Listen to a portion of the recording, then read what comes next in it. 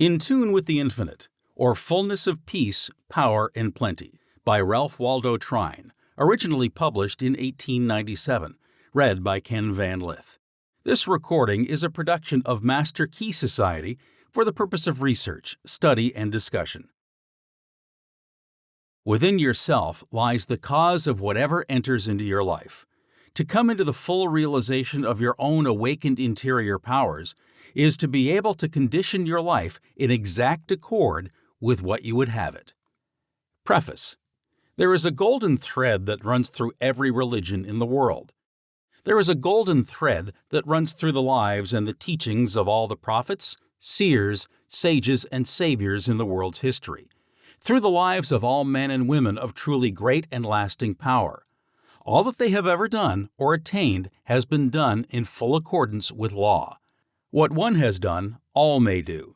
The same golden thread must enter into the lives of all who today, in this busy workaday world of ours, would exchange impotence for power, weakness and suffering for abounding health and strength, pain and unrest for perfect peace, poverty of whatever nature for fullness and plenty. Each is building his own world. We both build from within and we attract from without. Thought is the force with which we build, for thoughts are forces. Like builds like, and like attracts like. In the degree that thought is spiritualized, does it become more subtle and powerful in its workings.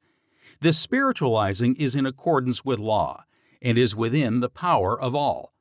Everything is first worked out in the unseen before it is manifested in the seen, in the ideal before it is realized in the real, in the spiritual before it shows forth in the material.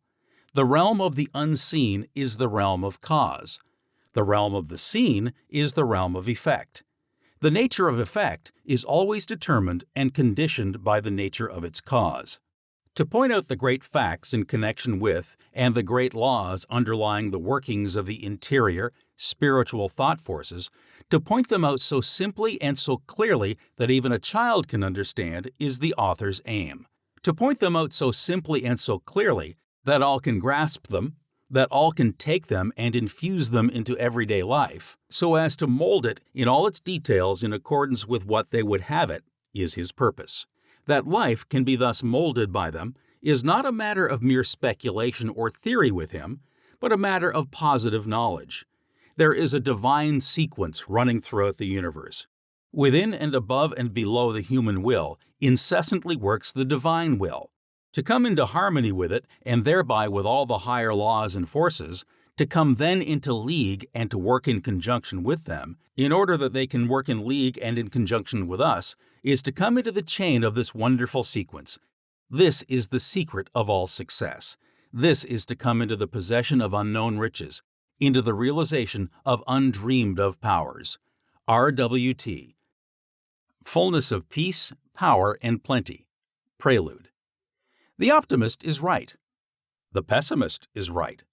The one differs from the other as the light from the dark, yet both are right. Each is right from his own particular point of view, and this point of view is the determining factor in the life of each. It determines as to whether it is a life of power or of impotence, of peace or of pain, of success or of failure. The optimist has the power of seeing things in their entirety and in their right relations. The pessimist looks from a limited and a one-sided point of view. The one has his understanding illumined by wisdom. The understanding of the other is darkened by ignorance.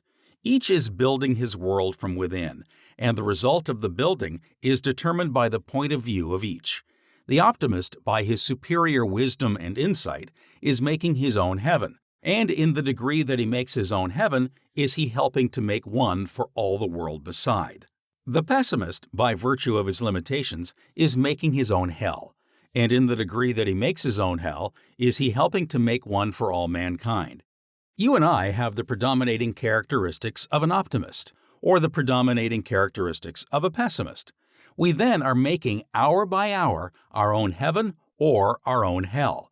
And in the degree that we are making the one or the other for ourselves, are we helping make it for all the world beside. The word heaven means harmony. The word hell is from the Old English hell, meaning to build a wall around, to separate. To be held was to be shut off from. Now, if there is such a thing as harmony, there must be that something one can be in right relations with. For to be in right relations with anything is to be in harmony with it. Again, if there is such a thing as being held, shut off, separated from, there must be that something from which one is held, shut off, or separated. The supreme fact of the universe. The great central fact of the universe is that spirit of infinite life and power that is back of all, that animates all, that manifests itself in and through all, that self-existent principle of life from which all has come, and not only from which all has come, but from which all is continually coming. If there is an individual life, there must of necessity be an infinite source of life from which it comes. If there is a quality or a force of love, there must of necessity be an infinite source of love whence it comes. If there is wisdom, there must be the all-wise source back of it from which it springs.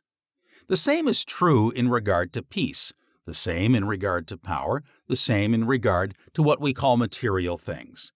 There is, then, this spirit of infinite life and power back of all, which is the source of all. This infinite power is creating, working, ruling through the agency of great immutable laws and forces that run through all the universe, that surround us on every side. Every act of our everyday lives is governed by these same great laws and forces. Every flower that blooms by the wayside springs up, grows, blooms, fades according to certain great immutable laws. Every snowflake that plays between earth and heaven forms, falls, melts, according to certain great unchangeable laws. In a sense, there is nothing in all the great universe but law. If this is true, there must of necessity be a force behind it all that is the maker of these laws, and a force greater than the laws that are made. This spirit of infinite life and power that is back of all is what I call God.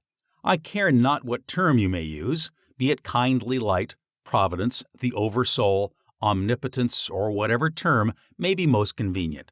I care not what the term may be, as long as we are agreed in regard to the great central fact itself. God, then, is this infinite spirit which fills all the universe with himself alone, so that all is from him and in him, and there is nothing that is outside. Indeed, and in truth then, in him we live and move and have our being. He is the life of our life, our very life itself. We have received, we are continually receiving our life from him. We are partakers of the life of God, and though we differ from him in that we are individualized spirits, while he is the infinite spirit including us as well as all else beside, yet in essence the life of God and the life of man are identically the same, and so are one. They differ not in essence, in quality, they differ in degree. There have been and are highly illumined souls who believe that we receive our life from God after the manner of a divine inflow, and again, there have been and are those who believe that our life is one with the life of God, and so that God and man are one. Which is right? Both are right. Both right when rightly understood. In regard to the first, if God is the infinite spirit of life back of all, whence all comes, then clearly our life as individualized spirits is continually coming from this infinite source by means of this divine inflow. In the second place, if our lives as individualized spirits are directly are parts of this infinite spirit of life, then the degree of the infinite spirit that is manifested in the life of each must be identical in quality with that source, the same as a drop of water taken from the ocean is, in nature, in characteristics, identical with that ocean, its source. And how could it be otherwise? The liability to misunderstanding in this latter case, however, is this. In that although the life of God and the life of man in essence are identically the same, the life of God so far transcends the life of individual man that it includes all else beside. In other words, so far as the quality of life is concerned, in essence they are the same. So far as the degree of life is concerned, they are vastly different. In this light, is it not then evident that both conceptions are true, and more, that they are one and the same? Both conceptions may be typified by one and the same illustration. There is a reservoir in a valley which receives its supply from an inexhaustible reservoir on the mountainside. It is then true that the reservoir in the valley receives its supply by virtue of the inflow of the water from the larger reservoir on the mountainside. It is also true that the water in this smaller reservoir is in nature, in quality, in characteristics identically the same as that in the larger reservoir, which is its source. The difference, however, is this. The reservoir on the mountainside, in the amount of its water, so far transcends the reservoir in the valley that it can supply an innumerable number of like reservoirs and still be unexhausted. And so in the life of man. If, as I think we have already agreed, however, we may differ in regard to anything else, there is this infinite spirit of life back of all, the life of all, and so, from which all comes. Then, the life of individual man, your life and mine, must come by a divine inflow from this infinite source. And if this is true, then the life that comes by this inflow to man is necessarily the same in essence as is this infinite spirit of life. There is a difference. It is not a difference in essence. It is a difference in degree. If this is true, does it not follow that in the degree that man opens himself to this divine inflow, does he approach to God? If so, it then necessarily follows that in the degree that he makes this approach, does he take on the God powers? And if the God powers are without limit, does it not follow that the only limitations man has are the limitations he sets to himself, by virtue of not knowing himself? The supreme fact of human life. From the great central fact of the universe in regard to which we have agreed, namely, this spirit of infinite life that is back of all, and from which all comes, we are led to inquire as to what is the great central fact in human life. From what has gone before, the question almost answers itself. The great central fact in human life, in your life and in mine, is the coming into a conscious, vital realization of our oneness with this infinite life, and the opening of ourselves fully to this divine inflow. This is the great central fact of human life, for in this all else is included, all else follows in its train. In just the degree that we come into a conscious realization of our oneness with the infinite life, and open ourselves to this divine inflow, do we actualize in ourselves the qualities and powers of the infinite life. And what does this mean? It means simply this, that we are recognizing our true identity, that we are bringing our lives into harmony with the same great laws and forces, and so opening ourselves to the same great inspirations as have all the prophets, seers, sages, and saviors in the world's history, all men of truly great and mighty power. For in the degree that we come into this realization and connect ourselves with this infinite source, do we make it possible for the higher powers to play, to work, to manifest through us. We can keep close to this divine inflow, to these higher forces and powers through ignorance, as most of us do, and thus hinder or even prevent their manifesting through us. Or we can intentionally close ourselves to their operations and thus deprive ourselves of the powers to which, by the very nature of our being, we are rightful heirs. On the other hand, we can come into so vital a realization of the oneness of our real selves with this infinite life, and can open ourselves so fully to the incoming of this divine inflow, and so to the operation of these higher forces, inspirations, and powers, that we can indeed, and in truth, become what we may well term God-men. And what is a God-man? One in whom the powers of God are manifesting, though yet a man. No one can set limitations to a man or a woman of this type, for the only limitations he or she can have are those set by the self. Ignorance is the most potent factor in setting limitations to the majority of mankind, and so the great majority of people continue to live their little, dwarfed, and stunted lives simply by virtue of the fact that they do not realize the larger life to which they are heirs. They have never as yet come into a knowledge of the real identity of their true selves. Mankind has not yet realized that the real self is one with the life of God. Through its ignorance, it has never yet opened itself to the divine inflow, and so has never made itself a channel through which the infinite powers and forces can manifest. When we know ourselves merely as men, we live accordingly, and have merely the powers of men. When we come into the realization of the fact that we are God-men, then again we live accordingly and have the powers of God-men. In the degree that we open ourselves to this divine inflow, are we changed from mere men into God-men. A friend has a beautiful lotus pond. A natural basin on his estate, his farm as he always calls it, is supplied with water from a reservoir in the foothills some distance away. A gate regulates the flow of water from the main that conducts it from the reservoir to the pond. It is a spot of transcendent beauty. There, through the days of the perfect summer weather, the lotus flowers lie full-blown upon the surface of the clear, transparent water. The June roses and other wildflowers are continually blooming upon its banks. The birds come here to drink and to bathe, and from early until late one can hear the melody of their song. The bees are continually at work in this garden of wildflowers, a beautiful grove in which many kinds of wild berries and many varieties of brakes and ferns grow, stretches back of the pond as far as the eye can reach. Our friend is a man, nay, more, a God-man, a lover of his kind, and as a consequence, no notice bearing such words as private grounds, no trespassing allowed, or trespassers will be prosecuted, stands on his estate. But at the end of a beautiful byway that leads through the wild wood up to this enchanting spot stands a notice bearing the words, "All are welcome to the lotus pond." All love our friend. Why? They can't help it. He so loves them, and what is his is theirs. Here one may often find merry groups of children at play.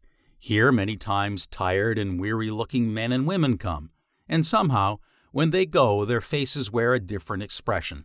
The burden seems to be lifted, and now and then I have heard them when leaving, sometimes in a faint murmur, as if uttering a benediction, say, "God bless our brother friend." Many speak of this spot as the Garden of God. My friend calls it his soul garden, and he spends many hours in quiet here. Often have I seen him after the others have gone, walking to and fro, or sitting quietly in the clear moonlight on an old rustic bench, drinking in the perfume of the wildflowers. He is a man of a beautifully simple nature. He says that here the real things of life come to him, and that here his greatest and most successful plans, many times as by a flash of inspiration, suggest themselves to him. Everything in the immediate vicinity seems to breathe a spirit of kindliness, comfort, goodwill, and good cheer. The very cattle and sheep, as they come to the old stone fence at the edge of the grove and look across to this beautiful spot, seem indeed to get the same enjoyment that the people are getting. They seem almost to smile in the realization of their contentment and enjoyment, or perhaps it seems so to the onlooker, because he can scarcely help smiling as he sees the manifested evidence of their contentment and pleasure.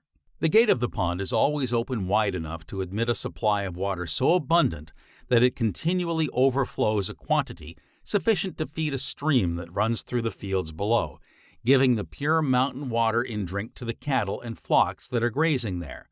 The stream then flows on through the neighbors' fields. Not long ago our friend was absent for a year. He rented his estate during his absence to a man who, as the world goes, was of a very practical turn of mind. He had no time for anything that did not bring him direct practical returns.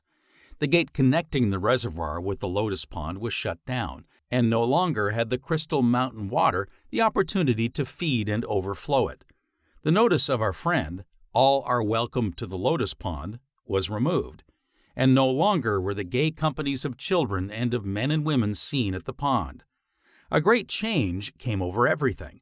On account of the lack of the life-giving water, the flowers in the pond wilted, and their long stems lay stretched upon the mud in the bottom.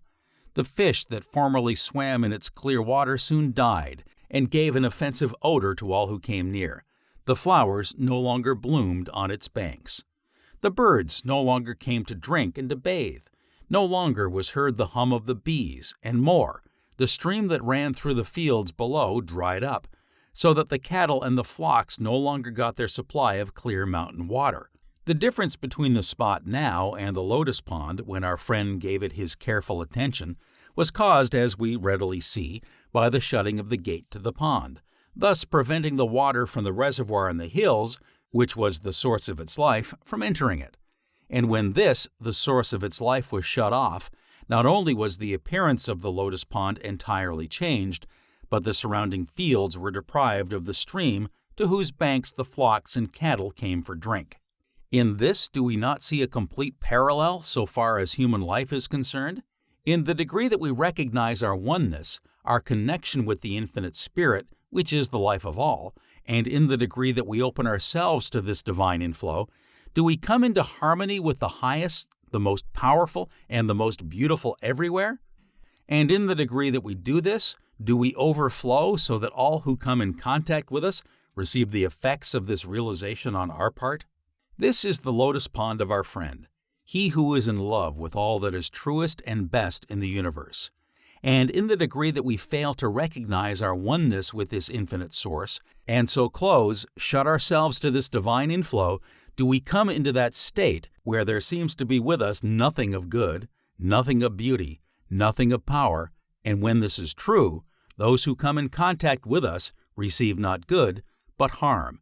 This is the spot of the lotus pond while the farm was in the hands of a renter. There is this difference between the lotus pond and your life and mine. It has no power in itself of opening the gate to the inflow of the water from the reservoir, which is its source. In regard to this, it is helpless and dependent upon an outside agency. You and I have the power within us to open or to close ourselves to this divine inflow exactly as we choose. This we have through the power of mind, through the operation of thought.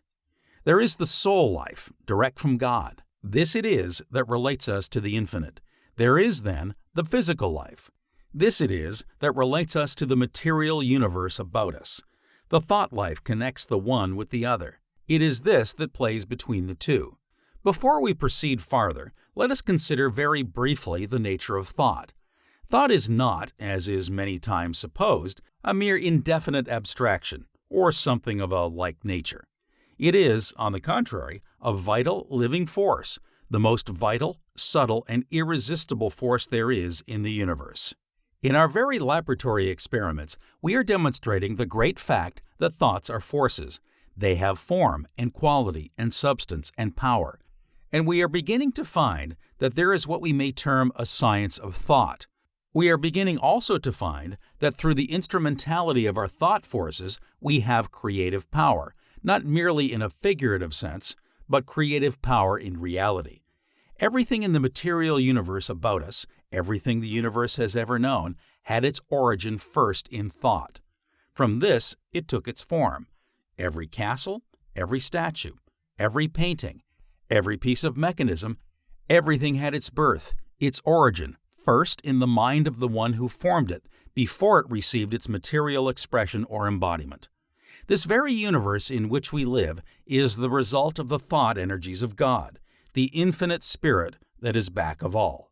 And if it is true, as we have found, that we in our true selves are in essence the same, and in this sense are one with the life of this infinite spirit, do we not then see that in the degree that we come into a vital realization of this stupendous fact, we, through the operation of our interior, spiritual thought forces, have in like sense creative power? Everything exists in the unseen before it is manifested or realized in the seen. And in this sense, it is true that the unseen things are the real, while the things that are seen are the unreal. The unseen things are cause, the seen things are effect. The unseen things are the eternal, the seen things are the changing, the transient. The power of the word is a literal scientific fact. Through the operation of our thought forces, we have creative power. The spoken word is nothing more nor less than the outward expression of the workings of these interior forces. The spoken word is then, in a sense, the means whereby the thought forces are focused and directed along any particular line. And this concentration, this giving them direction, is necessary before any outward or material manifestation of their power can become evident. Much is said in regard to building castles in the air, and one who is given to this building is not always looked upon with favor. But castles in the air are always necessary before we can have castles on the ground, before we can have castles in which to live. The trouble with the one who gives himself to building castles in the air is not that he builds them in the air, but that he does not go farther and actualize in life, in character, in material form, the castles he thus builds. He does a part of the work, a very necessary part, but another equally necessary part remains still undone. There is in connection with the thought forces what we may term the drawing power of mind, and the great law operating here is one with that great law of the universe, that like attracts like. We are continually attracting to us from both the seen and the unseen side of life forces and conditions most akin to those of our own thoughts. This law is continually operating whether we are conscious of it or not. We are all living, so to speak, in a vast ocean of thought, and the very atmosphere around us is continually filled with the thought forces that are being continually sent or that are continually going out in the form of thought waves. We are all affected, more or less, by these thought forces, either consciously or unconsciously, and in the degree that we are more or less sensitively organized, or in the degree that we are negative and so are open to outside influences rather than positive, thus determining what influences shall enter into our realm of thought and hence into our lives. There are those among us who are much more sensitively organized than others. As an organism, their bodies are more finely, more sensitively constructed. These, generally speaking, are people who are always more or less affected by the mentalities of those with whom they come in contact, or in whose company they are.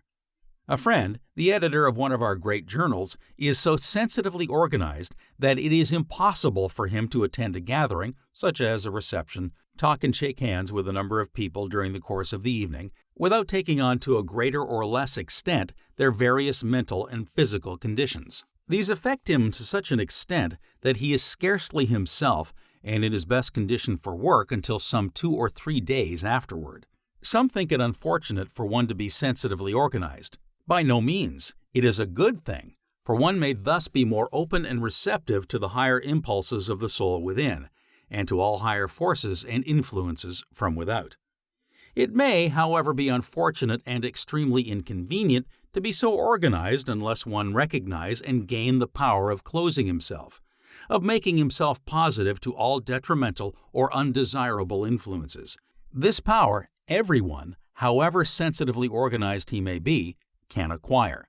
This he can acquire through the mind's action, and moreover, there is no habit of more value to anyone, be he sensitively or less sensitively organized, than that of occasionally taking and holding himself continually in the attitude of mind.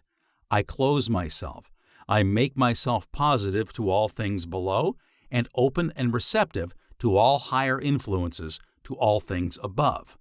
By taking this attitude of mind consciously now and then, it soon becomes a habit, and if one is deeply earnest in regard to it, it puts into operation silent but subtle and powerful influences in effecting the desired results. In this way, all lower and undesirable influences from both the seen and the unseen side of life are closed out, while all higher influences are invited, and in the degree that they are invited will they enter. And what do we mean by the unseen side of life? First, the thought forces, the mental and emotional conditions in the atmosphere about us that are generated by those manifesting on the physical plane through the agency of physical bodies. Second, the same forces generated by those who have dropped the physical body or from whom it has been struck away, and who are now manifesting through the agency of bodies of a different nature. The individual existence of man begins on the sense plane of the physical world, but rises through successive gradations of ethereal and celestial spheres, corresponding with his ever-unfolding deific life and powers, to a destiny of unspeakable grandeur and glory. Within and above every physical planet is a corresponding ethereal planet, or soul world, as within and above every physical organism is a corresponding ethereal organism, or soul body, of which the physical is but the external counterpart and materialized expression. From this etherealized or soul planet, which is the immediate home of our arisen humanity, there rises or deepens in infinite gradations spheres within and above spheres, to celestial heights of spiritualized existence utterly inconceivable to the sense man. Embodiment, accordingly, is twofold. the physical being but the temporary husk, so to speak, in and by which the real and permanent ethereal organism is individualized and perfected, somewhat as the full corn in the ear is reached by means of its husk, for which there is no further use. By means of this indestructible ethereal body and the corresponding ethereal spheres of environment with the social life and relations in the spheres, the individuality and personal life is preserved forever. The fact of life, in whatever form, means the continuance of life, even though the form be changed. Life is the one eternal principle of the universe, and so always continues, even though the form of the agency through which it manifests be changed. Quote, "In my Father's house are many mansions," unquote. And surely, because the individual has dropped, has gone out of the physical body, there is no evidence at all that the life does not go right on the same as before, not commencing, for there is no cessation, but commencing in the other form, exactly where it is left off here, for all life is a continuous evolution, step by step. There, one neither skips nor jumps. There are in the other form, then, mentalities, and hence lives of all grades and influences, the same as there are in the physical form. If, then, the great law that like attracts like is ever operating, we are continually attracting to us from this side of life influences and conditions most akin to those of our own thoughts and lives. A gruesome thought that we should be so influenced, says one. By no means, all life is one. We are all bound together in the one common and universal life, and especially not when we take into consideration the fact that we have it entirely in our own hands to determine the order of thought we entertain, and consequently the order of influences we attract, and are not mere willowy creatures of circumstance, unless indeed we choose to be. In our mental lives, we can either keep hold of the rudder and so determine exactly what course we take, what points we touch, or we can fail to do this, and failing, we drift, and are blown hither and thither by every passing breeze. And so, on the contrary, welcome should be the thought, for thus we may draw to us the influence and the aid of the greatest, the noblest, and the best who have lived on the earth, whatever the time, wherever the place. We cannot rationally believe other than that those who have labored in love and with uplifting power here are still laboring in the same way, and in all probability with more earnest zeal and with still greater power. Quote, "And Elisha prayed, and said, Lord, I pray thee, open his eyes, that he may see. And the Lord opened the eyes of the young man, and he saw. And behold, the mountain was full of horses and chariots of fire round about Elisha." Unquote. While riding with a friend a few days ago, we were speaking of the great interest people are everywhere taking in the more vital things of life, the eagerness with which they are reaching out for a knowledge of the interior forces, their ever-increasing desire to know themselves and to know their true relations with the infinite. And in speaking of the great spiritual awakening that is so rapidly coming all over the world, the beginnings of which we are so clearly seeing during the closing years of this, and whose ever-increasing proportions we are to witness during the early years of the coming century. I said, how beautiful if Emerson, the illumined one so far in advance of his time, who labored so faithfully and so fearlessly to bring about these very conditions, how beautiful if he were with us today to witness it all. How he would rejoice. How do we know, was the reply? That he is not witnessing it all, and more, that he is not having a hand in it all. A hand even greater, perhaps, than when we saw him here. Thank you, my friend, for this reminder. And truly, are they not all ministering spirits sent forth to minister to those who shall be heirs of salvation? As science is so abundantly demonstrating today, the things that we see are but a very small fraction of the things that are.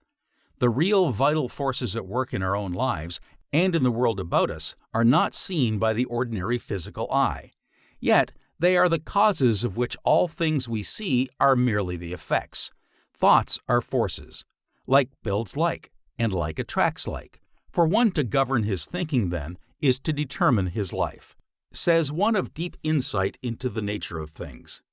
The law of correspondences between spiritual and material things is wonderfully exact in its workings.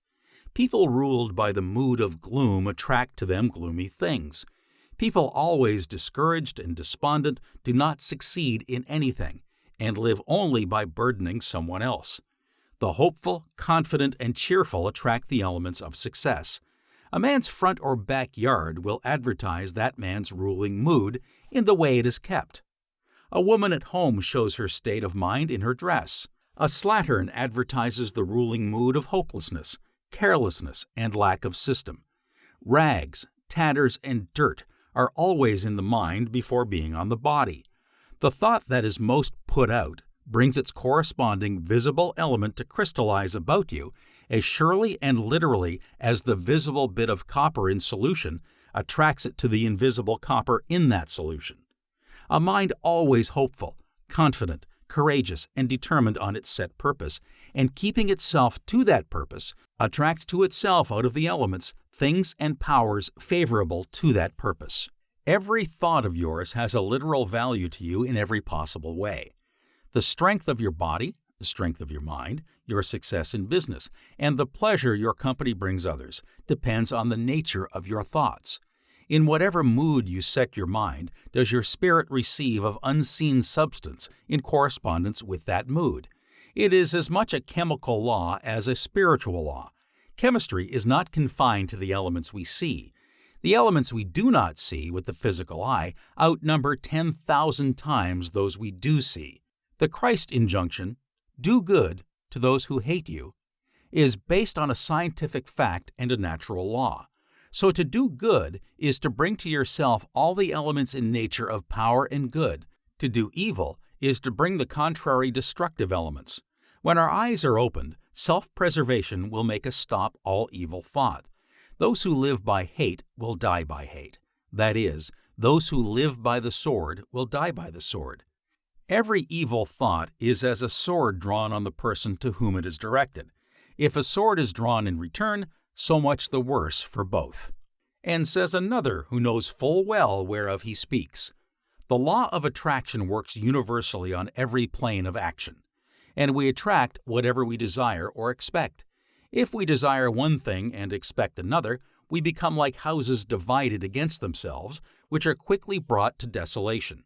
Determine resolutely to expect only what you desire, then you will attract only what you wish for.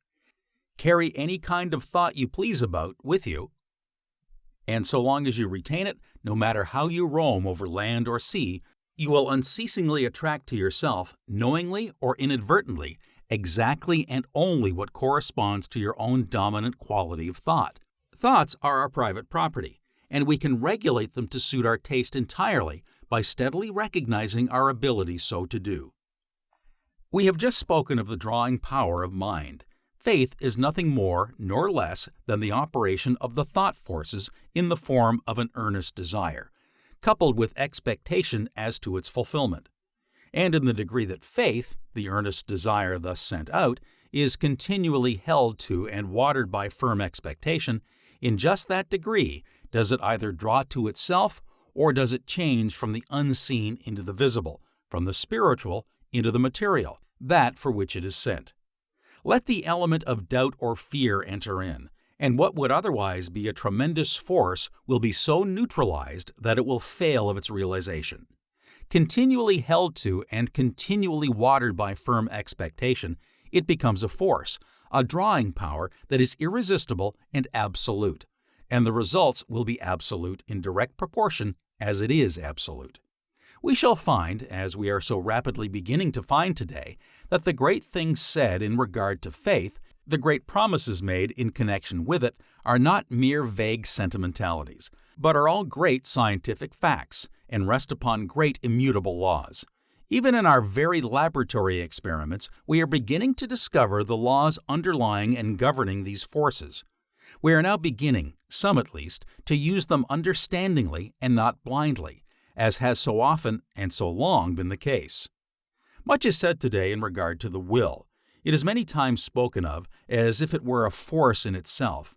But will is a force, a power only insofar as it is a particular form of the manifestation of the thought forces, for it is by what we call the will that thought is focused and given a particular direction, and in the degree that thought is thus focused and given direction, is it effective in the work it is sent out to accomplish.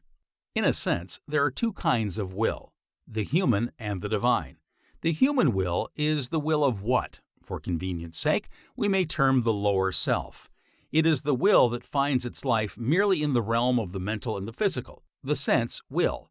It is the will of the one who is not yet awake to the fact that there is a life that far transcends the life of merely the intellect and the physical senses, and which, when realized and lived, does not do away with or minify these, but which, on the contrary, brings them to their highest perfection and to their powers of keenest enjoyment.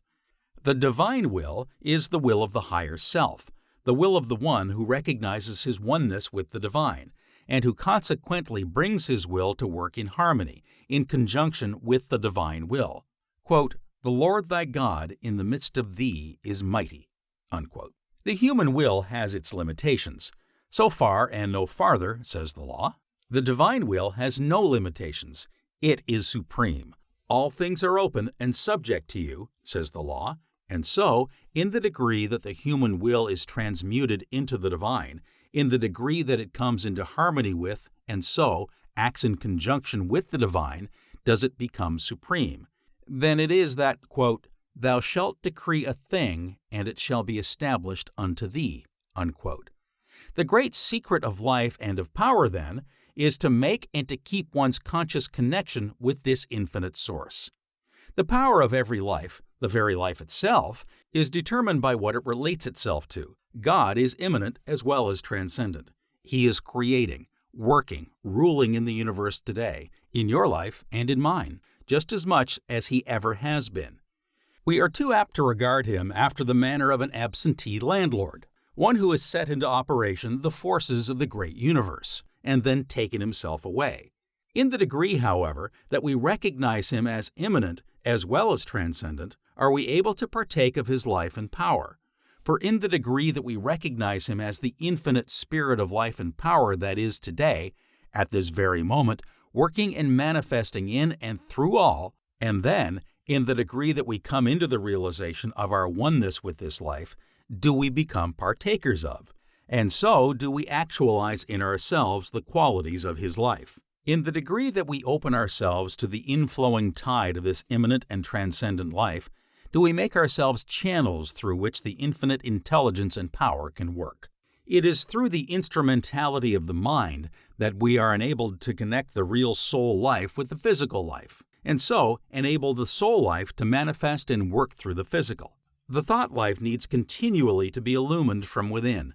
This illumination can come in just the degree that through the agency of the mind we recognize our oneness with the divine, of which each soul is an individual form of expression. This gives us the inner guiding which we call intuition. Intuition is to the spiritual nature and understanding practically what sense perception is to the sensuous nature and understanding. It is an inner spiritual sense through which man is open to the direct revelation and knowledge of God, the secrets of nature and life, and through which he is brought into conscious unity and fellowship with God, and made to realize his own deific nature and supremacy of being as the Son of God. Spiritual supremacy and illumination thus realized through the development and perfection of intuition under divine inspiration gives the perfect inner vision and direct insight into the character, properties, and purpose of all things to which the attention and interest are directed. It is, we repeat, a spiritual sense opening inwardly, as the physical senses open outwardly, and because it has the capacity to perceive, grasp, and know the truth at first hand, independent of all external sources of information, we call it intuition. All inspired teaching and spiritual revelations are based upon the recognition of this spiritual faculty of the soul and its power to receive and appropriate them. Conscious unity of man in spirit and purpose with the Father, born out of his supreme desire and trust, opens his soul through this inner sense to immediate inspiration and enlightenment from the divine omniscience and the cooperative energy of the divine omnipotence, under which he becomes a seer and a master. On this higher plane of realized spiritual life in the flesh, the mind holds the impersonal attitude and acts with unfettered freedom and unbiased vision, grasping truth at first hand, independent of all external sources of information. Approaching all beings and things from the divine side, they are seen in the light of the divine omniscience, God's purpose in them, and so the truth concerning them, as it rests in the mind of God, are thus revealed by direct illumination from the divine mind, to which the soul is opened inwardly through this spiritual sense we call intuition. Some call it the voice of the soul, some call it the voice of God, some call it the sixth sense. It is our inner spiritual sense. In the degree that we come into the recognition of our own true selves, into the realization of the oneness of our life with the infinite life, and in the degree that we open ourselves to this divine inflow, does this voice of intuition, this voice of the soul, this voice of God speak clearly. And in the degree that we recognize, listen to, and obey it, does it speak ever more clearly, until by and by there comes the time when it is unerring, absolutely unerring in its guidance. Fullness of life, bodily health and vigor. God is the spirit of infinite life. If we are partakers of this life and have the power of opening ourselves fully to its divine inflow, it means more, so far as even the physical life is concerned, than we may at first think. For very clearly, the life of this infinite spirit, from its very nature, can admit of no disease, and if this is true, no disease can exist in the body where it freely enters, through which it freely flows. Let us recognize at the outset that so far as the physical life is concerned, all life is from within out. There is an immutable law which says, as within, so without, cause, effect. In other words, the thought forces, the various mental states and the emotions all have in time their effects upon the physical body. Someone says, I hear a great deal said today in regard to the effects of the mind upon the body, but I don't know as I place very much confidence in this. Don't you? Someone brings you sudden news. You grow pale, you tremble, or perhaps you fall into a faint. It is, however, through the channel of your mind that the news is imparted to you. A friend says something to you, perhaps at the table, something that seems very unkind. You are hurt by it, as we say. You have been enjoying your dinner, but from this moment your appetite is gone. But what was said entered into and affected you through the channel of your mind. Look, yonder goes a young man, dragging his feet, stumbling over the slightest obstruction in the path. Why is it? Simply that he is weak-minded, an idiot. In other words, a falling state of mind is productive of a falling condition of the body. To be sure-minded is to be sure-footed. To be uncertain in mind is to be uncertain in step. Again, a sudden emergency arises. You stand trembling and weak with fear. Why are you powerless to move? Why do you tremble? And yet you believe that the mind has but little influence upon the body. You are, for a moment, dominated by a fit of anger. For a few hours afterwards, you complain of a violent headache, and still you do not seem to realize that the thoughts and emotions have an effect upon the body. A day or two ago, while conversing with a friend, we were speaking of worry. My father is greatly given to worry, he said. Your father is not a healthy man, I said. He is not strong, vigorous, robust, and active. I then went on to describe to him more fully his father's condition and the troubles which afflicted him. He looked at me in surprise and said, Why, you do not know my father? No, I replied. How then can you describe so accurately the disease with which he is afflicted? You have just told me that your father is greatly given to worry. When you told me this, you indicated to me cause. In describing your father's condition, I simply connected with the cause of its own peculiar effects. Fear and worry have the effect of closing up the channels of the body, so that the life forces flow in a slow and sluggish manner.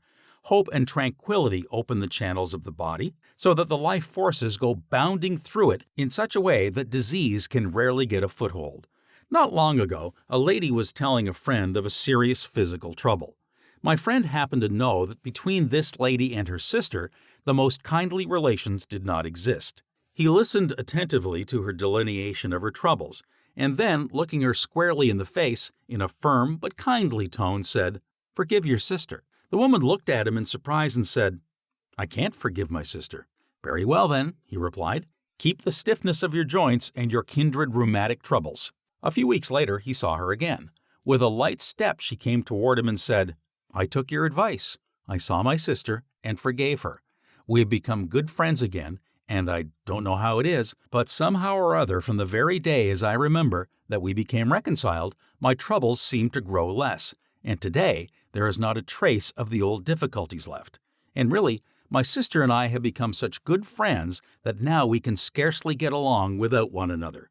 Again, we have effect following cause. We have several well-authenticated cases of the following nature. A mother has been dominated for a few moments by an intense passion of anger, and the child at her breast has died within an hour's time.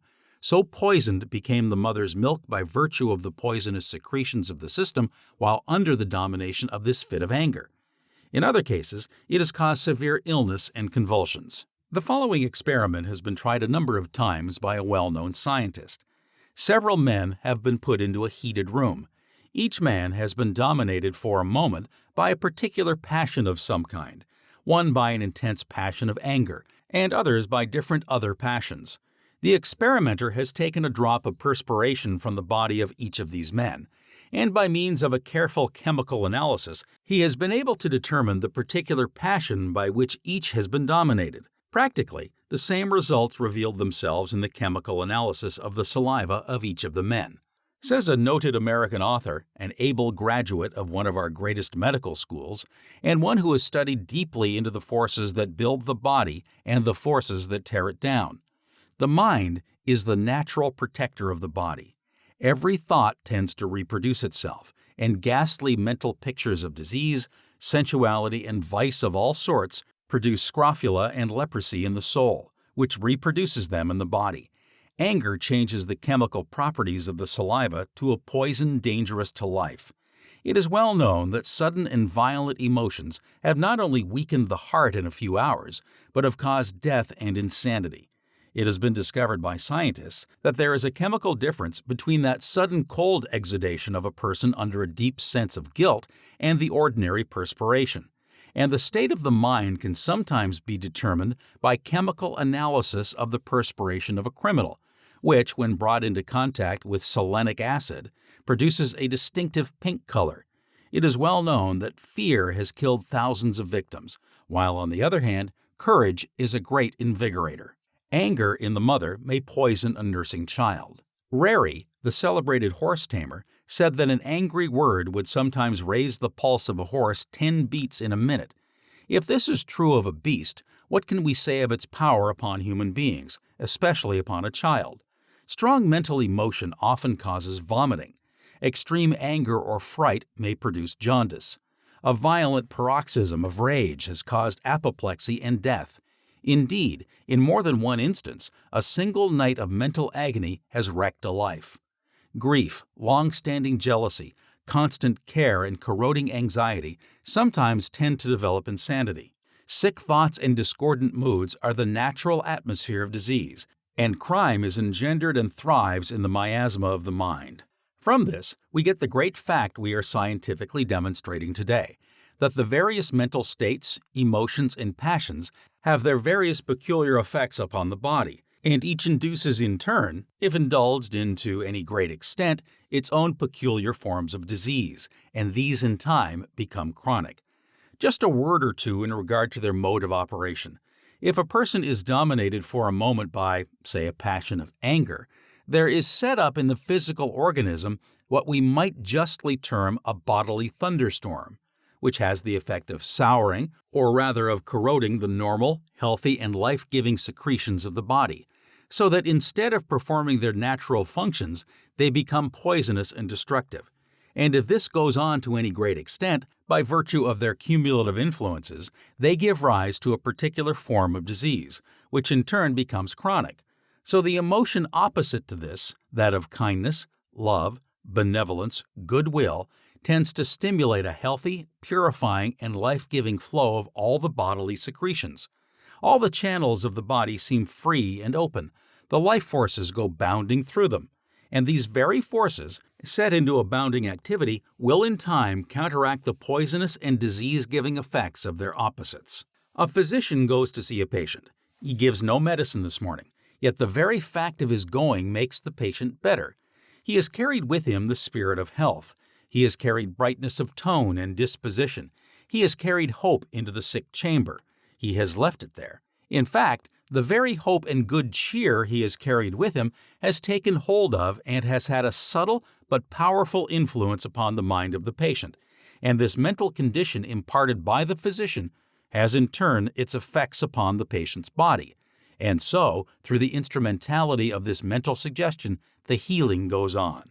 Quote, "Know then, whatever cheerful and serene supports the mind, supports the body too. Hence, the most vital movement mortals feel is hope, the balm and lifeblood of the soul." Unquote. We sometimes hear a person in weak health say to another, "I always feel better when you come." There is a deep scientific reason underlying the statement. The tongue of the wise is health. The power of suggestion, so far as the human mind is concerned, is a most wonderful and interesting field of study. Most wonderful and powerful forces can be set into operation through this agency. One of the world's most noted scientists, recognized everywhere as one of the most eminent anatomists living, tells us that he has proven from laboratory experiments that the entire human structure can be completely changed, made over, within a period of less than 1 year, and that some portions can be entirely remade within a period of a few weeks. Do you mean to say, I hear it asked, that the body can be changed from a diseased to a healthy condition through the operation of the interior forces? Most certainly. And more, this is the natural method of cure. The method that has as its work the application of drugs, medicines, and external agencies is the artificial method.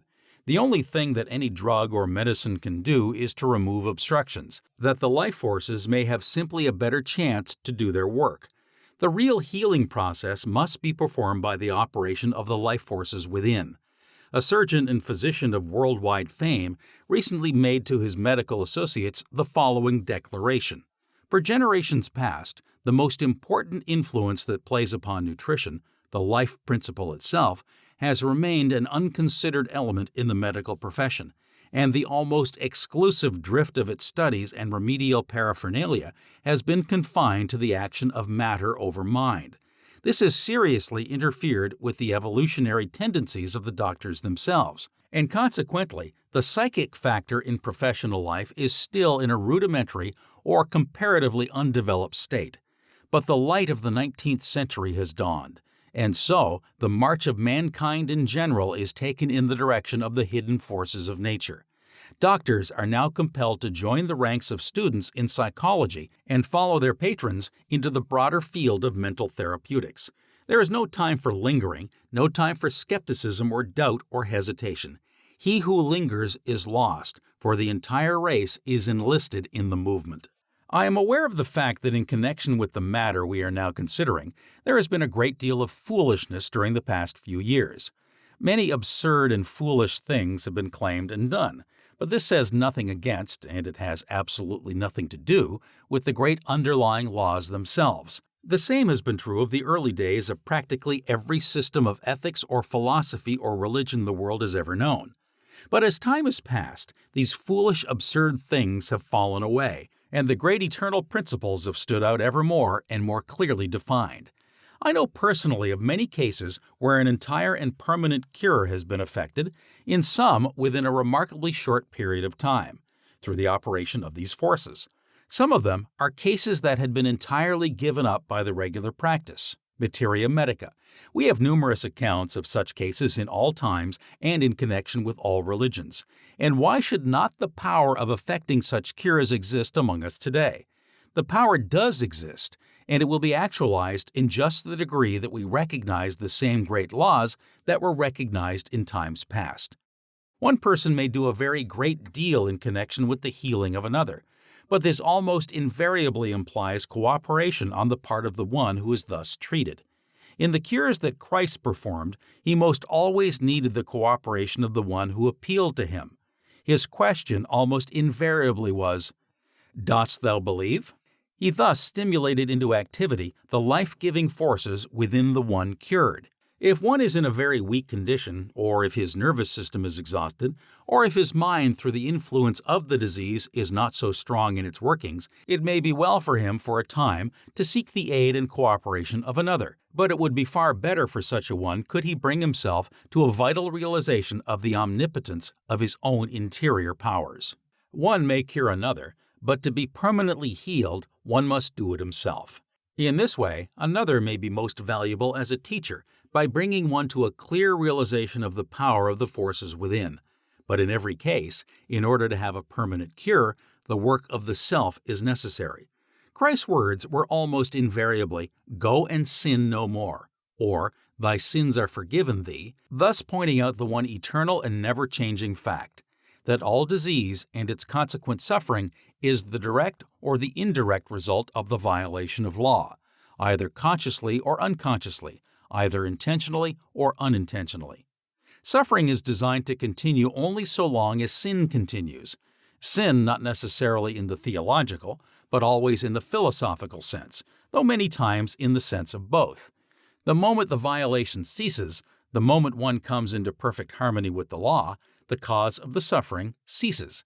And though there may be residing within the cumulative effects of past violation, the cause is removed, and consequently there can be no more effects in the form of additions, and even the disease condition that has been induced from past violation will begin to disappear as soon as the right forces are set into activity. There is nothing that will more quickly and more completely bring one into harmony with the laws under which he lives than this vital realization of his oneness with the infinite spirit, which is the life of all life.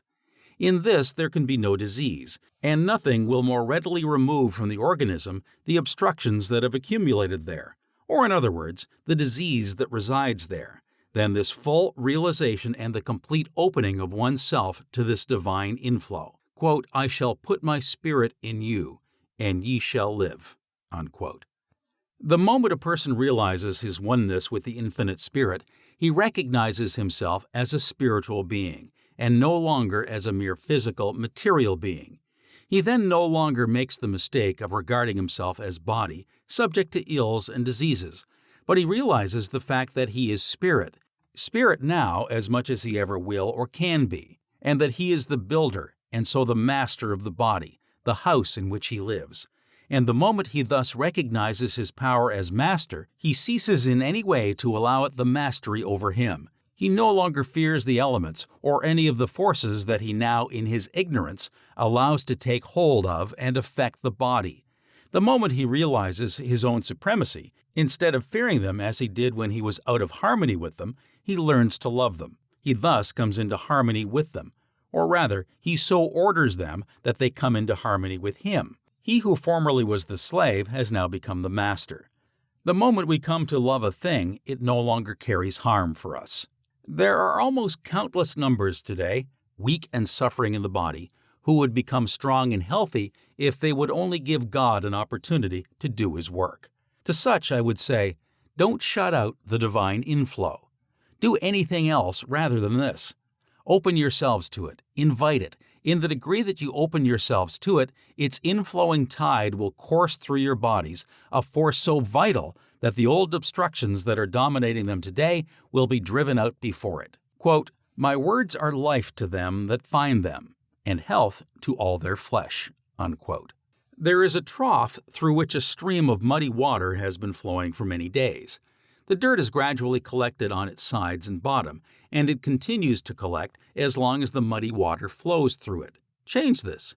Open the trough to a swift-flowing stream of clear, crystal water, and in a very little while, even the very dirt that has collected on its sides and bottom will be carried away.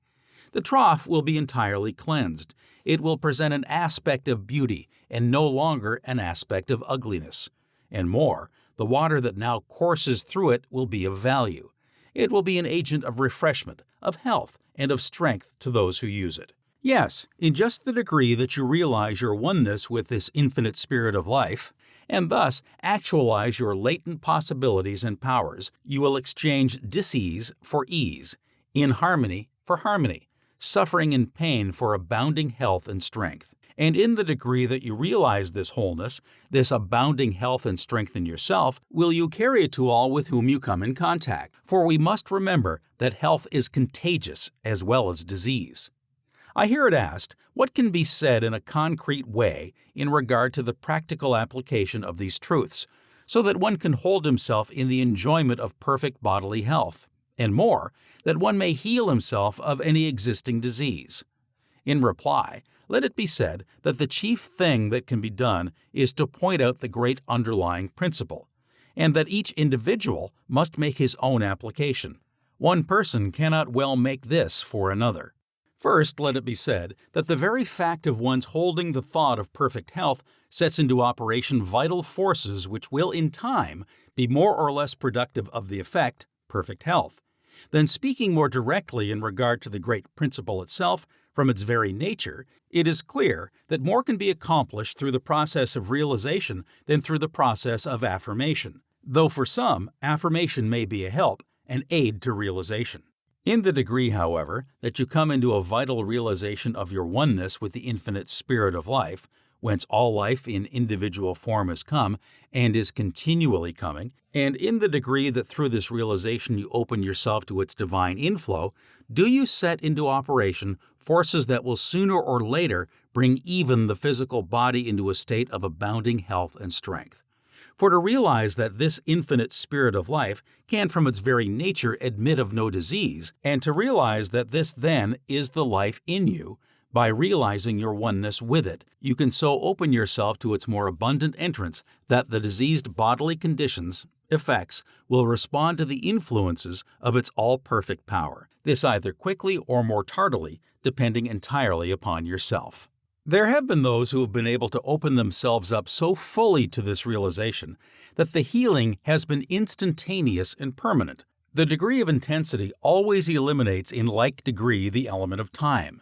It must, however, be a calm, quiet, and expectant intensity, rather than an intensity that is fearing, disturbed, and non-expectant. Then there are others who have come to this realization by degrees. Many will receive great help, and many will be entirely healed by a practice somewhat after the following nature. With a mind at peace, and with a heart going out in love to all, go into the quiet of your own interior self, holding the thought, I am one with the infinite spirit of life, the life of my life. I then, as spirit, I, a spiritual being, can in my own real nature admit of no disease. I now open my body, in which disease has gotten a foothold. I open it fully to the inflowing tide of this infinite life, and it now, even now, is pouring in and coursing through my body, and the healing process is going on.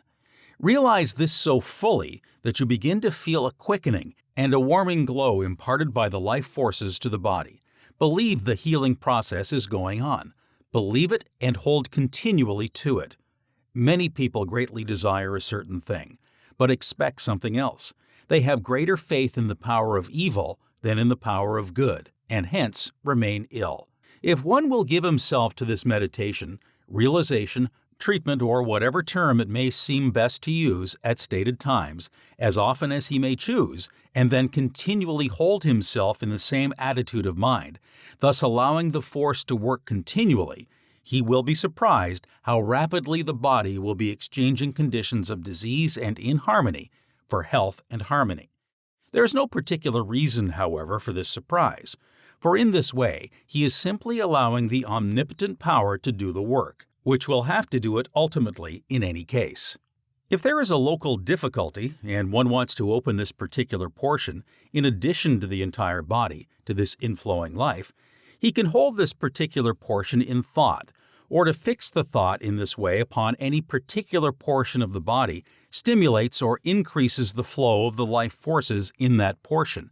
It must always be borne in mind, however, that whatever healing may be thus accomplished, effects will not permanently cease until causes have been removed.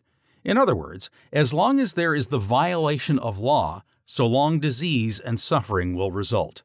This realization that we are considering will have an influence not only where there is a disease condition of the body, but even where there is not this condition, it will give an increased bodily life, vigor, and power.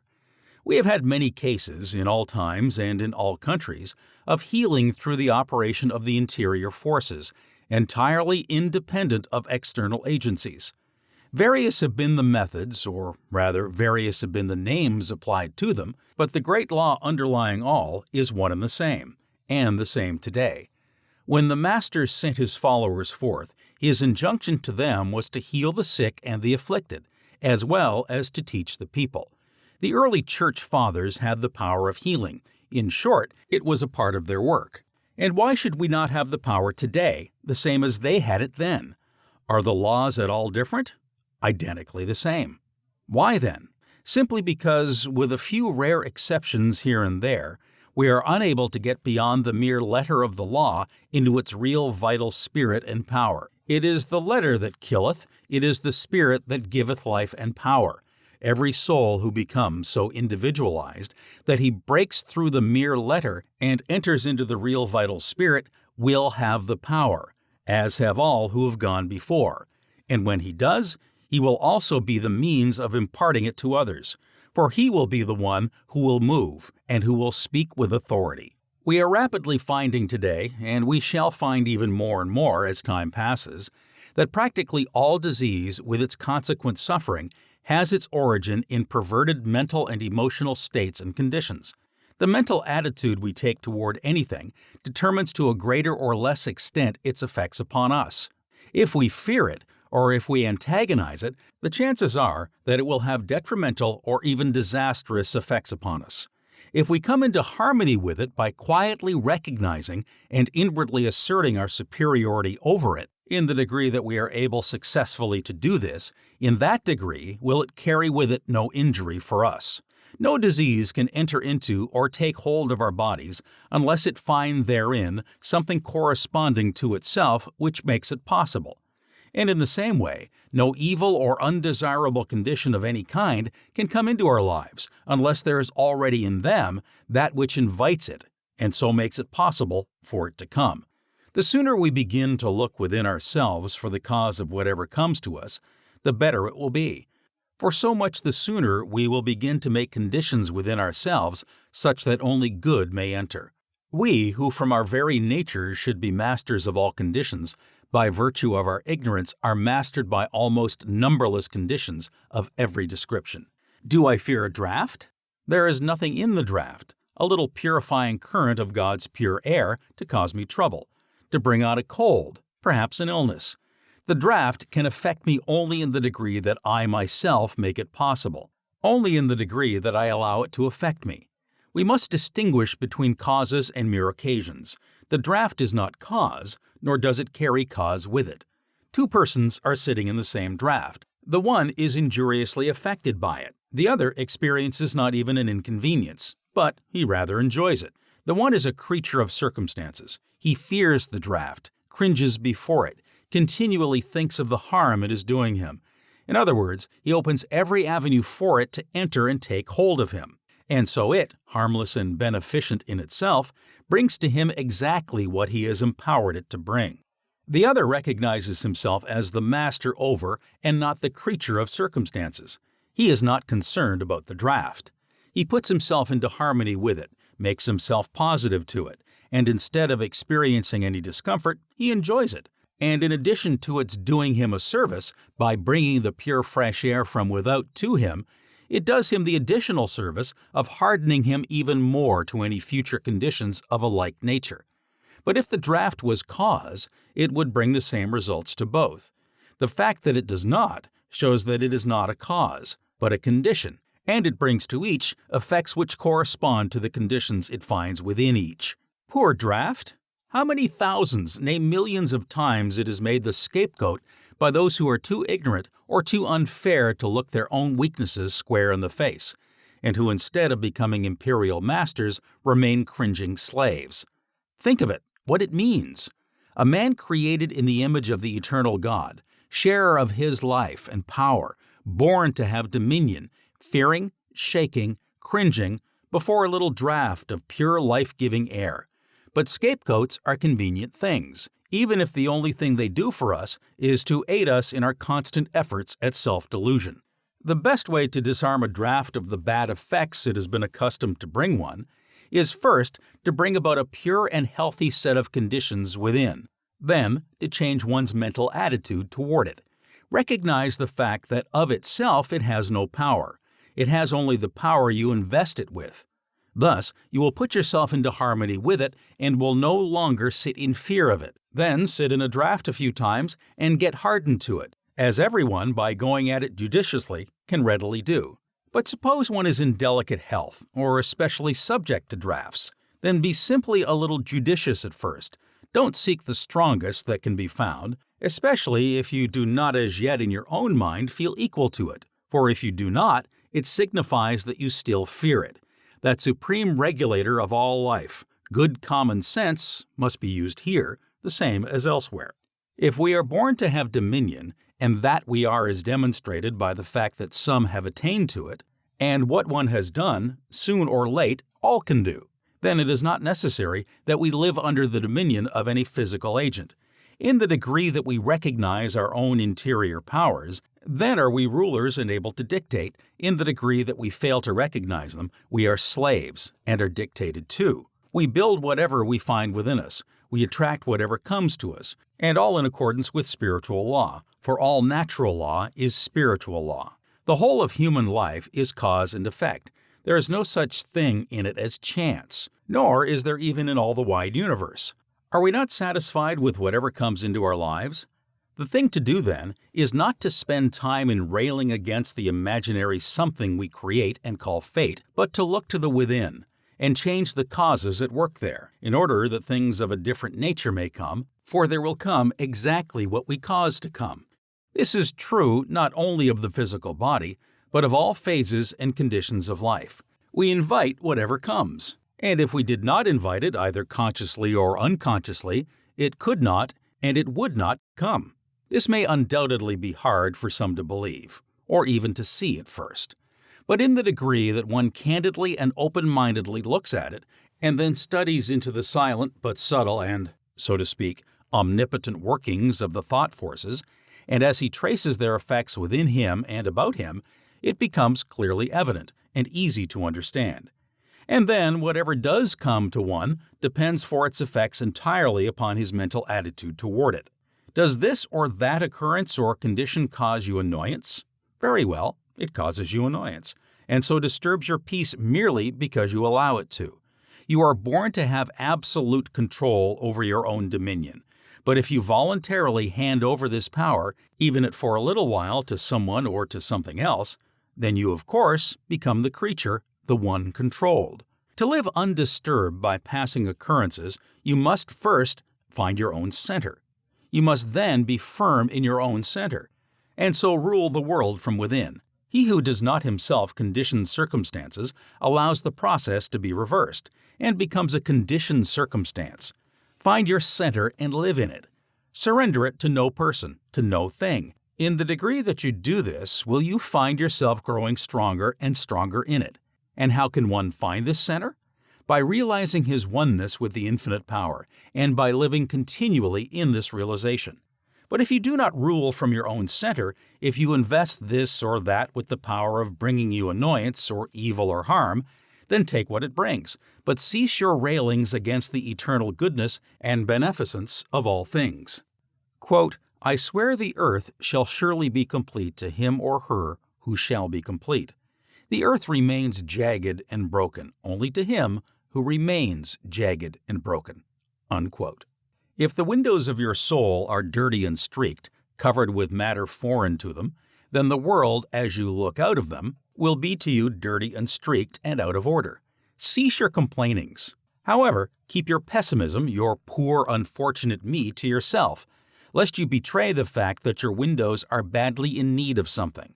But know that your friend, who keeps his windows clean, that the eternal sun may illume all within and make visible all without. Know that he lives in a different world from yours. Then, go wash your windows, and instead of longing for some other world, you will discover the wonderful beauties of this world. And if you don't find transcendent beauties on every hand here, the chances are that you will never find them anywhere. Quote, the poem hangs on the berry bush when comes the poet's eye, and the whole street is a masquerade when Shakespeare passes by." Unquote. This same Shakespeare, whose mere passing causes all this commotion, is the one who put into the mouth of one of his creations the words, "The fault, dear Brutus, is not in our stars, but in ourselves, that we are underlings." And the great work of his own life is right good evidence that he realized full well the truth of the facts we are considering. And again, he gave us a great truth in keeping with what we are considering when he said, quote, "Our doubts are traitors, and make us lose the good we oft might win by fearing to attempt." Unquote. There's probably no agent that brings us more undesirable conditions than fear. We should live in fear of nothing, nor will we when we come fully to know ourselves. An old French proverb runs, quote, "Some of your griefs you have cured, and the sharpest you still have survived. But what torments of pain you endured from evils that never arrived." Unquote. Fear and lack of faith go hand in hand. The one is born of the other. Tell me how much one is given to fear, and I will tell you how much he lacks in faith. Fear is a most expensive guest to entertain, the same as worry is. So expensive are they that no one can afford to entertain them. We invite what we fear, the same as, by a different attitude of mind, we invite and attract the influences and conditions we desire. The mind dominated by fear opens the door for the entrance of the very things, for the actualization of the very conditions it fears. "Where are you going?" asked an Eastern pilgrim on meeting the plague one day. "I am going to Baghdad to kill 5,000 people," was the reply. A few days later, the same pilgrim met the plague returning. "You told me you were going to Baghdad to kill 5,000 people," said he, "but instead you killed 50,000. "No," said the plague, "I killed only 5,000. As I told you I would. The others died of fright." Fear can paralyze every muscle in the body. Fear affects the flow of the blood. Likewise, the normal and healthy action of all the life forces. Fear can make the body rigid, motionless, and powerless to move. Not only do we attract to ourselves the things we fear, but we also aid in attracting to others the conditions we in our own minds hold them in fear of.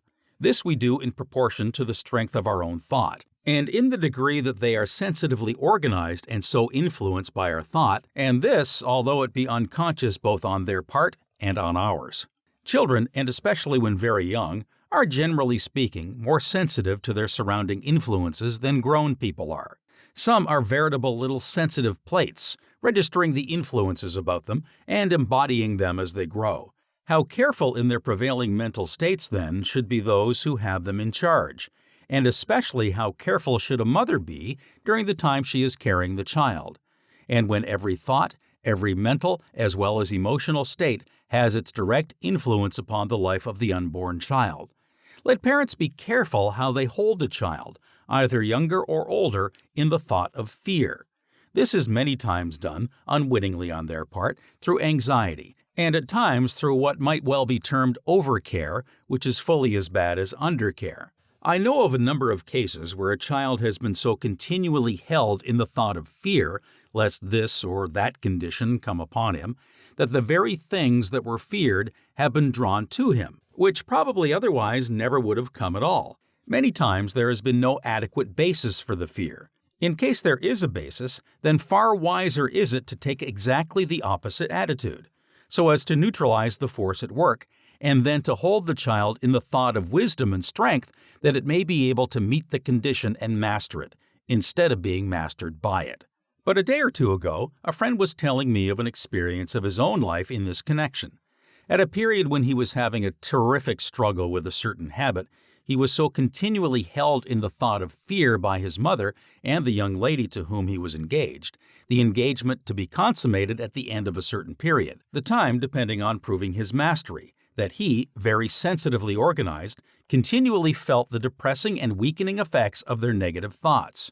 He could always tell exactly how they felt toward him.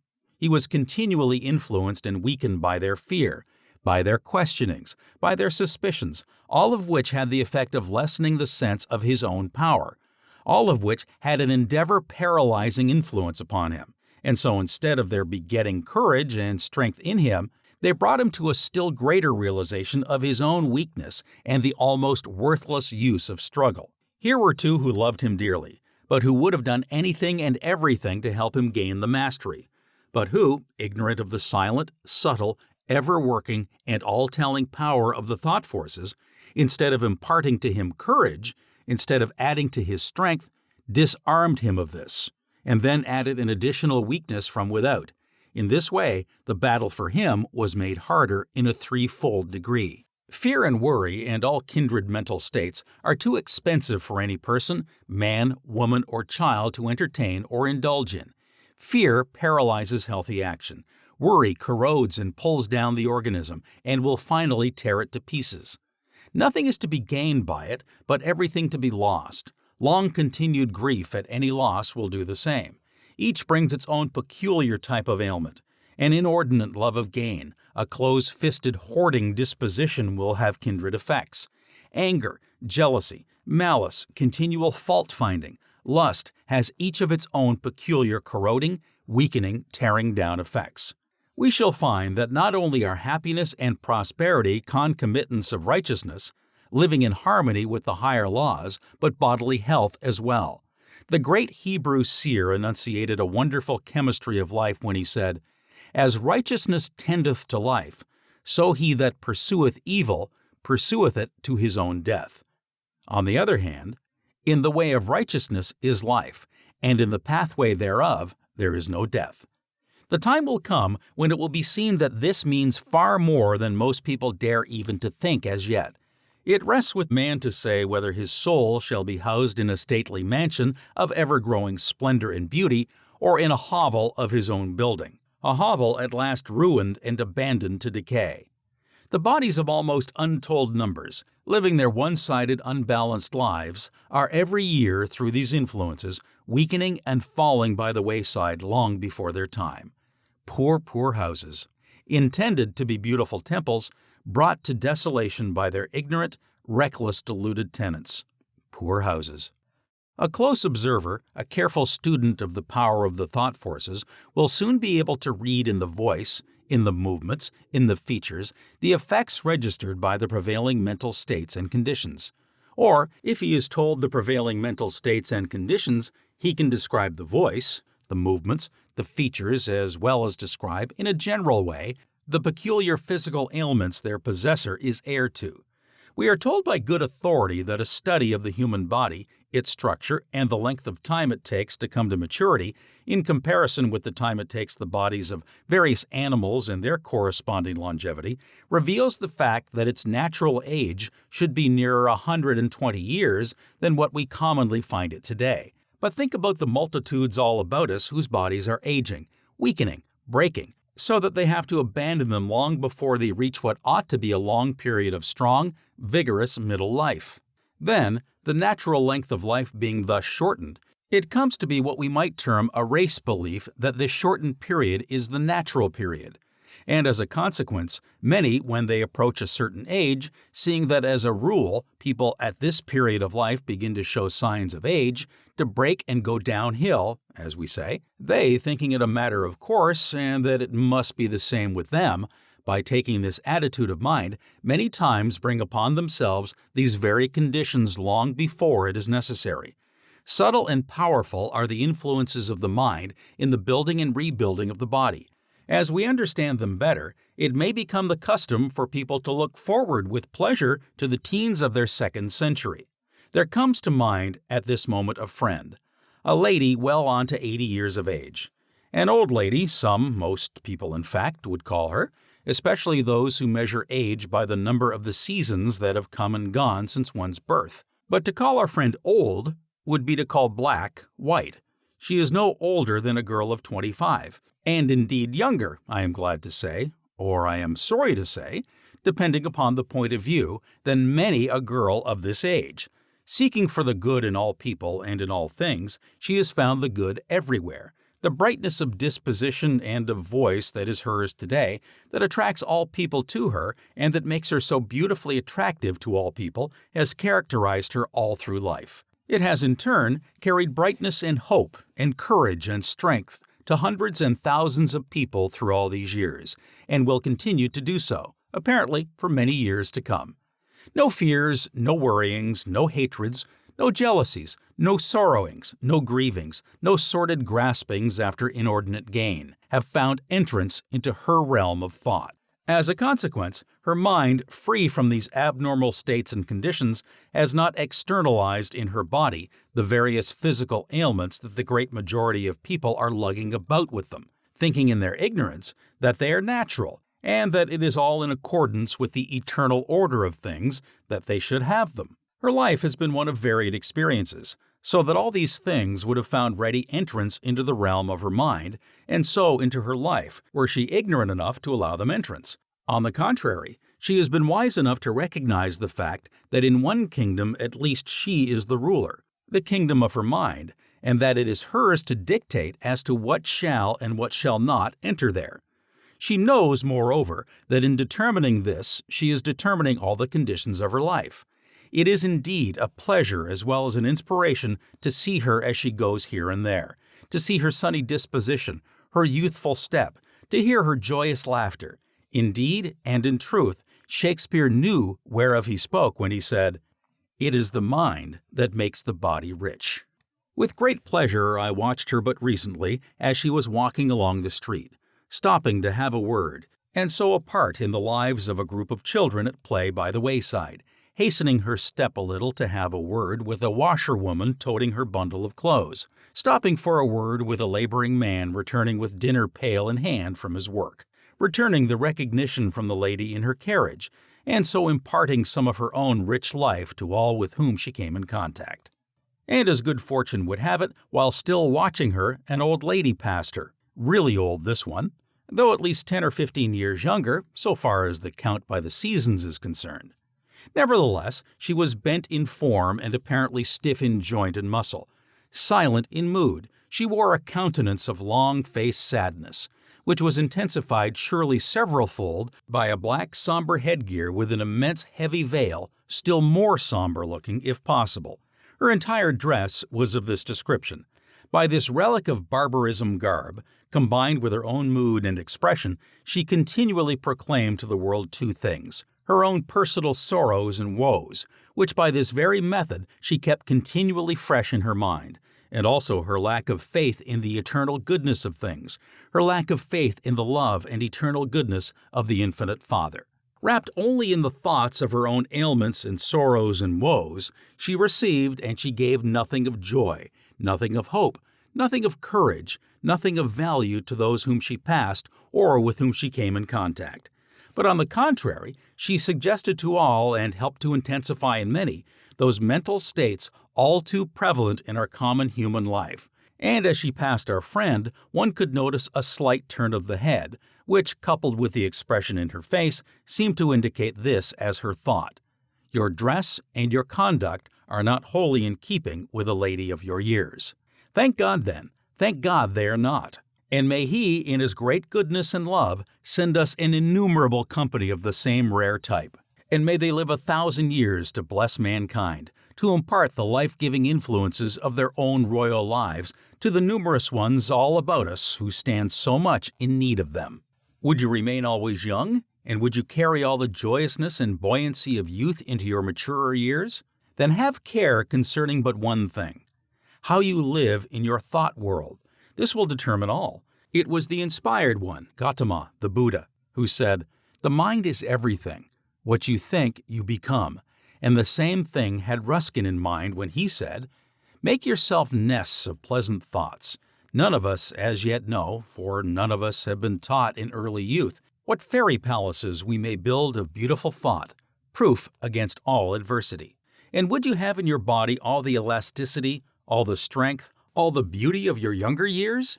Then live these in your mind, making no room for unclean thought, and you will externalize them in your body. In the degree that you keep young in thought, will you remain young in body. And you will find that your body will in turn aid your mind. For body helps mind, the same as mind builds body. You are continually building, and so externalizing in your body conditions most akin to the thoughts and emotions you entertain. And not only are you so building from within, but you are also continually drawing from without forces of a kindred nature. Your particular kind of thought connects you with a similar order of thought from without. If it is bright, hopeful, cheerful, you connect yourself with a current of thought of this nature. If it is sad, fearing, despondent, then this is the order of thought you connect yourself with. If the latter is the order of your thought, then perhaps unconsciously and by degrees, you have been connecting yourself with it. You need to go back and pick up again a part of your child nature, with its careless and cheerful type of thought. The minds of the group of children at play are unconsciously concentrated in drawing to their bodies a current of playful thought.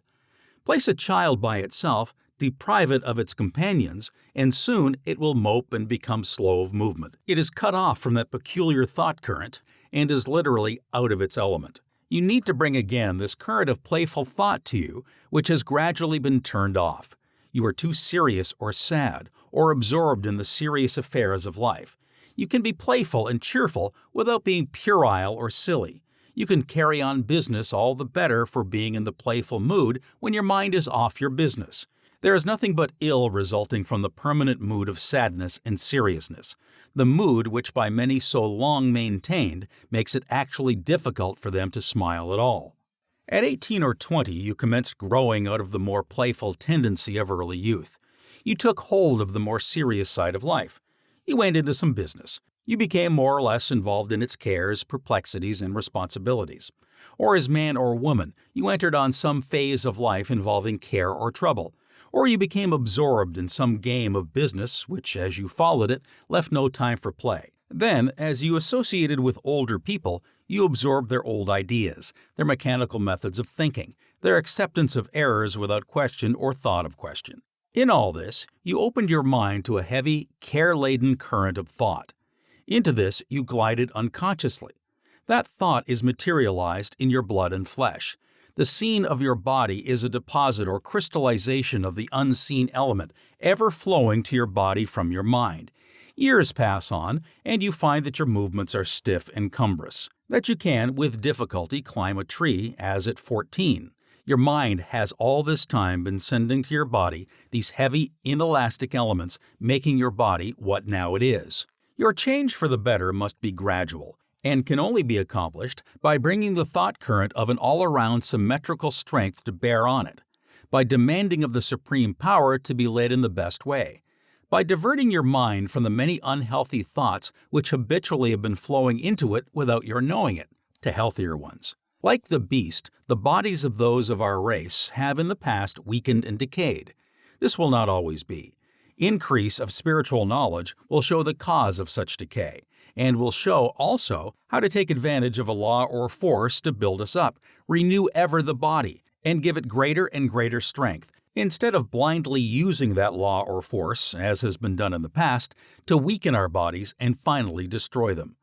Full, rich, and abounding health is the normal and natural condition of life. Anything else is an abnormal condition, and abnormal conditions, as a rule, come through perversions. God never created sickness, suffering, and disease. They are man's own creations. They come through his violating the laws under which he lives. So used are we to seeing them that we come gradually, if not to think of them as natural, then to look upon them as a matter of course. The time will come when the work of the physician will not be to treat and attempt to heal the body, but to heal the mind, which in turn will heal the body. In other words, the true physician will be a teacher. His work will be to keep people well, instead of attempting to make them well after sickness and disease comes on. And still beyond this, there will come a time when each will be his own physician. In the degree that we live in harmony with the higher laws of our being, and so, in the degree that we become better acquainted with the powers of the mind and spirit, will we give less attention to the body. No less care, but less attention. The bodies of thousands today would be much better cared for if their owners gave them less thought and attention. As a rule, those who think least of their bodies enjoy the best health. Many are kept in continual ill health by the abnormal thought and attention they give them. Give the body the nourishment, the exercise, the fresh air, the sunlight it requires. Keep it clean, and then think of it as little as possible. In your thoughts and in your conversation, never dwell upon the negative side. Don't talk of sickness and disease.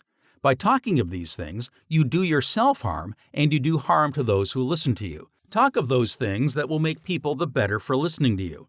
Thus, you will infect them with health and strength and not with weakness and disease. To dwell upon the negative side is always destructive. This is true of the body, the same as it is true of all other things. The following from one whose thorough training as a physician has been supplemented by extensive study and observations along the lines of the powers of the interior forces are of special significance and value in this connection. We can never gain health by contemplating disease, any more than we can reach perfection by dwelling upon imperfection or harmony through discord. We should keep a high ideal of health and harmony constantly before the mind. Never affirm or repeat about your health what you do not wish to be true. Do not dwell upon your ailments nor study your symptoms. Never allow yourself to be convinced that you are not complete master of yourself. Stoutly affirm your superiority over bodily ills, and do not acknowledge yourself the slave of any inferior power. I would teach children early to build a strong barrier between themselves and disease by healthy habits of thought, high thinking, and purity of life.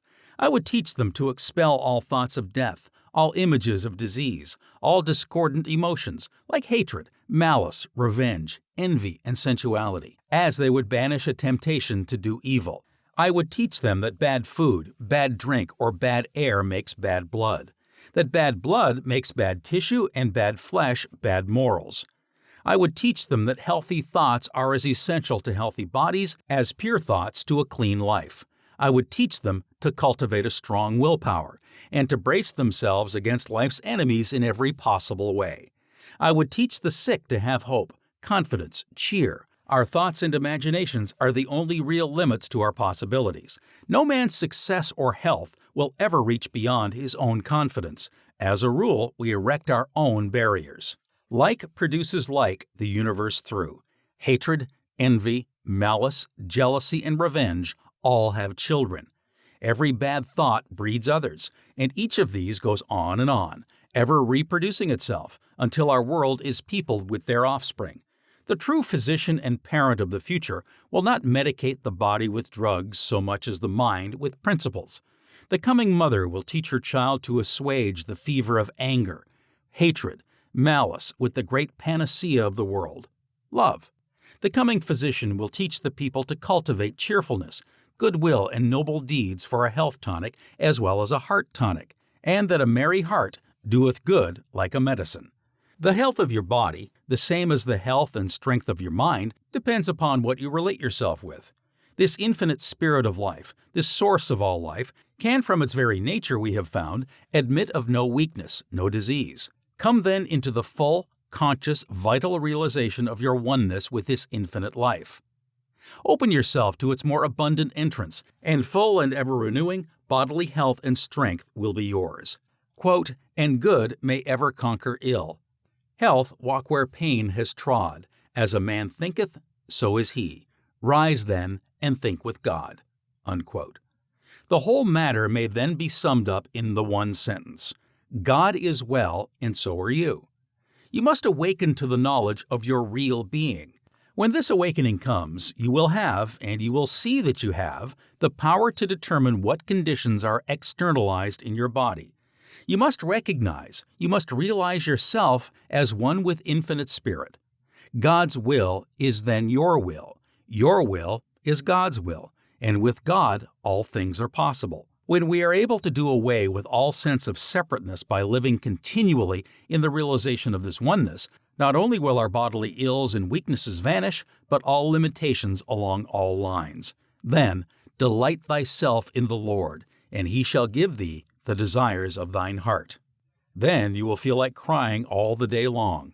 The lines are fallen unto me in pleasant places. Yea, I have a goodly heritage. Drop out of mind your belief in good things and good events coming to you in the future. Come now into the real life, and coming, appropriate and actualize them now. Remember that only the best is good enough for one with a heritage so royal as yours. Quote, "We buy ashes for bread. We buy diluted wine. Give me the true, whose ample leaves and tendrils curled among the silver hills of heaven draw everlasting dew." Unquote. The secret, power, and effects of love. This is the spirit of infinite love. The moment we recognize ourselves as one with it, we become so filled with love that we see only the good in all. And when we realize that we are all one with this infinite spirit, then we realize that in a sense we are all one with each other. When we come into a recognition of this fact, we can then do no harm to anyone, to anything. We find that we are all members of the one great body, and that no portion of the body can be harmed without all the other portions suffering thereby. When we fully realize the great fact of the oneness of all life, that all are partakers from this one infinite source, and so that the same life is the life in each individual, then prejudices go and hatreds cease. Love grows and reigns supreme. Then, wherever we go, whenever we come in contact with the fellow man, we are able to recognize the God within. We thus look only for the good, and we find it. It always pays. There is a deep scientific fact underlying the great truth. He that takes the sword shall perish by the sword. The moment we come into a realization of the subtle powers of the thought forces, we can quickly see that the moment we entertain any thoughts of hatred toward another, he gets the effects of these diabolical forces that go out from us, and has the same thoughts of hatred aroused in him, which in turn return to the sender. Then, when we understand the effects of the passion, hatred or anger, even upon the physical body, we can see how detrimental, how expensive this is.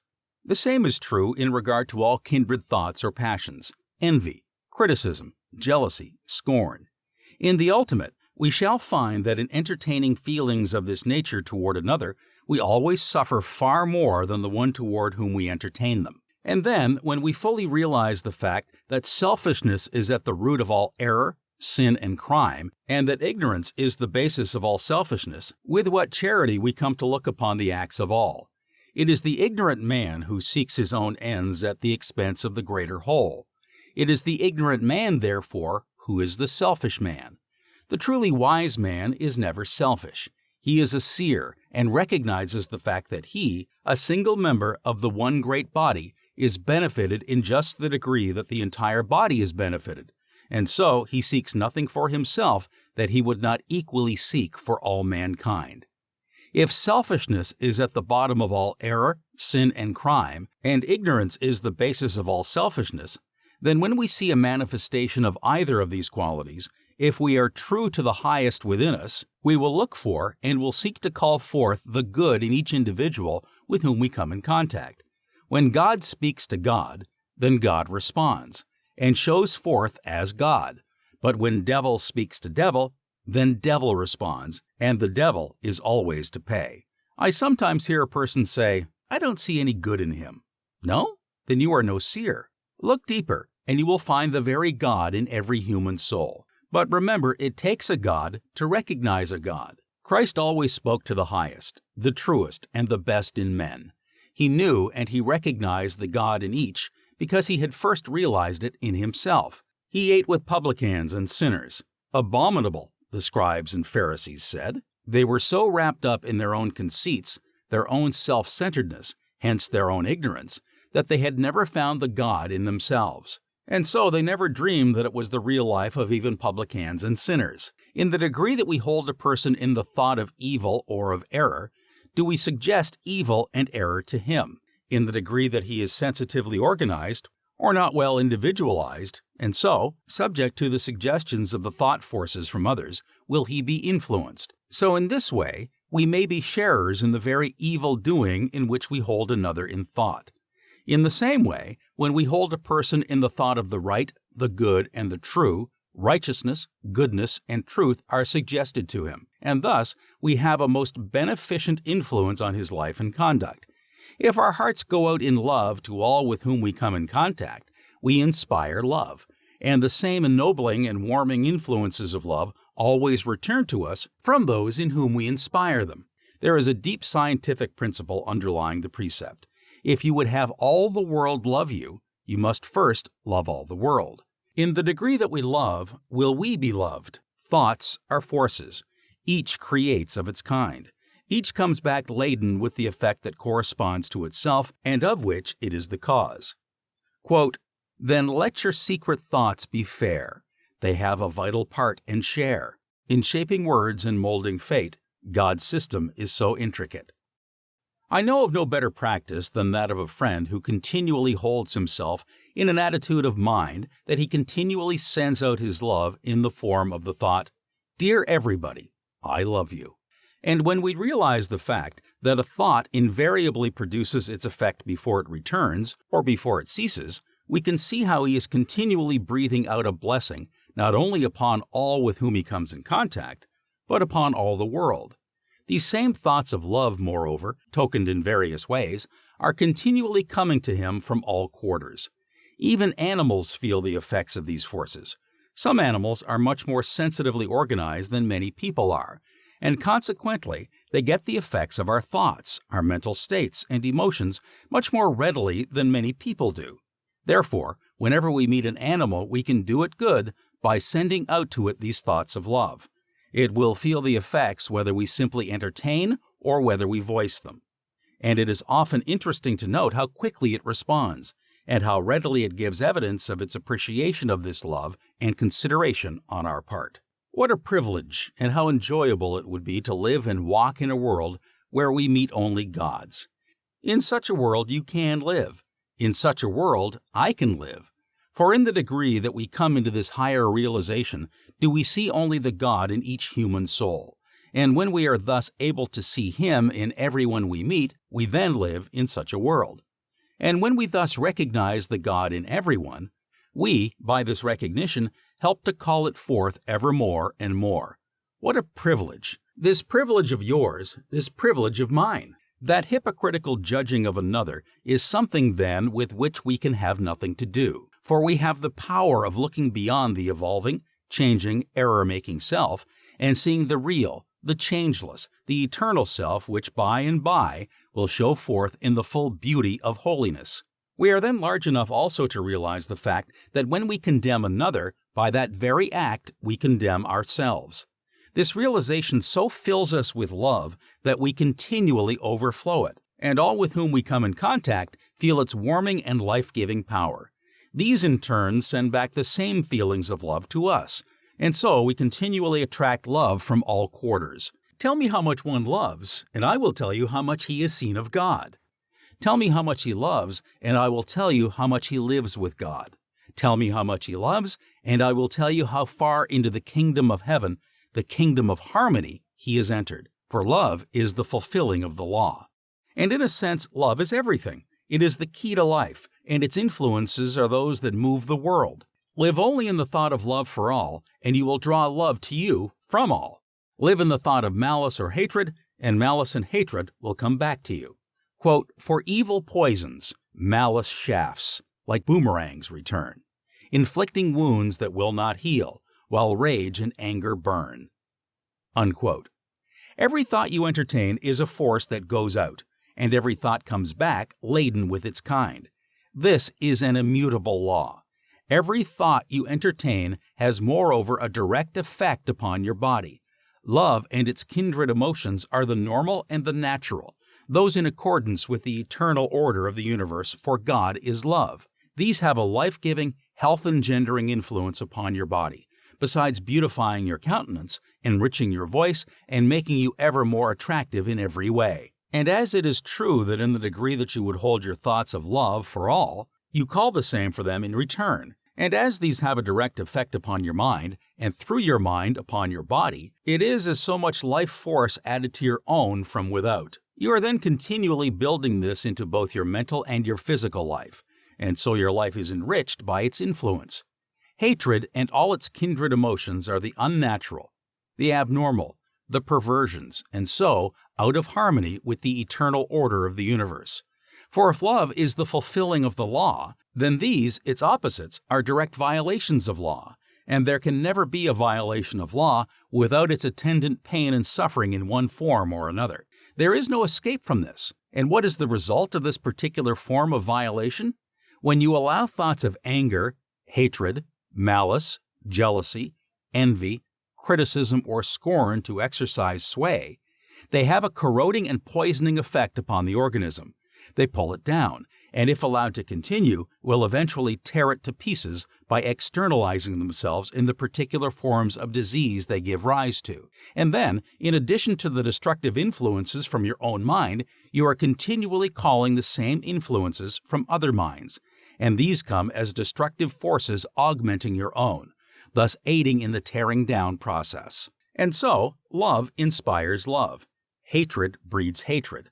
Love and goodwill stimulate and build up the body.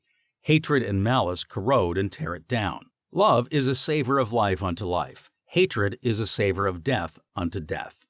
Quote, "There are loyal hearts, there are spirits brave. There are souls that are pure and true. Then give to the world the best you have, and the best will come back to you. Give love, and love to your heart will flow. A strength in your utmost need. Have faith, and a score of hearts will show their faith in your word and deed." Unquote. I hear it said, "How in regard to one who bears me hatred, towards whom I have entertained no such thoughts and feelings, and so have not been the cause of his becoming my enemy?" This may be true, but the chances are that you will have but few enemies if there is nothing of an antagonistic nature in your own mind and heart. Be sure there is nothing of this nature. But if hatred should come from another without apparent cause on your part, then meet it from first to last with thoughts of love and goodwill. In this way you can, so to speak, so neutralize its effects that it cannot reach you and so cannot harm you. Love is positive and stronger than hatred. Hatred can always be conquered by love. On the other hand, if you meet hatred with hatred, you simply intensify it. You add fuel to the flame already kindled upon which it will feed and grow. And so you increase and intensify the evil conditions.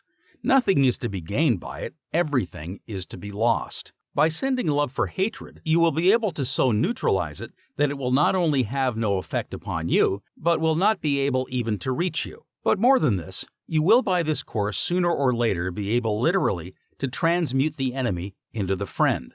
Meet hatred with hatred, and you degrade yourself. Meet hatred with love, and you elevate not only yourself, but also the one who bears you hatred. The Persian sage has said, "Always meet petulance with gentleness, and perverseness with kindness.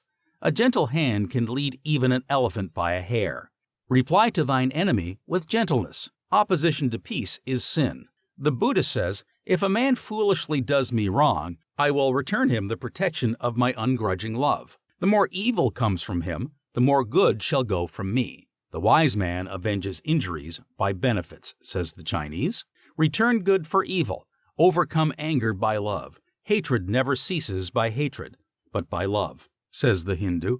The truly wise man or woman will recognize no one as an enemy. Occasionally we hear the expression, "Never mind, I'll get even with him." Will you? And how will you do it? You can do it in one of two ways. You can, as you have in mind, deal with him as he deals or apparently deals with you, pay him, as we say, in his own coin. If you do this, you will get even with him by sinking yourself to his level, and both of you will suffer by it. Or you can show yourself the larger. You can send him love for hatred, kindness for ill treatment, and so get even with him by raising him to the higher level. But remember that you can never help another without by that very act helping yourself. And if forgetful of self, then in most all cases, the value to you is greater than the service you render another. If you are ready to treat him as he treats you, then you show clearly that there is in you that which draws the hatred and ill treatment to you. You deserve what you are getting and should not complain, nor would you complain if you were wise. By following the other course, you most effectually accomplish your purpose. You gain a victory for yourself, and at the same time you do a great service for him, for which it is evident he stands greatly in need. Thus you may become his savior. He in turn may become the savior of other error-making, and consequently care-encumbered men and women. Many times the struggles are greater than we can ever know. We need more gentleness and sympathy and compassion in our common human life. Then we will neither blame nor condemn. Instead of blaming or condemning, we will sympathize, and all the more we will, quote, "Comfort one another, for the way is often dreary, and the feet are often weary, and the heart is very sad. There is a heavy burden bearing, when it seems that no one are caring, and we half forget that ever we were glad. Comfort one another with the hand clasp close and tender, with the sweetness love can render, and the looks of friendly eyes. Do not wait with grace unspoken, while life's daily bread is broken. Gentle speech is oft like manna from the skies." Unquote. When we come fully to realize the great fact that all evil and error and sin, with all our consequent sufferings, come through ignorance, then wherever we see a manifestation of these in whatever form, if our hearts are right, we will have compassion, sympathy and compassion for the one in whom we see them. Compassion will then change itself into love, and love will manifest itself in kindly service. Such is the divine method. And so instead of aiding and trampling and keeping a weaker one down, we will hold him up until he can stand alone and become the master. But all life growth is from within out, and one becomes a true master in the degree that the knowledge of the divinity of his own nature dawns upon his inner consciousness, and so brings him to a knowledge of the higher laws. And in no way can we so effectually hasten this dawning in the inner consciousness of another as by showing forth the divinity within ourselves simply by the way we live. By example, and not by precept. By living, not by preaching. By doing, not by professing. By living the life, not by dogmatizing as to how it should be lived. There is no contagion equal to the contagion of life. Whatever we sow, that shall we also reap, and each thing sown produces of its kind. We can kill not only by doing another bodily injury directly, but we can and we do kill by every antagonistic thought. Not only do we thus kill, but while we kill, we suicide. Many a man has been made sick by having the ill thoughts of a number of people centered upon him. Some have been actually killed. Put hatred into the world, and we make it a literal hell. Put love into the world, and heaven with all its beauties and glories becomes a reality. Not to love is not to live, or it is to live a living death. The life that goes out in love to all is the life that is full and rich, and continually expanding in beauty and in power. Such is the life that becomes more inclusive, and hence larger in its scope and influence. The larger the man and the woman, the more inclusive they are in their love and their friendships. The smaller the man and the woman, the more dwarfed and dwindling their natures, the more they pride themselves upon their exclusiveness. Anyone, a fool or an idiot, can be exclusive. It comes easy. It takes and it signifies a large nature to be universal, to be inclusive. Only the man or the woman of a small, personal, self-centered, self-seeking nature is exclusive. The man or the woman of a large, royal, unself-centered nature never is. The small nature is the one that continually strives for effect. The large nature never does. The one goes here and there in order to gain recognition, in order to attach himself to the world. The other stays at home and draws the world to him. The one loves merely himself, the other loves all the world. But in his larger love for all the world, he finds himself included. Verily then, the more one loves, the nearer he approaches to God. For God is the spirit of infinite love. And when we come into the realization of our oneness with this infinite spirit, the divine love so fills us that enriching and enrapturing our own lives, from them it flows out to enrich the life of all the world. In coming into the realization of our oneness with the infinite life, we are brought at once into right relations with our fellow men. We are brought into harmony with the great law, that we find our own lives in losing them in the service of others. We are brought to a knowledge of the fact that all life is one, and so that we are all parts of the one great whole. We then realize that we can't do for another without at the same time doing for ourselves. We also realize that we cannot do harm to another without by that very act doing harm to ourselves. We realize that the man who lives to himself alone lives a little, dwarfed, and stunted life, because he has no part in this larger life of humanity. But the one who in service loses his own life in this larger life has his own life increased and enriched 1,000 or 1,000,000-fold. And every joy, every happiness, everything of value coming to each member of this greater whole comes as such to him, for he has a part in the life of each and all. And here let a word be said in regard to true service.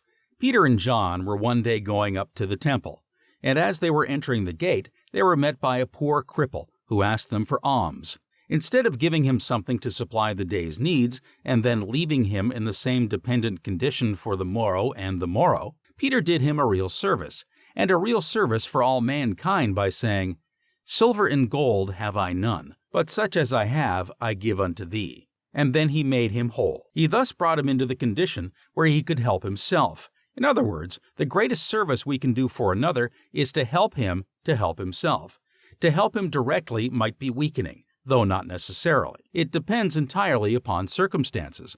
But to help one to help himself is never weakening, but always encouraging and strengthening, because it leads him to a larger and stronger life. There is no better way to help one to help himself than to bring him to a knowledge of himself. There is no better way to bring one to a knowledge of himself than to lead him to a knowledge of the powers that are lying dormant within his own soul. There is nothing that will enable him to come more readily or more completely into an awakened knowledge of the powers that are lying dormant within his own soul than to bring him into the conscious, vital realization of his oneness with the infinite life and power, so that he may open himself to it in order that it may work and manifest through him. We will find that these same great truths lie at the very bottom of the solution of our social situation. And we will also find that we will never have a full and permanent solution of it until they are fully recognized and built upon. Wisdom and interior illumination. This is the spirit of infinite wisdom, and in the degree that we open ourselves to it, does the highest wisdom manifest itself to and through us. We can in this way go to the very heart of the universe itself and find the mysteries hidden to the majority of mankind, hidden to them, though not hidden of themselves. In order for the highest wisdom and insight, we must have absolute confidence in the divine guiding us, but not through the channel of someone else. And why should we go to another for knowledge and wisdom? With God is no respect of persons. Why should we seek these things second-hand? Why should we thus stultify our own innate powers? Why should we not go direct to the infinite source itself? If any man lack wisdom, let him ask of God. Before they call, I will answer, and while they are yet speaking, I will hear. When we thus go directly to the infinite source itself, we are no longer slaves to personalities, institutions, or books. We should always keep ourselves open to suggestions of truth from these agencies. We should always regard them as agencies, however, and never as sources. We should never recognize them as masters, but simply as teachers. With Browning, we must recognize the great fact that, quote, "Truth is within ourselves. It takes no rise. From outward things, whate'er you may believe. There is an inmost center in us all, where truth abides in fullness." Unquote. There is no more important injunction in all the world, nor one with a deeper interior meaning, than "to thine own self be true." In other words, be true to your own soul, for it is through your own soul that the voice of God speaks to you. This is the interior guide. This is the light that lighteth every man that cometh into the world. This is conscience. This is intuition. This is the voice of the higher self, the voice of the soul, the voice of God. Thou shalt hear a voice behind thee saying, "This is the way, walk ye in it." When Elijah was on the mountain, it was after the various physical commotions and manifestations that he heard the still small voice, the voice of his own soul, through which the infinite God was speaking. If we will but follow this voice of intuition, it will speak ever more clearly and more plainly, until by and by it will be absolute and unerring in its guidance. The great trouble with us is that we do not listen to and do not follow this voice within our own souls, and so we become as a house divided against itself. We are pulled this way and that, and we are never certain of anything. I have a friend who listens so carefully to this inner voice, who, in other words, always acts so quickly and so fully in accordance with his intuitions, and whose life as a consequence is so absolutely guided by them, that he always does the right thing at the right time and in the right way. He always knows when to act and how to act, and he is never in the condition of a house divided against itself. But someone says, may it not be dangerous for us to act always upon our intuitions? Suppose we should have an intuition to do harm to someone. We need not be afraid of this, however, for the voice of the soul, this voice of God speaking through the soul, will never direct one to do harm to another, nor to do anything that is not in accordance with the highest standards of right and truth and justice. And if you at any time have a prompting of this kind, know that it is not the voice of intuition. It is some characteristic of your lower self that is prompting you. Reason is not to be set aside, but it is to be continually illumined by this higher spiritual perception, and in the degree that it is thus illumined, will it become an agent of light and power. When one becomes thoroughly individualized, he enters into the realm of all knowledge and wisdom. And to be individualized is to recognize no power outside of the infinite power that is back of all. When one recognizes this great fact and opens himself to this spirit of infinite wisdom, he then enters upon the road to the true education, and mysteries that before were closed now reveal themselves to him. This must indeed be the foundation of all true education, this evolving from within, this evolving of what has been involved by the infinite power. All things that it is valuable for us to know will come to us if we will but open ourselves to the voice of this infinite spirit. It is thus that we become seers and have the power of seeing into the very heart of things.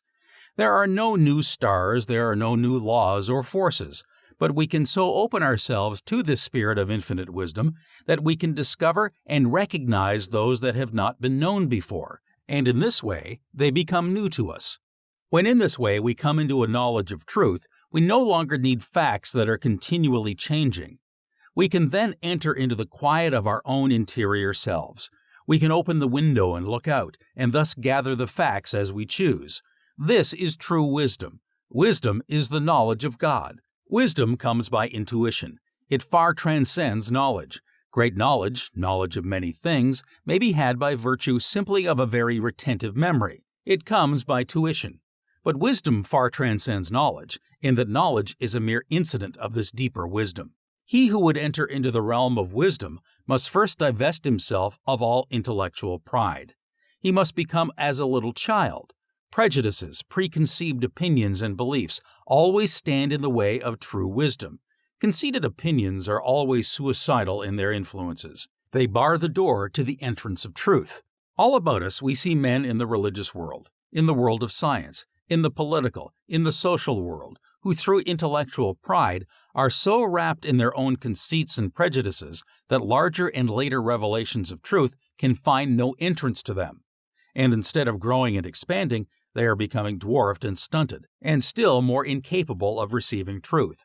Instead of actively aiding in the progress of the world, they are as so many dead sticks in the way that would retard the wheels of progress.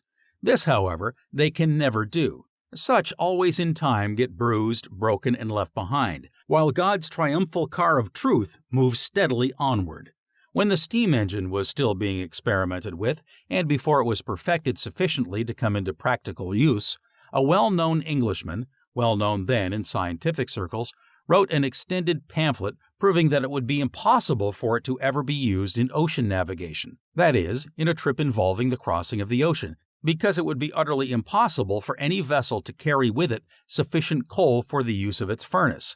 And the interesting feature of the whole matter was that the very first steam vessel that made the trip from England to America had among its cargo a part of the first edition of this carefully prepared pamphlet. There was only the one edition. Many editions might be sold now. This seems indeed an amusing fact, but far more amusing is the man who voluntarily closes himself to truth because, forsooth, it does not come through conventional or orthodox or heretofore accepted channels, or because it may not be in full accord with, or possibly may be opposed to established usages or beliefs. On the contrary, quote, "Let there be many windows in your soul, that all the glory of the universe may beautify it. Not the narrow pane of one poor creed can catch the radiant rays that shine from countless sources. Tear away the blinds of superstition.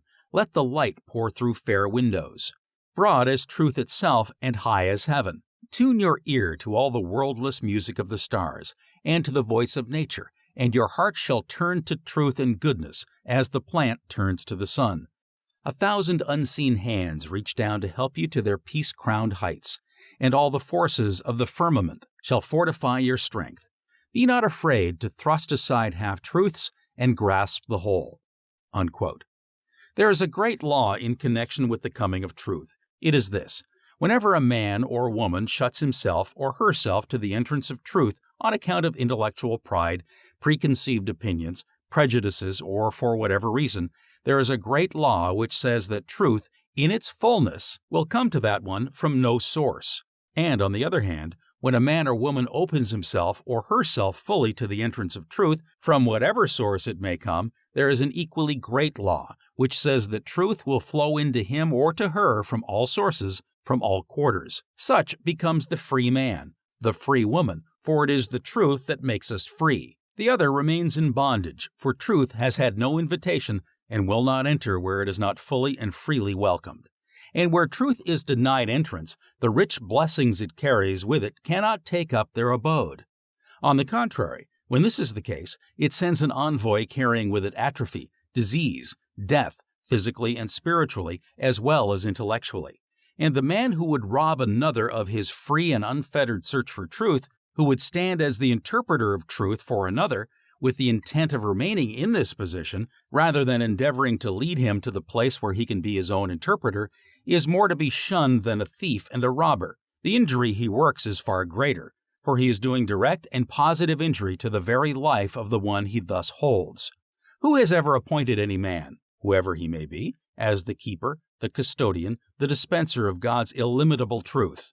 Many indeed are moved, and so are called to be teachers of truth.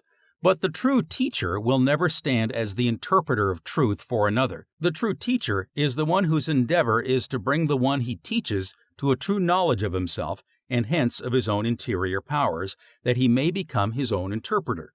All others are, generally speaking, those animated by purely personal motives, self-aggrandizement, or personal gain. Moreover, he who would claim to have all truth and the only truth is a bigot, a fool, or a knave. In the Eastern literature is a fable of a frog. The frog lived in a well, and out of this little well he had never been. One day a frog whose home was in the sea came to his well. Interested in all things, he went in. "Who are you? Where do you live?" said the frog in the well. "I am so-and-so, and my home is in the sea." "The sea? What is that? Where is that?" "It is a very large body of water, and not far away." "How big is your sea?" "Oh, very big." "As big as this?" pointing to a little stone lying near. "Oh, much bigger." "As big as this?" pointing to the board upon which they were sitting. "Oh, much bigger." "How much bigger, then?" "Why, the sea in which I live is bigger than your entire well. It would make millions of wells such as yours." "Nonsense, nonsense. You are a deceiver and a falsifier. Get out of my well. Get out of my well. I want nothing to do with any such frogs as you." "Ye shall know the truth, and the truth shall make you free," is the promise. "Ye shall close yourselves to truth, ye shall live in your own conceits, and your own conceits shall make fools and idiots of you," would be a statement applicable to not a few, and to not a few who pride themselves upon their superior intellectual attainments. Idiocy is arrested mental growth. Closing oneself for whatever reason to truth and hence to growth brings a certain type of idiocy, though it may not be called by this name. And on the other hand, another type is that arrested growth caused by taking all things for granted without proving them for oneself, merely because they come from a particular person, a particular book, a particular institution. This is caused by one's always looking without instead of being true to the light within, and carefully tending it that it may give an ever clearer light. With brave and intrepid Walt Whitman, we should be able to say, quote, "From this hour I ordain myself loosed of limits and imaginary lines, going where I list, my own master total and absolute, listening to others, considering well what they say, pausing, searching, receiving, contemplating, gently but with undeniable will, divesting myself of the holds that would hold me." Unquote. Great should be the joy that God's boundless truth is open to all, open equally to all, and that it will make each one its dwelling place in proportion as he earnestly desires it and opens himself to it. And in regard to the wisdom that guides us in our daily life, there is nothing that is right and well for us to know that may not be known when we recognize the law of its coming and are able wisely to use it. Let us know that all things are ours as soon as we know how to appropriate them. Quote, "I hold it as a changeless law, from which no soul can sway or swerve. We have that in us which will draw whate'er we need or most deserve." Unquote. If the times come when we know not what course to pursue, when we know not which way to turn, the fault lies in ourselves. If the fault lies in ourselves, then the correction of this unnatural condition lies also in ourselves. It is never necessary to come into such a state if we are awake and remain awake to the light and the powers within us. The light is ever shining, and the only thing that it is necessary for us diligently to see to is that we permit neither this thing nor that to come between us and the light. Quote, "With thee is the fountain of life. In thy light shall we see light." Unquote. Let us hear the words of one of the most highly illumined men I have ever known, and one who, as a consequence, is never in the dark when the time comes, as to what to do and how to do it. Whenever you are in doubt as to the course you should pursue, after you have turned to every outward means of guidance, let the inward eye see, let the inward ear hear, and allow this simple, natural, beautiful process to go on unimpeded by questionings or doubts. In all dark hours and times of unwanted perplexity, we need to follow one simple direction, found, as all needed directions can be found, in the dear old gospel, which so many read, but alas, so few interpret. Enter into thine inner chamber and shut the door. Does this mean that we must literally betake ourselves to a private closet with a key in the door? If it did, then the command could never be obeyed in the open air, on land or sea, and the Christ loved the lakes and the forests far better than the cramping rooms of city dwelling houses. Still, his counsels are so wide-reaching that there is no spot on earth and no conceivable situation in which any of us may be placed where we cannot follow them. One of the most intuitive men we ever met had a desk in a city office where several other gentlemen were doing business constantly and often talking loudly.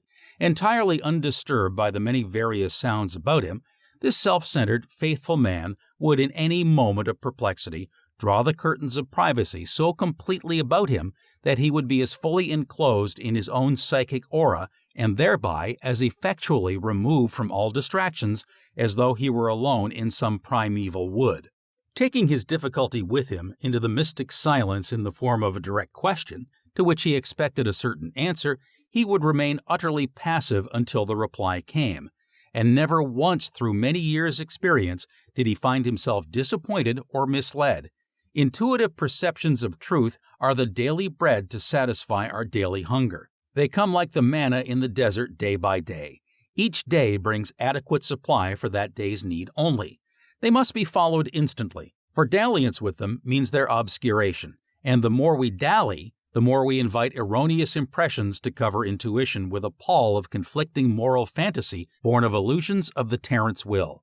One condition is imposed by universal law, and this we must obey. Put all wishes aside, save the one desire to know truth. Couple with this one demand the fully consecrated determination to follow what is distinctly perceived as truth immediately it is revealed. No other affection must be permitted to share the field with this all-absorbing love of truth for its own sake. Obey this one direction and never forget that expectation and desire are bride and bridegroom and forever inseparable, and you will soon find your hitherto darkened way grow luminous with celestial radiance. For with the heaven within, all heavens without incessantly cooperate. This may be termed going into the silence. This it is to perceive and to be guided by the light that lighteth every man that cometh into the world. This it is to listen to and be guided by the voice of your own soul, the voice of your higher self. The soul is divine, and in allowing it to become translucent to the infinite spirit, it reveals all things to us. As man turns away from the divine light, do all things become hidden. There is nothing hidden of itself. When the spiritual sense is open, then it transcends all the limitations of the physical senses and the intellect.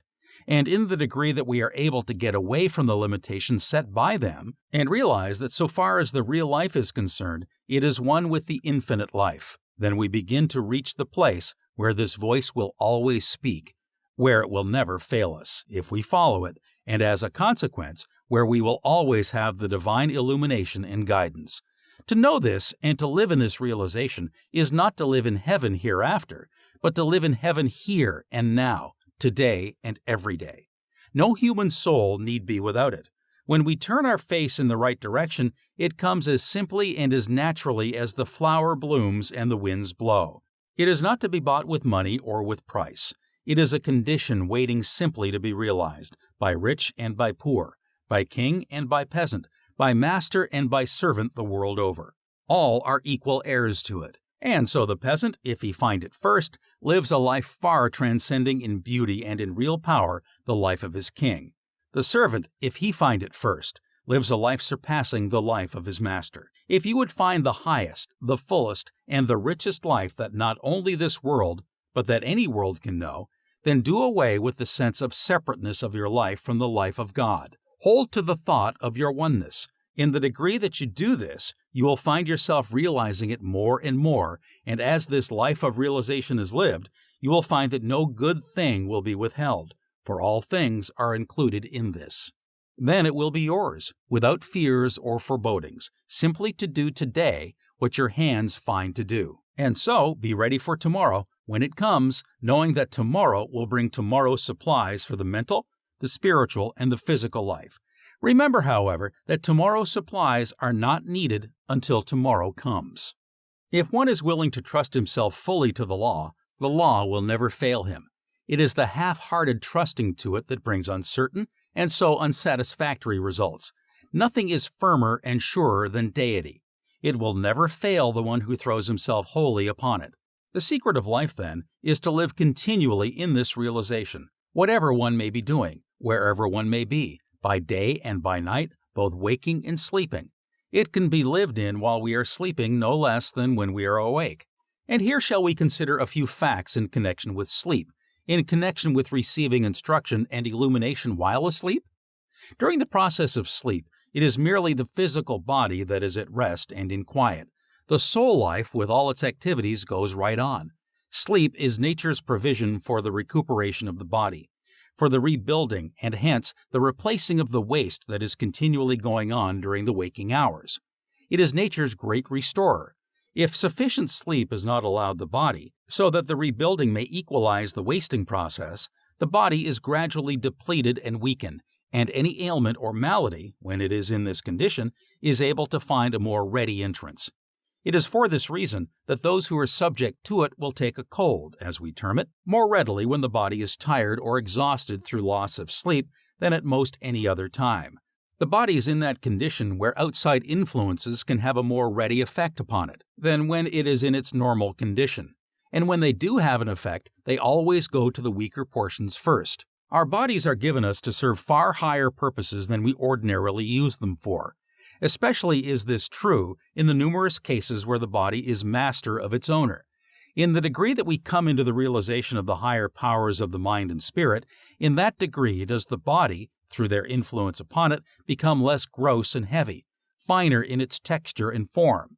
And then, because the mind finds a kingdom of enjoyment in itself, and in all the higher things it becomes related to, excesses in eating and drinking, as well as all others, naturally and of their own accord, fall away. There also falls away the desire for the heavier, grosser, less valuable kinds of food and drink, such as the flesh of animals, alcoholic drinks, and all things of the class that stimulate the body and passions rather than build the body and the brain into a strong, clean, well-nourished, enduring, and fibrous condition. In the degree that the body thus becomes less gross and heavy, finer in its texture and form, is there less waste, and what there is more easily replaced, so that it keeps in a more regular and even condition.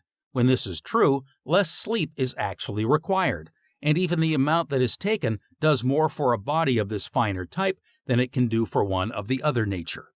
As the body in this way grows finer, in other words, as the process of its evolution is thus accelerated, it in turn helps the mind and the soul in the realization of ever higher perceptions. And thus body helps mind the same as mind builds body. It was undoubtedly this fact that Browning had in mind when he said, quote, "Let us cry all good things are ours, nor soul helps flesh more now than flesh helps soul." Unquote. Sleep, then, is for the resting and the rebuilding of the body. The soul needs no rest, and while the body is at rest in sleep, the soul life is active the same as when the body is in activity. There are some having a deep insight into the soul's activities who say that we travel when we sleep. Some are able to recall and bring over into the conscious waking life the scenes visited, the information gained, and the events that have transpired. Most people are not able to do this, and so much that might otherwise be gained is lost. They say, however, that it is in our power, in proportion as we understand the laws, to go where we will, and to bring over into the conscious waking life all the experiences thus gained. Be this, however, as it may, it certainly is true that while sleeping we have the power, in a perfectly normal and natural way, to get much of value by way of light, instruction, and growth that the majority of people now miss. If the soul life, that which relates us to infinite spirit, is always active, even while the body is at rest, why may not the mind so direct conditions as one falls asleep, that while the body is at rest, it may continually receive illumination from the soul and bring what it thus receives over into conscious, waking life?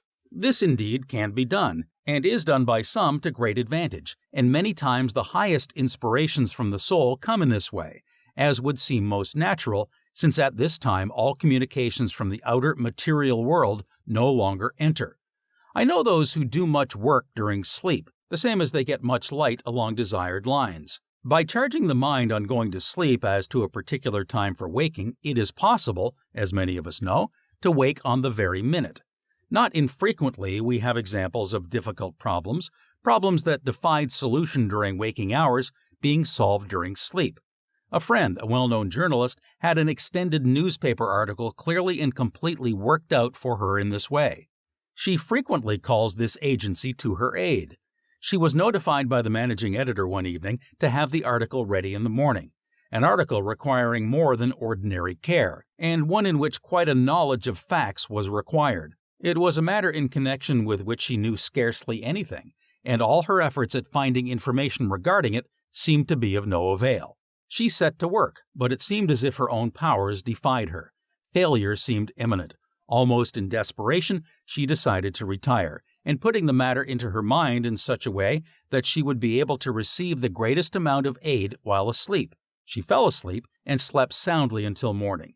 When she awoke, her work of the previous evening was the first thing that came into her mind.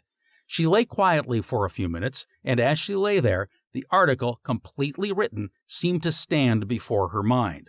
She ran through it, arose, and without dressing, took her pen and transcribed it onto paper, literally acting simply as her own amanuensis. The mind acting intently along a particular line will continue so to act until some other object of thought carries it along another line. And since in sleep only the body is in quiet while the mind and soul are active, then the mind, on being given a certain direction when one drops off to sleep, will take up the line along which it is directed, and can be made in time to bring over into consciousness the results of its activities. Some will be able very soon to get results of this kind, for some it will take longer. Quiet and continued effort will increase the faculty. Then, by virtue of the law of the drawing power of mind, since the mind is always active, we are drawing to us, even while sleeping, influences from the realms kindred to those in which we in our thoughts are living before we fall asleep.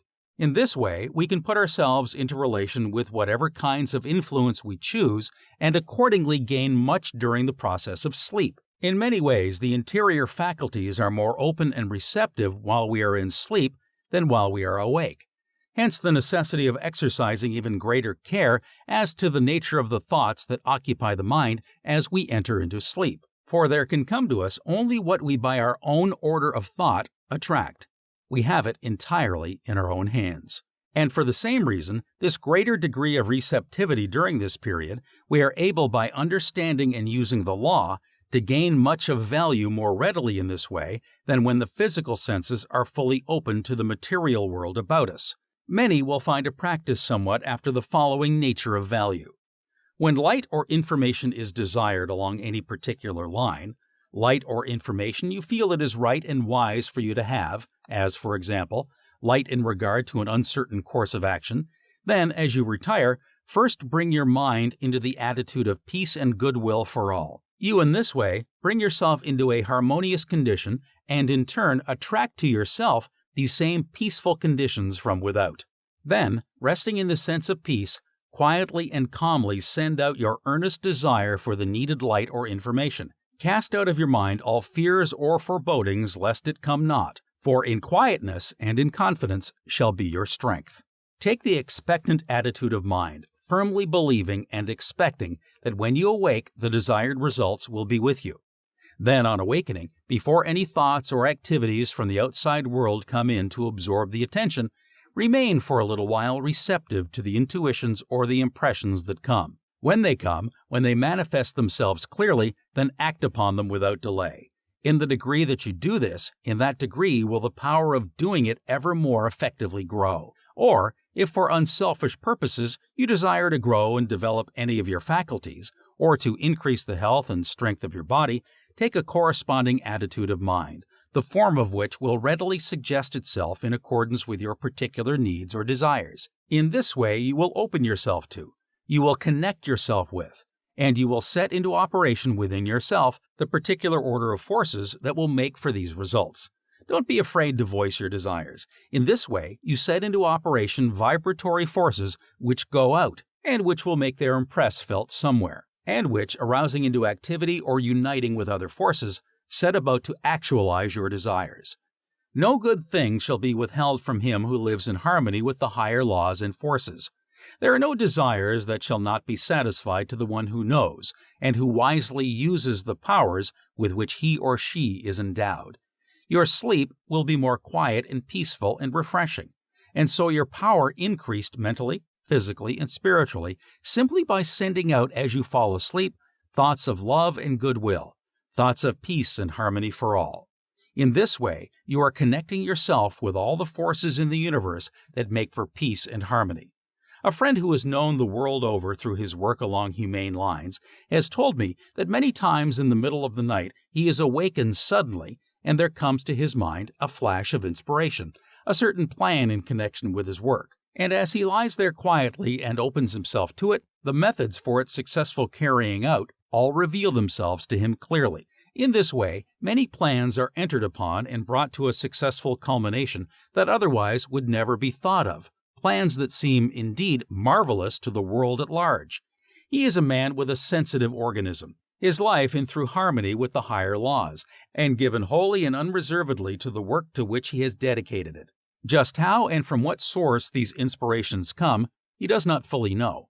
Possibly no one does, though each may have his theory. But this we do know, and it is all we need to know at least, that to the one who lives in harmony with the higher laws of his being and who opens himself to them, they come. Visions and inspirations of the highest order will come, in the degree that we make for them the right conditions. One who has studied deeply into the subject in hand has said, "To receive education spiritually while the body is resting in sleep is a perfectly normal and orderly experience, and would occur definitely and satisfactorily in the lives of all of us if we paid more attention to internal and consequently less to external states with their supposed but unreal necessities. Our thoughts make us what we are here and hereafter, and our thoughts are often busier by night than by day, for when we are asleep to the exterior, we can be wide awake to the interior world, and the unseen world is a substantial place, the conditions of which are entirely regulated by mental and moral attainments. When we are not deriving information through outward avenues of sensation, we are receiving instruction through interior channels of perception, and when this fact is understood for what it is worth, it will become a universal custom for persons to take to sleep with them the special subject on which they most earnestly desire particular instruction. The Pharaoh type of person dreams, and so does his butler and baker. But the Joseph type, which is that of the truly gifted seer, both dreams and interprets. But why had not Pharaoh the power of interpreting his dreams? Why was Joseph the type of the truly gifted seer? Why did he not only dream, but had also the power to interpret both his own dreams and the dreams of others? Simply read the lives of the two. He who runs may read. In all true power, it is, after all, living the life that tells. And in proportion as one lives the life, does he not only attain to the highest power and joy for himself, but he also becomes of ever greater service to all the world. One need remain in no hell longer than he himself chooses to. And the moment he chooses not to remain longer, not all the powers in the universe can prevent his leaving it. One can rise to any heaven he himself chooses, and when he chooses so to rise, all the higher powers of the universe combine to help him heavenward. When one awakes from sleep and so returns to conscious life, he is in a peculiarly receptive and impressionable state. All relations with the material world have for a time been shut off. The mind is in a freer and more natural state, resembling somewhat a sensitive plate, where impressions can readily leave their traces. This is why many times the highest and truest impressions come to one in the early morning hours, before the activities of the day and their attendant distractions have exerted an influence. This is one reason why many people can do their best work in the early hours of the day. But this fact is also a most valuable one in connection with the molding of everyday life. The mind is at this time as a clean sheet of paper. We can most valuably use this quiet, receptive, impressionable period by wisely directing the activities of the mind along the highest and most desirable paths, and thus, so to speak, set the pace for the day. Each morning is a fresh beginning. We are, as it were, just beginning life. We have it entirely in our own hands. And when the morning with its fresh beginning comes, all yesterdays should be yesterdays, with which we have nothing to do. Sufficient is it to know that the way we lived our yesterday has determined for us our today. And again, when the morning with its fresh beginning comes, all tomorrows should be tomorrows, with which we have nothing to do. Sufficient to know that the way we live our today determines our tomorrow. Quote, "Every day is a fresh beginning. Every morn is the world made new. You who are weary of sorrow and sinning, here is a beautiful hope for you. A hope for me and a hope for you. All the past things are past and over. The tasks are done, and the tears are shed. Yesterday's errors let yesterday cover. Yesterday's wounds, which smarted and bled, are healed with the healing which night has shed. Let them go, since we cannot relieve them, cannot undo, and cannot atone. God in His mercy receive, forgive them. Only the new days are our own. Today is ours, and today alone. Here are the skies all burnished brightly. Here is the spent earth all reborn. Here are the tired limbs springing lightly, to face the sun and to share with the morn, in the chrism of dew and the cool of dawn. Every day is a fresh beginning. Listen, my soul, to the glad refrain. And spite of old sorrow and older sinning, and puzzles forecasted and possible pain, take heart with the day and begin again." Unquote. Simply, the first hour of this new day, with all its richness and glory, with all its sublime and eternity-determining possibilities, and each succeeding hour as it comes, but not before it comes. This is the secret of character building. This simple method will bring anyone to the realization of the highest life that can be even conceived of. And there is nothing in this connection that can be conceived of that cannot be realized somehow, somewhen, somewhere. This brings such a life within the possibilities of all. For there is no one, if really in earnest and if he really desires it, who cannot live to his highest for a single hour. But even though there should be, if he is only earnest in his endeavor, then through the law that like builds like, he will be able to come a little nearer to it the next hour, and still nearer the next, and the next, until sooner or later comes the time when it becomes the natural and any other would require the effort. In this way, one becomes in love and in league with the highest and best in the universe, and as a consequence, the highest and best in the universe becomes in love and in league with him. They aid him at every turn. They seem literally to move all things his way, because forsooth, he has first moved their way. The realization of perfect peace. This is the spirit of infinite peace, and the moment we come into harmony with it, there comes to us an inflowing tide of peace, for peace is harmony. A deep interior meaning underlies the great truth: to be spiritually minded is life and peace.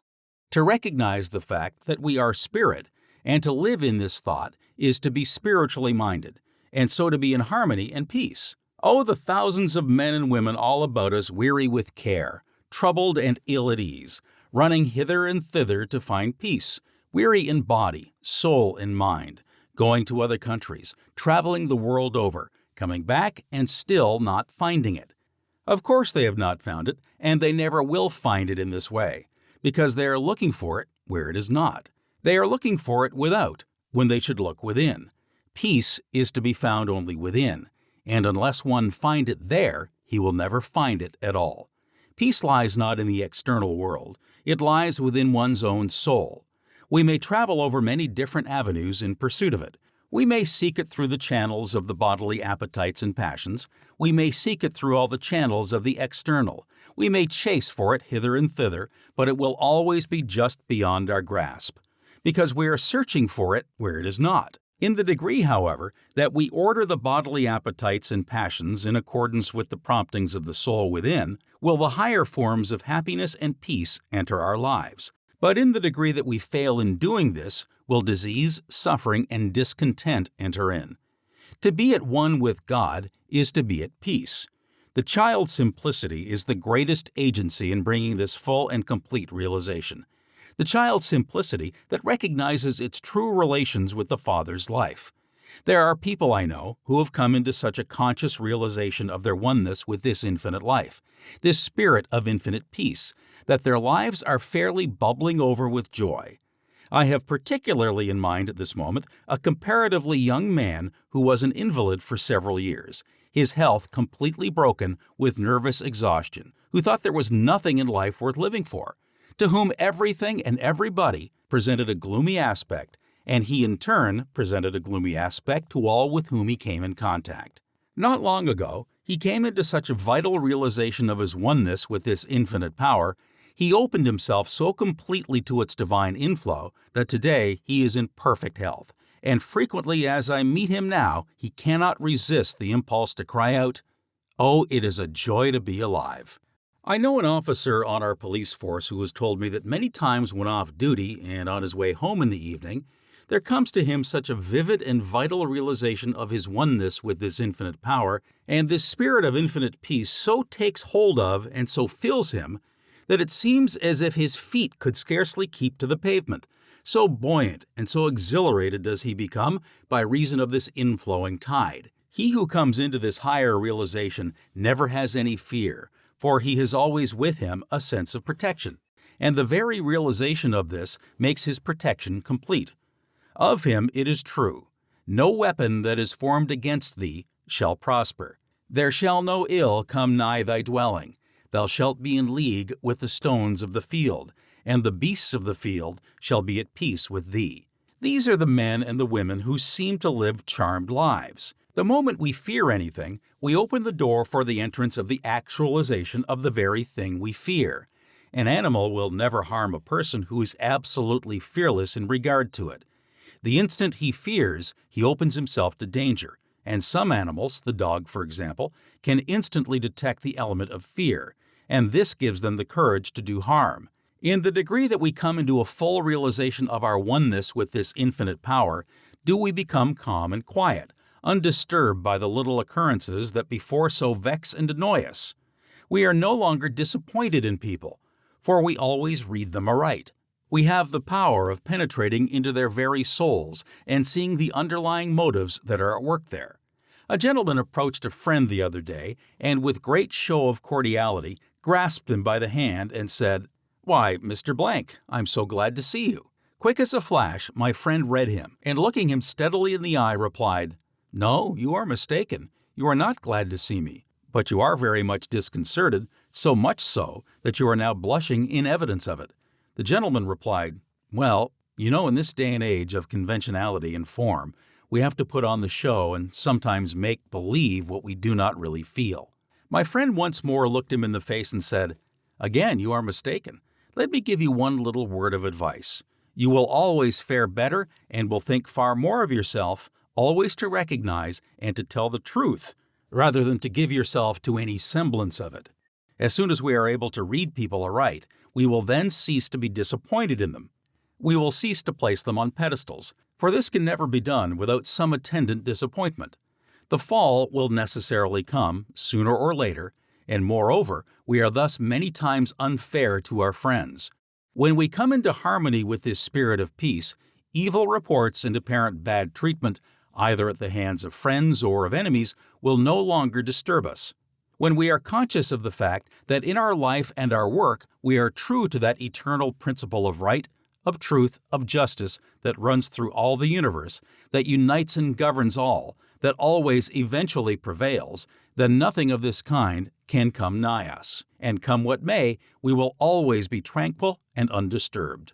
The things that cause sorrow and pain and bereavement will not be able to take the hold of us they now take, for true wisdom will enable us to see the proper place and know the right relations of all things. The loss of friends by the transition we call death will not cause sorrow to the soul that has come into this higher realization. For he knows that there is no such thing as death, for each one is not only a partaker, but an eternal partaker of this infinite life. He knows that the mere falling away of the physical body by no means affects the real soul life. With a tranquil spirit born of a higher faith, he can realize for himself, and to those less strong he can say, quote, "Loving friends, be wise and dry. Straightway every weeping eye. What you left upon the bier is not worth a single tear. 'Tis a simple seashell one, out of which the pearl has gone. The shell was nothing. Leave it there.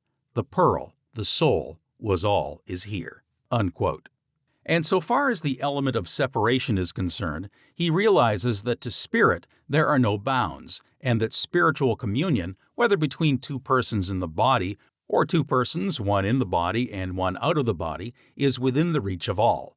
In the degree that the higher spiritual life is realized, can there be this higher spiritual communion. The things that we open ourselves to always come to us. People in the olden times expected to see angels, and they saw them. But there is no more reason why they should have seen them than that we should see them now. No more reason why they should come and dwell with them than that they should come and dwell with us. For the great laws governing all things are the same today as they were then. If angels come not to minister unto us, it is because we do not invite them. It is because we keep the door closed through which they otherwise might enter. In the degree that we are filled with His Spirit of peace, by thus opening ourselves to its inflow, does it pour through us, so that we carry it with us wherever we go. In the degree that we thus open ourselves do we become magnets to attract peace from all sources. And in the degree that we attract and embody it in ourselves, are we able to give it forth to others.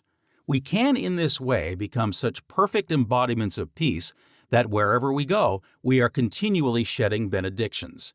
But a day or two ago, I saw a woman grasp the hand of a man. His face showed the indwelling God, saying, "Oh, it does me so much good to see you.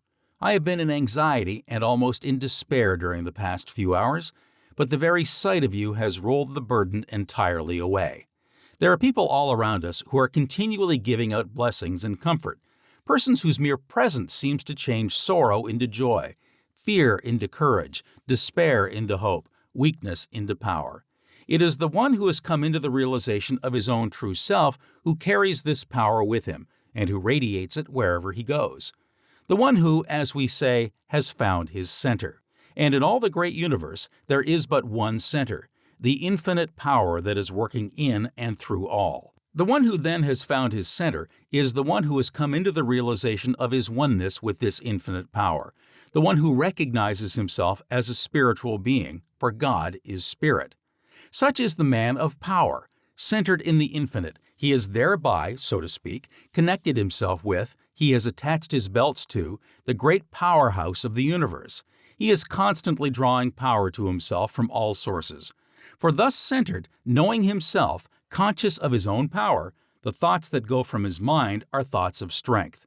And by virtue of the law that like attracts like, he, by his thoughts, is continually attracting to himself from all quarters the aid of all whose thoughts are thoughts of strength.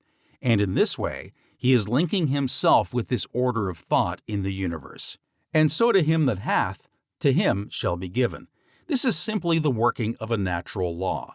His strong, positive, and hence constructive thought is continually working success for him along all lines, and continually bringing to him help from all directions. The things that he sees, that he creates in the ideal, are through the agency of this strong constructive thought continually clothing themselves, taking form, manifesting themselves in the material. Silent, unseen forces are at work, which will sooner or later be made manifest in the visible. Fear and all thoughts of failure never suggest themselves to such a man, or if they do, they are immediately sent out of his mind, and so he is not influenced by this order of thought from without. He does not attract it to him. He is in another current of thought.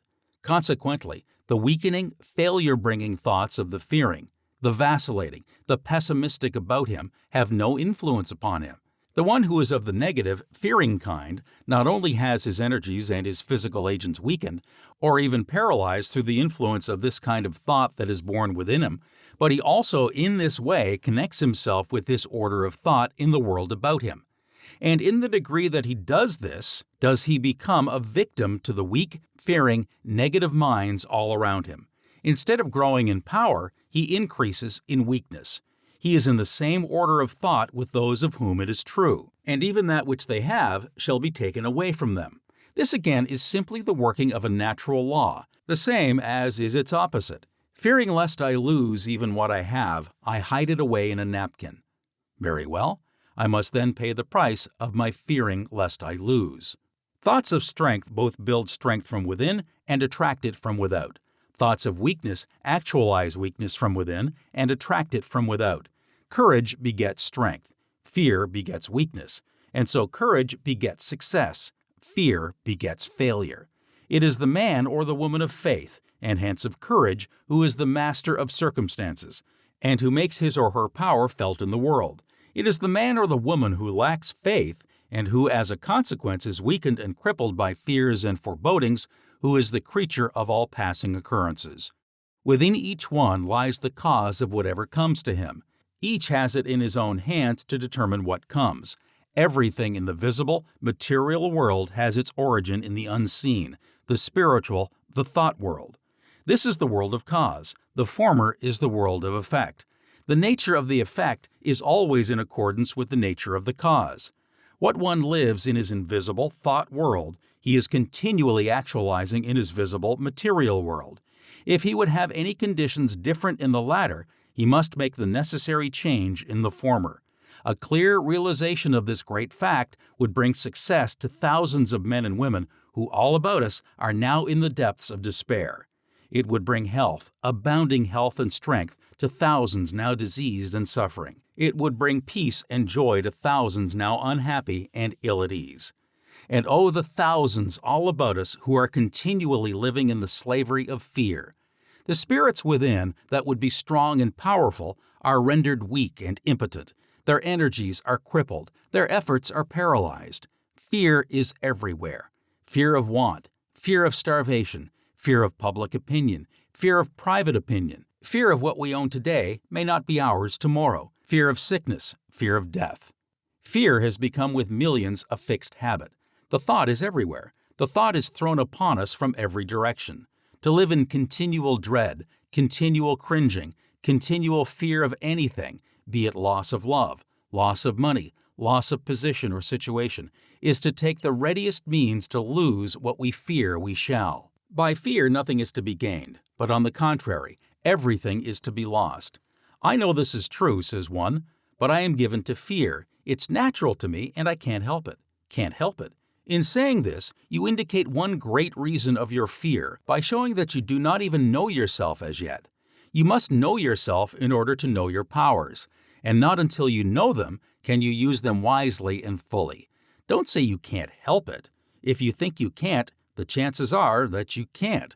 If you think you can, and act in accordance with this thought, then not only are the chances that you can, but if you act fully in accordance with it, that you can and that you will is an absolute certainty. It was Virgil who, in describing the crew which in his mind would win the race, said of them, "They can because they think they can." In other words, this very attitude of mind on their part will infuse a spiritual power into their bodies that will give them the strength and endurance which will enable them to win. Then take the thought that you can. Take it merely as a seed thought. If need be, plant it in your consciousness, tend it, cultivate it, and it will gradually reach out and gather strength from all quarters. It will focus and make positive and active the spiritual force within you that is now scattered and of little avail. It will draw to itself force from without. It will draw to your aid the influence of other minds of its own nature, minds that are fearless, strong, courageous. You will thus draw to yourself and connect yourself with this order of thought. If earnest and faithful, the time will soon come when all fear will lose its hold, and instead of being an embodiment of weakness and a creature of circumstances, you will find yourself a tower of strength and a master of circumstances. We need more faith in everyday life, faith in the power that works for good, faith in the infinite God, and hence faith in ourselves created in His image. And however things at times may seem to go, however dark at times appearances may be, the knowledge of the fact that the Supreme Power has us in its charge, as it has the suns and endless systems of worlds in its space, will give us the supreme faith that all is well with us, the same as all is well with the world. Thou wilt keep him in perfect peace whose mind is stayed on thee. There is nothing firmer and safer and surer than deity. Then, as we recognize the fact that we have it in our own hands to open ourselves ever more fully to this infinite power and call upon it to manifest itself in and through us, we will find ourselves an ever-increasing sense of power. For in this way, we are working in conjunction with it, and it in turn is working in conjunction with us. We are then led into the full realization of the fact that all things work together for good to those that love the good. Then the fears and forebodings that have dominated us in the past will be transmuted into faith, and faith, when rightly understood and rightly used, is a force before which nothing can stand. Materialism leads naturally to pessimism, and how could it be otherwise?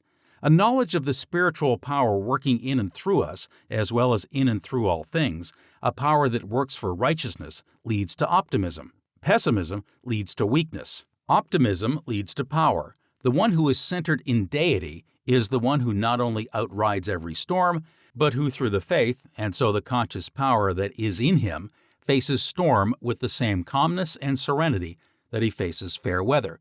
For he knows well beforehand what the outcome will be. He knows that underneath are the everlasting arms. He it is who realizes the truth of the injunction, "Rest in the Lord, wait patiently for Him, and He shall give thee thy heart's desire." All shall be given, simply given, to him who is ready to accept it. Can anything be clearer than this? In the degree, then, that we work in conjunction with the Supreme Power, do we need the less to concern ourselves about results. To live in the full realization of this fact and all that attends it brings peace, a full, rich, abiding peace, a peace that makes the present complete, and that going on before brings back the assurance that as our days, so shall our strength be. The one who is thus centered, even in the face of all the unrest and the turmoil about us, can realize and say, quote, "I stay my haste, I make delays. For what avails this eager pace? I stand amid eternal ways, and what is mine shall know my face. Asleep, awake, by night or day, the friends I seek are seeking me. No wind can drive my bark astray, nor change the tide of destiny. The waters know their own and draw, the brooks that spring in yonder height, so flows the good with equal law unto the soul of pure delight. The stars come nightly to the sky, the tidal wave unto the sea, nor time, nor space, nor deep, nor high, can keep my own away from me." Unquote. Coming into fullness of power. This is the spirit of infinite power. And in the degree that we open ourselves to it, does power become manifest in us. With God, all things are possible. That is, in conjunction with God, all things are possible. The true secret of power lies in keeping one's connection with the God who worketh all things. And in the degree that we keep this connection, are we able literally to rise above every conceivable limitation. Why then waste time in running hither and thither to acquire power?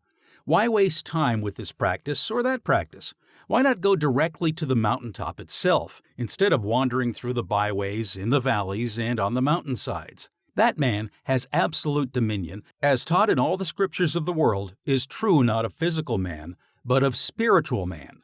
There are many animals, for example, larger and stronger, over which from a physical standpoint he would not have dominion, but he can gain supremacy over even these by calling into activity the higher mental, psychic, and spiritual forces with which he is endowed. Whatever can't be done in the physical can be done in the spiritual, and in direct proportion as a man recognizes himself as spirit and lives accordingly, is he able to transcend in power the man who recognizes himself merely as material. All the sacred literature of the world is teeming with examples of what we call miracles. They are not confined to any particular times or places. There is no age of miracles in distinction from any other period that may be an age of miracles. Whatever has been done in the world's history can be done again through the operation of the same laws and forces. These miracles were performed not by those who were more than men, but by those who, through the recognition of their oneness with God, became God-men, so that the higher forces and powers worked through them. For what, let us ask, is a miracle? Is it something supernatural? Supernatural only in the sense of being above the natural, or rather, above that which is natural to man in his ordinary state. A miracle is nothing more nor less than this. One who has come into a knowledge of his true identity, of his oneness with the all-pervading wisdom and power, thus makes it possible for laws higher than the ordinary mind knows of to be revealed to him. These laws he makes use of. The people see the results, and by virtue of their own limitations, call them miracles and speak of the person who performs these apparently supernatural works as a supernatural being. But they, as supernatural beings, could themselves perform these supernatural works if they would open themselves to the recognition of the same laws, and consequently to the realization of the same possibilities and powers. And let us also remember that the supernatural of yesterday becomes, as in the process of evolution, we advance from the lower to the higher, from the more material to the more spiritual, the common and the natural of today, and what seems to be the supernatural of today becomes in the same way the natural of tomorrow, and so on through the ages. Yes, it is the God-man who does the things that appear supernatural, the man who by virtue of his realization of the higher powers transcends the majority and so stands out among them. But any power that is possible to one human soul is possible to another. The same laws operate in every life. We can be men and women of power, or we can be men and women of impotence. The moment one vitally grasps the fact that he can rise, he will rise, and he can have absolutely no limitations other than the limitations he sets to himself. Cream always rises to the top. It rises simply because it is the nature of cream to rise. We hear much said of environment. We need to realize that environment should never be allowed to make the man, but that man should always, and always can, condition the environment. When we realize this, we will find that many times it is not necessary to take ourselves out of any particular environment, because we may yet have a work to do there. But by the very force we carry with us, we can so affect and change matters that we will have an entirely new set of conditions in an old environment. The same is true in regard to hereditary traits and influences. We sometimes hear the question asked, can they be overcome? Only the one who doesn't yet know himself can ask a question such as this. If we entertain and live in the belief that they cannot be overcome, then the chances are that they will always remain. The moment, however, that we come into a realization of our true selves, and so of the tremendous powers and forces within, the powers and forces of the mind and spirit, hereditary traits and influences that are harmful in nature will begin to lessen, and will disappear with a rapidity directly in proportion to the completeness of this realization. Quote, "There is no thing we cannot overcome. Say not thy evil instinct is inherited, or that some trait inborn makes thy whole life forlorn, and calls down punishment that is not merited. Back of thy parents and grandparents lies the great eternal will. That too is thine inheritance, strong, beautiful, divine. Sure lever of success for one who tries.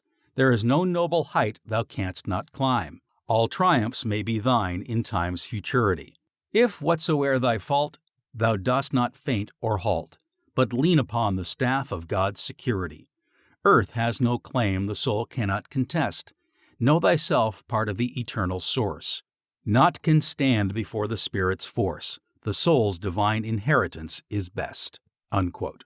Again, there are many who are living far below their possibilities because they are continually handing over their individualities to others. Do you want to be a power in the world? Then be yourself.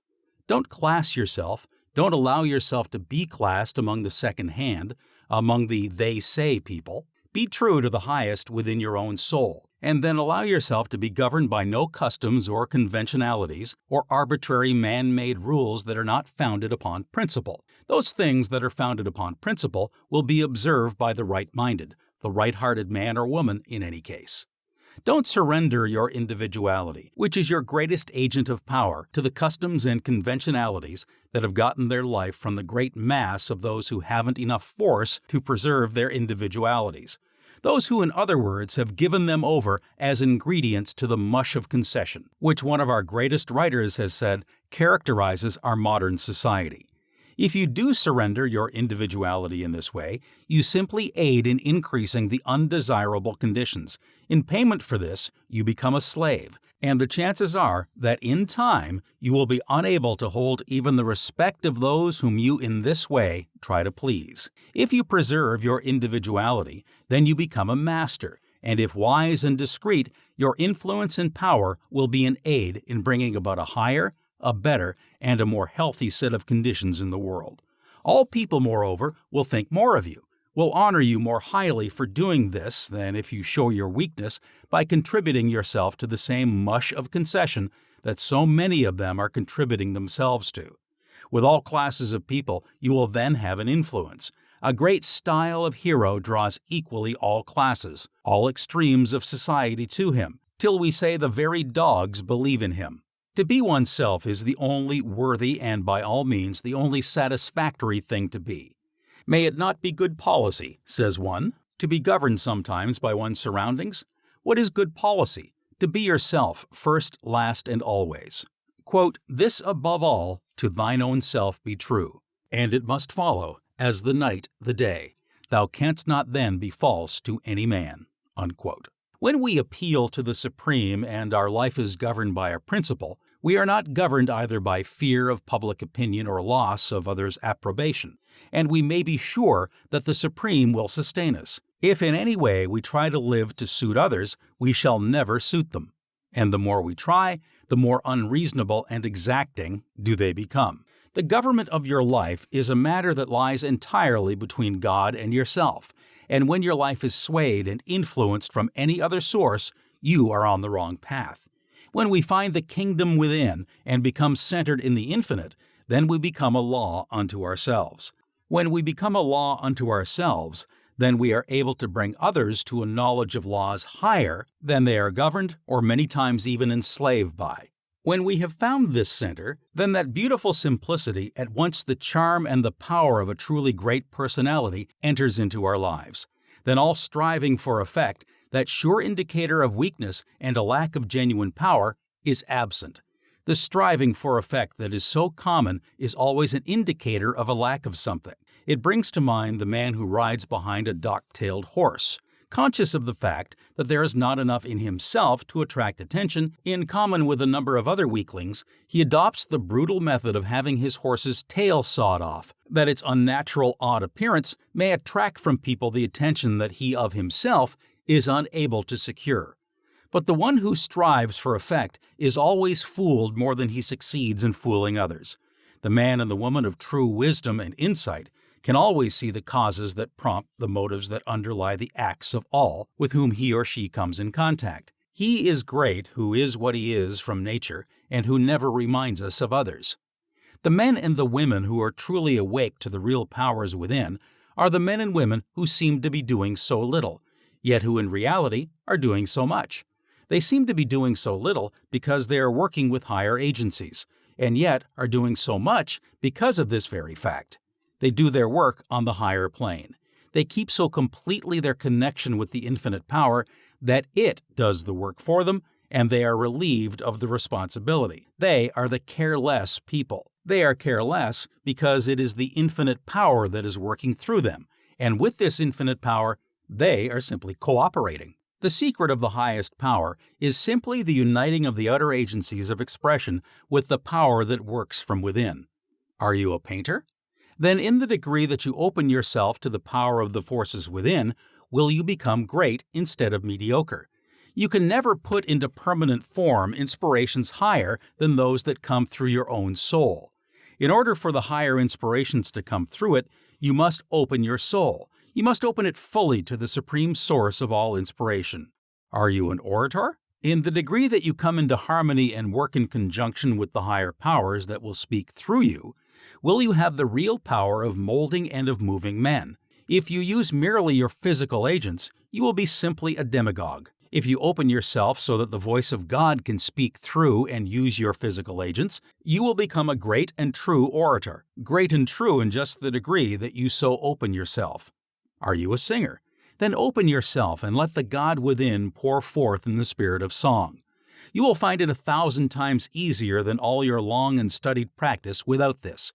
And other things being equal, there will come to you a power of song so enchanting and so enrapturing that its influence upon all who hear will be irresistible. When my cabin or tent has been pitched during the summer, on the edge or in the midst of a forest, I have sometimes lain awake on my cot in the early morning, just as the day was beginning to break. Silence at first, then an intermittent chirp here and there, and as the unfolding tints of the dawn became faintly perceptible, these grew more and more frequent, until by and by the whole forest seemed to burst forth in one grand chorus of song. Wonderful! Wonderful! It seemed as if the very trees, as if every grass blade, as if the bushes, the very sky above, and the earth beneath had part in this wonderful symphony. Then as I have listened as it went on and on, I have thought, what a study in the matter of song! If we could but learn from the birds, if we could but open ourselves to the same powers and allow them to pour forth in us, what singers, what movers of men we might have. Nay, what singers and what movers of men we would have. Do you know the circumstances under which Mr. Sankey sang for the first time the 90 and 9? Says one of our able journals, at a great meeting recently in Denver, Mr. Ira W. Sankey, before singing the 90 and 9, which perhaps of all his compositions is the one that has brought him the most fame, gave an account of its birth. Leaving Glasgow for Edinburgh with Mr. Moody, he stopped at a newsstand and bought a penny religious paper. Glancing over it as they rode on the cars, his eye fell on a few little verses in the corner of the page. Turning to Mr. Moody, he said, "I've found my hymn." But Mr. Moody was busily engaged and did not hear a word. Mr. Sankey did not find time to make a tune for the verses, so he pasted them in his music scrapbook. One day they had an unusually impressive meeting in Edinburgh, in which Dr. Bonner had spoken with great effect on the Good Shepherd. At the close of the address, Mr. Moody beckoned to his partner to sing. He thought of nothing but the 23rd Psalm, but that he had sung so often. His second thought was to sing the verses he had found in the newspaper. But the third thought was, how could it be done when he had no tune? Then a fourth thought came, and that was to sing them anyway. He put the verses before him, touched the keys of the organ, opened his mouth and sang, not knowing where he was going to come out. He finished the first verse amid profound silence. He took a long breath and wondered if he could sing the second the same way. He tried and succeeded. After that, it was easy to sing it. When he finished the hymn, the meeting was all broken down and the throngs were crying. Mr. Sankey says it was the most intense moment of his life. Mr. Moody said he never heard a song like it.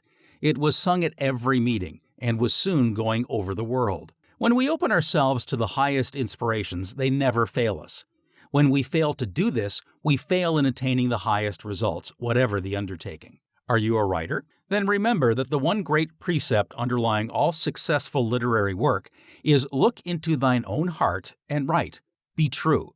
Be fearless. Be loyal to the promptings of your own soul. Remember that an author can never write more than he himself is. If he would write more, then he must be more. He is simply his own amanuensis. He, in a sense, writes himself into his book. He can put no more into it than he himself is. If he is of a great personality, strong in purpose, deep in feeling, open always to the highest inspirations, a certain indefinable something gets into his pages that makes them breathe forth a vital, living power, a power so great that each reader gets the same inspirations as those that spoke through the author. That that's written between the lines is many times more than that's written in the lines. It is the spirit of the author that engenders this power.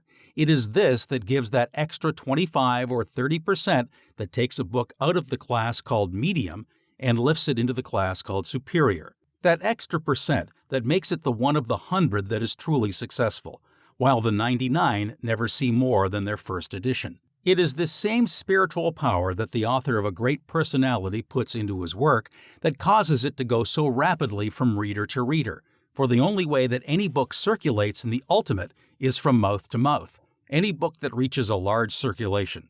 It is this that many times causes a single reader, in view of its value to himself, to purchase numbers of copies for others. A good poem, says Emerson, goes about the world offering itself to reasonable men who read it with joy and carry it to their reasonable neighbors. Thus it draws to it the wise and generous souls, confirming their secret thoughts, and through their sympathy, really publishing itself. This is the type of author who writes not with the thought of having what he writes become literature, but he writes with the sole thought of reaching the hearts of the people, giving them something of vital value, something that will broaden, sweeten, enrich, and beautify their lives, that will lead them to the finding of the higher life, and with it, the higher powers and the higher joys. It most always happens, however, that if he succeeds in thus reaching the people, the becoming literature part somehow takes care of itself, and far better than if he aimed for it directly. The one, on the other hand, who fears to depart from beaten paths, who allows himself to be bound by arbitrary rules, limits his own creative powers in just the degree that he allows himself to be bound. My book, says one of the greatest of modern authors, shall smell of the pines and resound with the hum of insects. The swallow over my window shall interweave that thread or straw he carries in his bill into my web also. Far better, gentle sage, to have it smell of the pines and resound with the hum of insects than to have it sound of the rules that a smaller type of man gets by studying the works of a few great, fearless writers like yourself and formulating from what he thus gains a handbook of rhetoric. Of no use are the men who study to do exactly as was done before, who can never understand that today is a new day. When Shakespeare is charged with debts to his authors, Landor replies, "Yet he was more original than his originals. He breathed upon dead bodies and brought them into life." This is the type of man who doesn't move the world's way, but who moves the world his way. I had rather be an amanuensis of the infinite God, as it is my privilege literally to be, than a slave to the formulated rules of any rhetorician or to the opinions of any critic. Oh, the people, over and over. Let me give something to them that will lighten the everyday struggles of our common life. Something that will add a little sweetness here, little hope there, something that will make more thoughtful, kind, and gentle this thoughtless, animal-natured man. Something that will awaken into activity the dormant powers of this timid, shrinking little woman. Powers that when awakened will be irresistible in their influence and that will surprise even herself. Let me give something that will lead each one to the knowledge of the divinity of every human soul. Something that will lead each one to the conscious realization of his own divinity, with all its attendant riches and glories and powers. Let me succeed in doing this, and I can then well afford to be careless as to whether the critics praise or whether they blame. If it is blame, then under these circumstances it is as the cracking of a few dead sticks on the ground below, compared to the matchless music that the soft spring gale is breathing through the great pine forest. Are you a minister or a religious teacher of any kind? Then in the degree that you free yourself from the man-made theological dogmas that have held, and that are holding and limiting so many, and in the degree that you open yourself to the divine breath, will you be one who will speak with authority. In the degree that you do this, will you study the prophets less and be in the way of becoming a prophet yourself. The way is open for you exactly the same way as it has ever been open for anyone. If when born into the world you came into a family of the English-speaking race, then in all probability you are a Christian. To be a Christian is to be a follower of the teachings of Jesus, the Christ, to live in harmony with the same laws he lived in harmony with, in brief, to live his life. The great central fact of his teaching was this conscious union of man with the Father.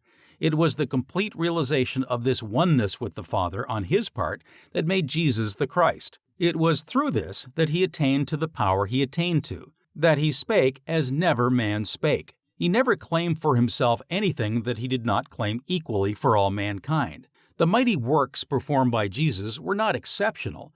They were the natural and necessary concomitants of his state. He declared them to be in accordance with unvarying order.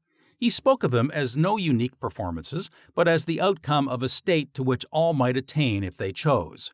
As a teacher and demonstrator of truth, according to his own confession, he did nothing for the purpose of proving his solitary divinity. The life and triumph of Jesus formed an epoch in the history of the race.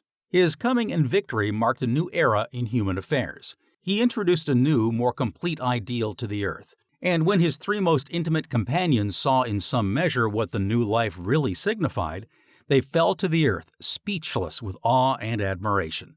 By coming into this complete realization of his oneness with the Father, by absolutely mastering every circumstance that crossed his path through life, even to the death of the body, and by pointing out to us the great laws which are the same for us as they were for him, he has given us an ideal of life, an ideal for us to attain to here and now that we could not have without him. One has conquered first, all may conquer afterward.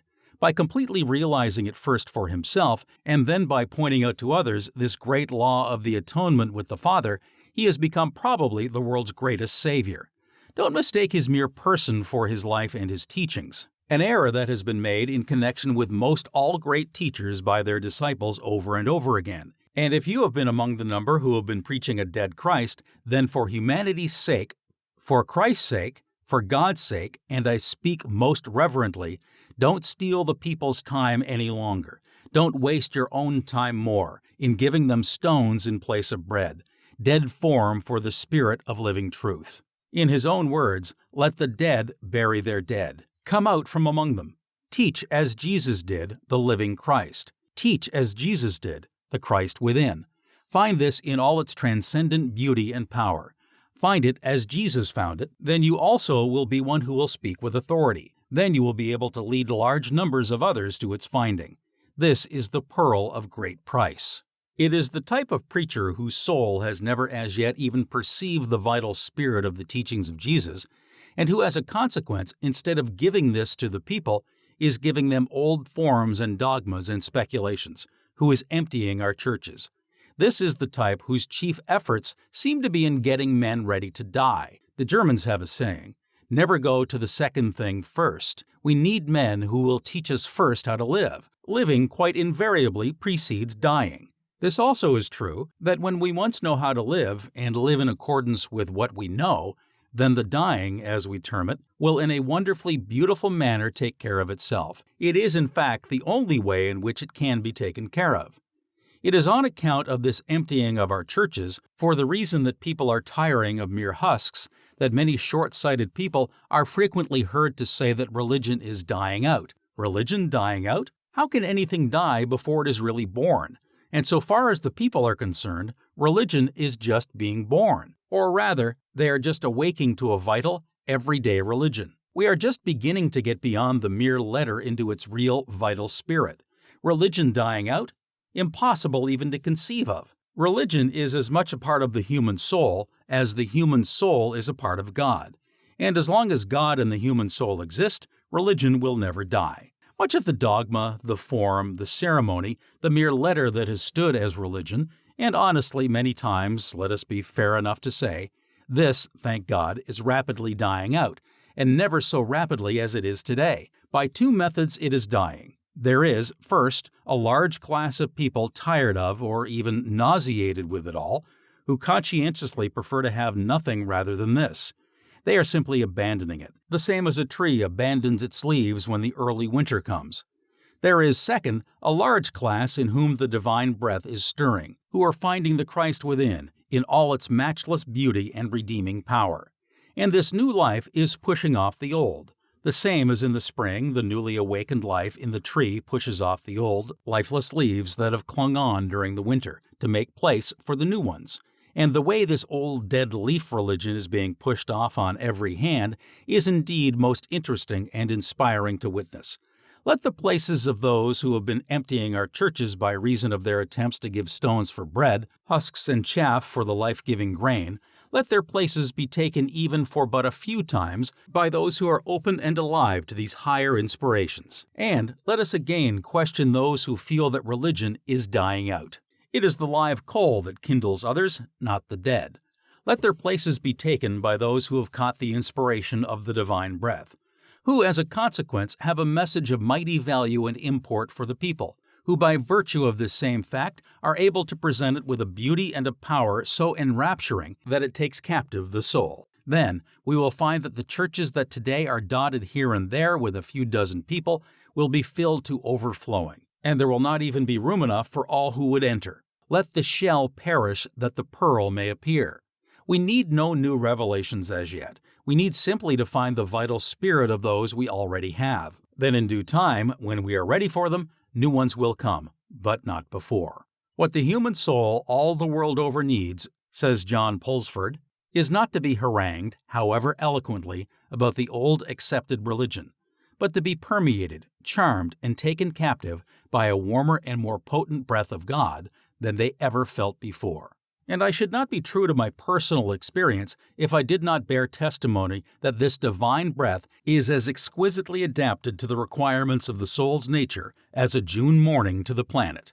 Nor does the morning breath leave the trees freer to delight themselves and develop themselves under its influence than the breath of God allows each human mind to unfold according to its genius.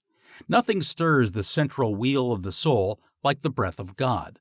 The whole man is quickened, his senses are new senses, his emotions new emotions, his reasons, his affections, his imaginations are all newborn. The change is greater than he knows. He marvels at the powers in himself, which the breath is opening and calling forth. He finds his nature to be an unutterable thing. He is sure, therefore, that the future must have inconceivable surprises in store.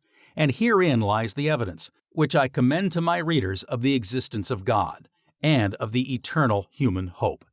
Let God's breath kindle new springtime in the soul, start into life its deeply buried germs, lead into heaven's summer. You will then have as clear evidence of God from within as you have of the universe from without.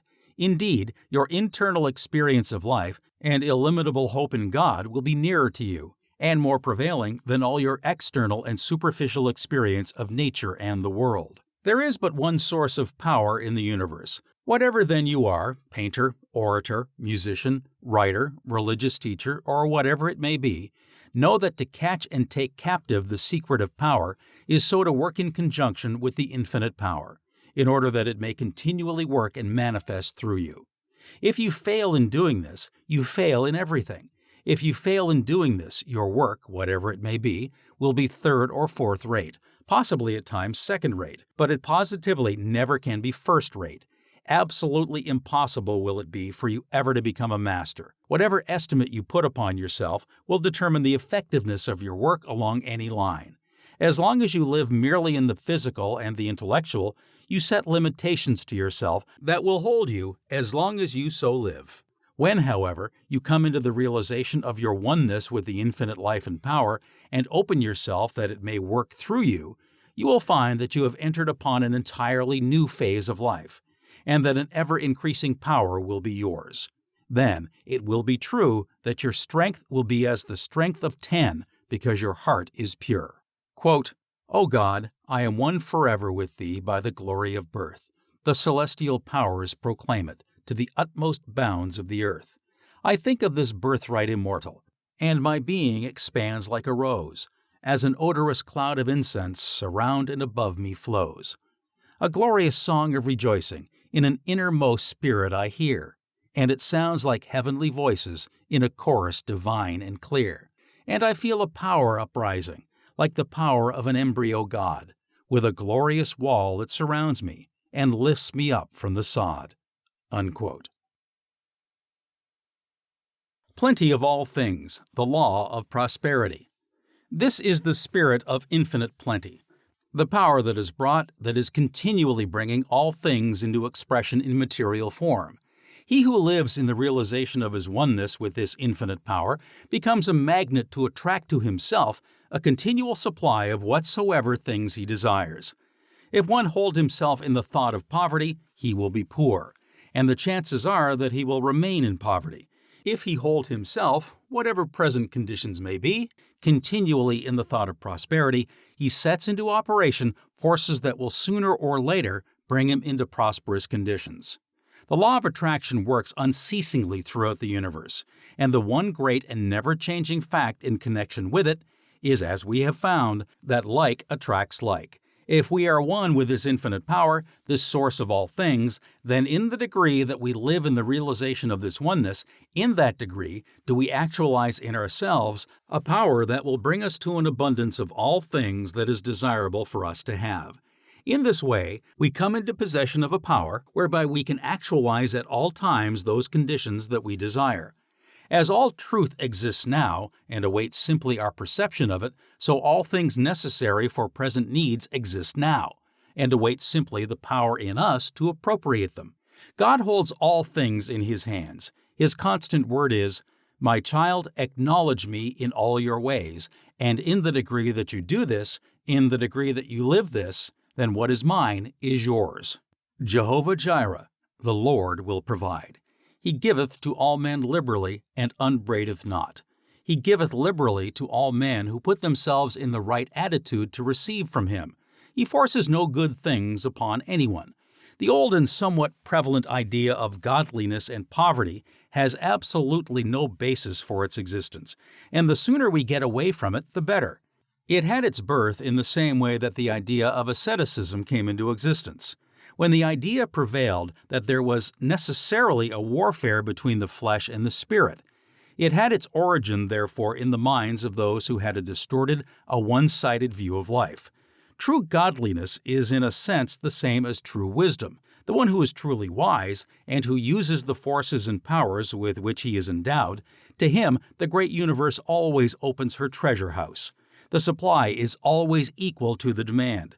Equal to the demand when the demand is rightly, wisely made. When one comes into the realization of these higher laws, then the fear of want ceases to tyrannize over him. Are you out of a situation? Let the fear that you will not get another take hold of and dominate you, and the chances are that it may be a long time before you will get another, or the one that you do get may be a very poor one indeed. Whatever the circumstances, you must realize that you have within you forces and powers that you can set into operation that will triumph over any and all apparent or temporary losses. Set these forces into operation, and you will then be placing a magnet that will draw you a situation that may be far better than the one you have lost, and the time may soon come when you will be even thankful that you lost the old one. Recognize, working in and through you, the same infinite power that creates and governs all things in the universe, the same infinite power that governs the endless systems of worlds in space. Send out your thought.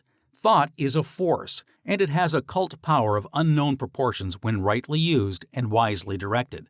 Send out your thought that the right situation or the right work will come to you at the right time in the right way, and that you will recognize it when it comes. Hold to this thought, never allow it to weaken. Hold to it, and continually water it with firm expectation. You in this way put your advertisement into a physical, a spiritual newspaper, a paper that has not a limited circulation, but one that will make its way not only to the utmost bounds of the earth, but of the very universe itself. It is an advertisement, moreover, which if rightly placed on your part, will be far more effective than any advertisement you could possibly put into any printed sheet, no matter what claims are made in regard to its being the great advertising medium. In the degree that you come into this realization and live in harmony with the higher laws and forces, in that degree will you be able to do this effectively. If you wish to look through the want columns of the newspapers, then do it not in the ordinary way. Put the higher forces into operation and thus place it on a higher basis. As you take up the paper, take this attitude of mind.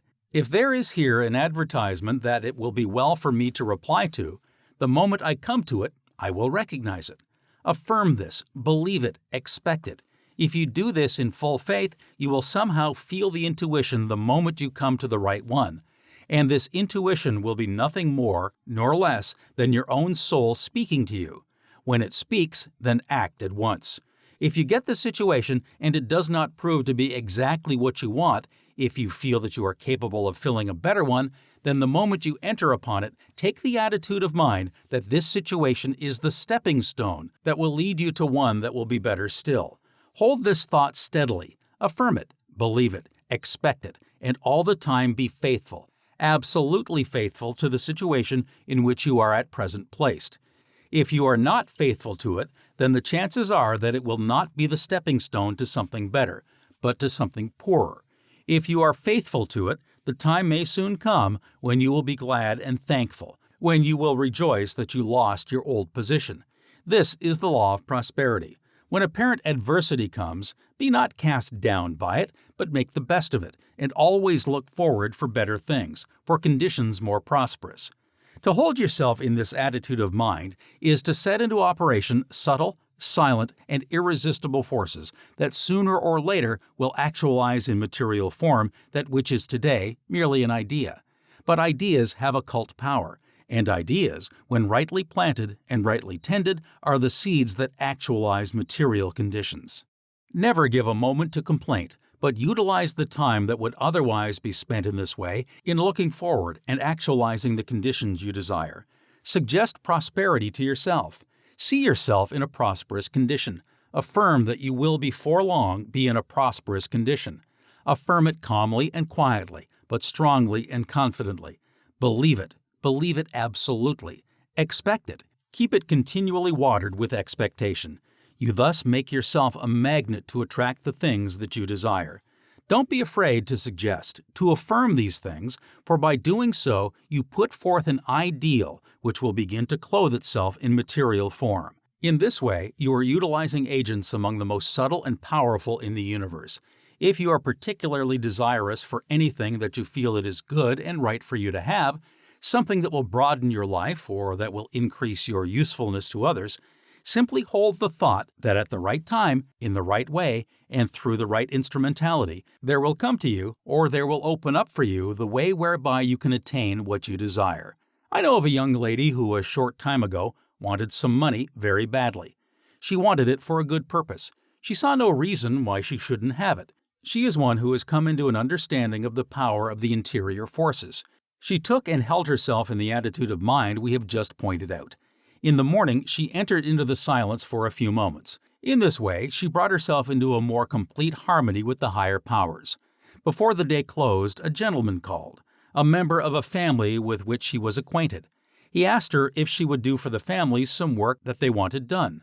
She was a little surprised that they should ask her to do this particular kind of work, but she said to herself, "Here is a call. I will respond and see what it will lead to." She undertook the work. She did it well. When she had completed it, there was put into her hands an amount of money far beyond what she had expected. She felt that it was an amount too large for the work she had done. She protested. They replied, "No, you have done us a service that transcends in value the amount we offer to pay you." The sum thus received was more than sufficient for the work she wished to accomplish. This is but one of many instances in connection with the wise and effective use of the higher powers. It also carries a lesson. Don't fold your hands and expect to see things drop into your lap, but set into operation the higher forces and then take hold of the first thing that offers itself. Do what your hands find to do, and do it well. If this work is not thoroughly satisfactory to you, then affirm, believe, and expect that it is the agency that will lead you to something better. The basis for attracting the best of all the world can give you is to first surround, own, and live in these things in mind, or what is falsely called imagination. All so-called imaginings are realities and forces of unseen element. Live in mind in a palace, and gradually palatial surroundings will gravitate you.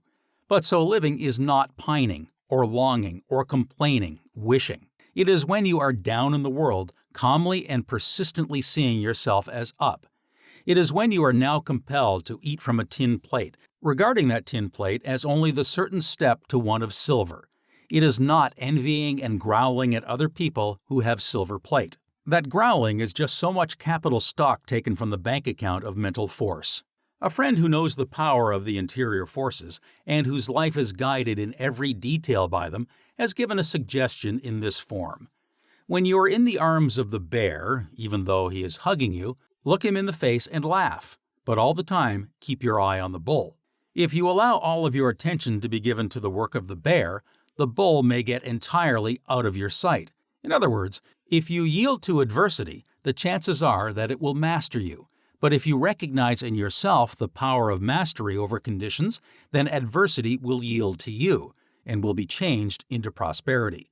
If when it comes you calmly and quietly recognize it and use the time that might otherwise be spent in regrets and fears and forebodings, in setting into operation the powerful forces within you, it will soon take its leave. Faith, absolute dogmatic faith, is the only law of true success. When we recognize the fact that a man carries his success or his failure with him, and that it does not depend upon outside conditions, we will come into the possession of powers that will quickly change outside conditions into agencies that make for success. When we come into this higher realization and bring our lives into complete harmony with the higher laws, we will then be able so to focus and direct the awakened interior forces that they will go out and return laden with that for which they are sent. We will then be great enough to attract success, and it will not always be apparently just a little ways ahead. We can then establish in ourselves a center so strong that instead of running hither and thither for this or that, we can stay at home and draw to us the conditions we desire. If we firmly establish and hold to this center, things will seem continually to come our way. The majority of people of the modern world are looking for things that are practical and that can be utilized in everyday life.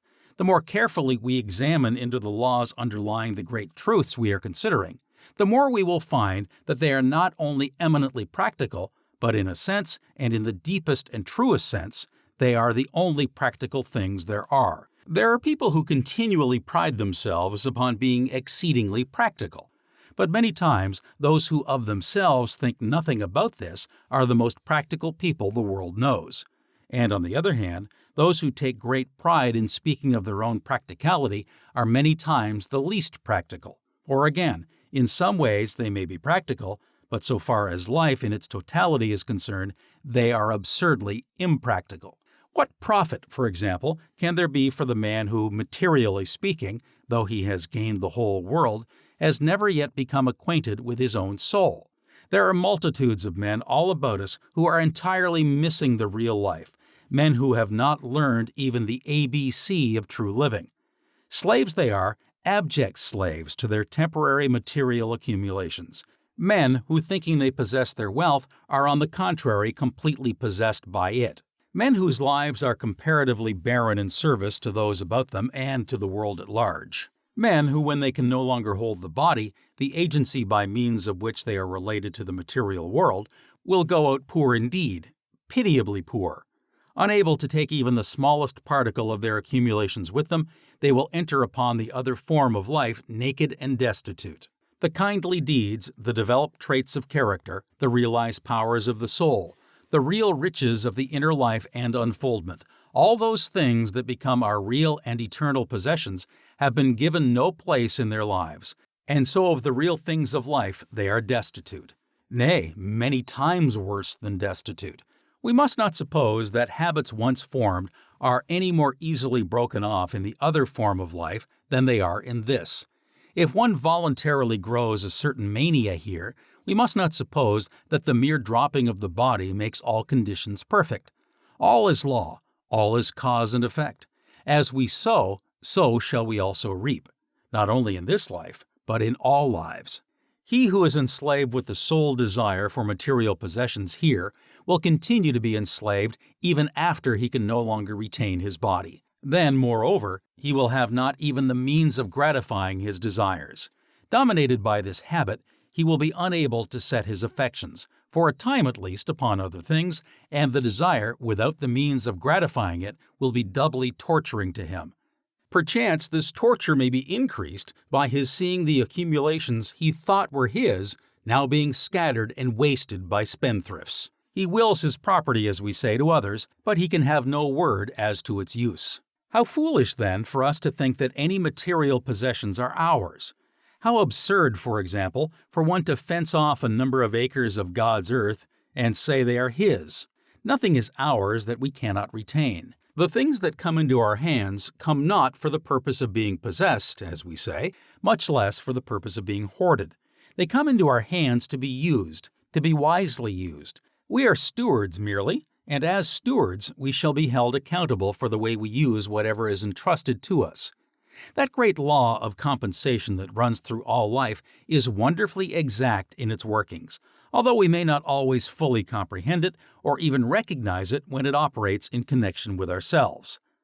The one who has come into the realization of the higher life no longer has a desire for the accumulation of enormous wealth, any more than he has a desire for any other excess. In the degree that he comes into the recognition of the fact that he is wealthy within, external wealth becomes less important in his estimation. When he comes into the realization of the fact that there is a source within from which he can put forth a power to call to him and actualize in his hands at any time a sufficient supply for all his needs, he no longer burdens himself with vast material accumulations that require his constant care and attention, and thus take his time and his thought from the real things of life. In other words, he first finds the kingdom, and he realizes that when he has found this, all other things follow in full measure. "It is as hard for a rich man to enter into the kingdom of heaven," said the Master, "he who having nothing had everything, as it is for a camel to pass through the eye of a needle." In other words, if a man give all his time to the accumulation, the hoarding of outward material possessions far beyond what he can possibly ever use, what time has he for the finding of that wonderful kingdom, which when found brings all else with it? Which is better, to have millions of dollars and to have the burden of taking care of it all, for the one always involves the other, or to come into the knowledge of such laws and forces that every need will be supplied in good time, to know that no good thing shall be withheld, to know that we have it in our power to make the supply always equal to the demand. The one who enters into the realm of this higher knowledge never cares to bring upon himself the species of insanity that has such a firm hold upon so many in the world today. He avoids it as he would avoid any loathsome disease of the body. When we come into the realization of the higher powers, we will then be able to give more attention to the real life, instead of giving so much to the piling up of vast possessions that hamper rather than help it. It is the medium ground that brings the true solution here, the same as it is in all phases of life. Wealth beyond a certain amount cannot be used, and when it cannot be used, it then becomes a hindrance rather than an aid, a curse rather than a blessing. All about us are persons with lives now stunted and dwarfed who could make them rich and beautiful, filled with a perennial joy, if they would begin wisely to use that which they have spent the greater portion of their lives in accumulating. The man who accumulates during his entire life, and who leaves even all when he goes out for benevolent purposes, comes far short of the ideal life. It is but a poor excuse of a life. It is not especially commendable in me to give a pair of old, worn-out shoes that I shall never use again to another who is in need of shoes. But it is commendable, if indeed doing anything we ought to do can be spoken of as being commendable, it is commendable for me to give a good pair of strong shoes to the man who in the midst of a severe winter is practically shoeless, the man who is exerting every effort to earn an honest living and thereby take care of his family's needs. And if in giving the shoes I also give myself, he then has a double gift, and I a double blessing. There is no wiser use that those who have great accumulations can make of them than wisely to put them into life, into character, day by day while they live. In this way, their lives will be continually enriched and increased. The time will come when it will be regarded as a disgrace for a man to die and leave vast accumulations behind him. Many a person living in a palace today, who in the real life is poorer than many a one who has not even a roof to cover him. A man may own and live in a palace, but the palace for him may be a poorhouse still. Moth and rust are nature's wise provisions, God's methods, for disintegrating and scattering, in this way getting ready for use in new forms, that which is hoarded and consequently serving no use. There is also a great law continually operating, whose effects are to dwarf and deaden the powers of true enjoyment, as well as all the higher faculties of the one who hoards. Multitudes of people are continually keeping away from them higher and better things because they are forever clinging on to the old. If they would use and pass on the old, room would be made for new things to come. Hoarding always brings loss in one form or another. Wisely using, brings an ever-renewing gain. If the tree should as ignorantly and as greedily hold on to this year's leaves when they have served their purpose, where would be the full and beautiful new life that will be put forth in the spring? Gradual decay and finally death would be the result. If the tree is already dead, then it may perhaps be well enough for it to cling on to the old, for no new leaves will come. But as long as the life in the tree is active, it is necessary that it rid itself of the old ones, that room may be made for the new. Opulence is the law of the universe, an abundant supply for every need if nothing is put in the way of its coming. The natural and the normal life for us is this: to have such a fullness of life and power by living so continually in the realization of our oneness with the infinite life and power that we find ourselves in the constant possession of an abundant supply of all things needed. Then not by hoarding, but by wisely using and ridding ourselves of things as they come, an ever-renewing supply will be ours, a supply far better adapted to present needs than the old could possibly be. In this way, we not only come into possession of the richest treasures of the infinite good ourselves, but we also become open channels through which they can flow to others. How men have become prophets, seers, sages, and saviors. I've tried thus far to deal fairly with you in presenting these vital truths, and have spoken of everything on the basis of our own reason and insight. It has been my aim to base nothing on the teachings of others, though they may be the teachings of those inspired. Let us now look for a moment at these same great truths in the light of the thoughts and the teachings as put forth by some of the world's great thinkers and inspired teachers. The sum and substance of the thought presented in these pages is, you will remember, that the great central fact in human life is the coming into a conscious, vital realization of our oneness with the infinite life, and the opening of ourselves fully to this divine inflow. I and the Father are one, said the Master. In this we see how he recognized his oneness with the Father's life. Again he said, "The words that I speak unto you, I speak not of myself, but the Father that dwelleth in me, he doeth the works." In this we see how clearly he recognized the fact that he of himself could do nothing, only as he worked in conjunction with the Father. Again, my Father works and I work. In other words, my Father sends the power, I open myself to it and work in conjunction with it. Again he said, "Seek ye first the kingdom of God and his righteousness, and all these things shall be added unto you." And he left us not in the dark as to exactly what he meant by this, for again he said, "Say not lo here nor to there, know ye not the kingdom of heaven is within you?" According to his teaching, the kingdom of God and the kingdom of heaven were one and the same. If then his teaching is that the kingdom of heaven is within us, do we not clearly see that, putting it in other words, his injunction is nothing more nor less than, "Come ye into a conscious realization of your oneness with the Father's life." As you realize this oneness, you find the kingdom, and when you find this, all things else shall follow. The story of the prodigal son is another beautiful illustration of this same great teaching of the Master. After the prodigal had spent everything, after he had wandered in all the realms of the physical senses in the pursuit of happiness and pleasure, and found that this did not satisfy but only brought him to the level of the animal creation, he then came to his senses and said, "I will arise and go to my Father." In other words, after all these wanderings, his own soul at length spoke to him and said, "You are not a mere animal. You are your Father's child. Arise and go to your Father, who holds all things in his hands." Again, the Master said, "Call no man your father upon the earth, for one is your Father, which is in heaven." Here he recognized the fact that the real life is direct from the life of God. Our fathers and our mothers are the agents that give us the bodies, the houses in which we live.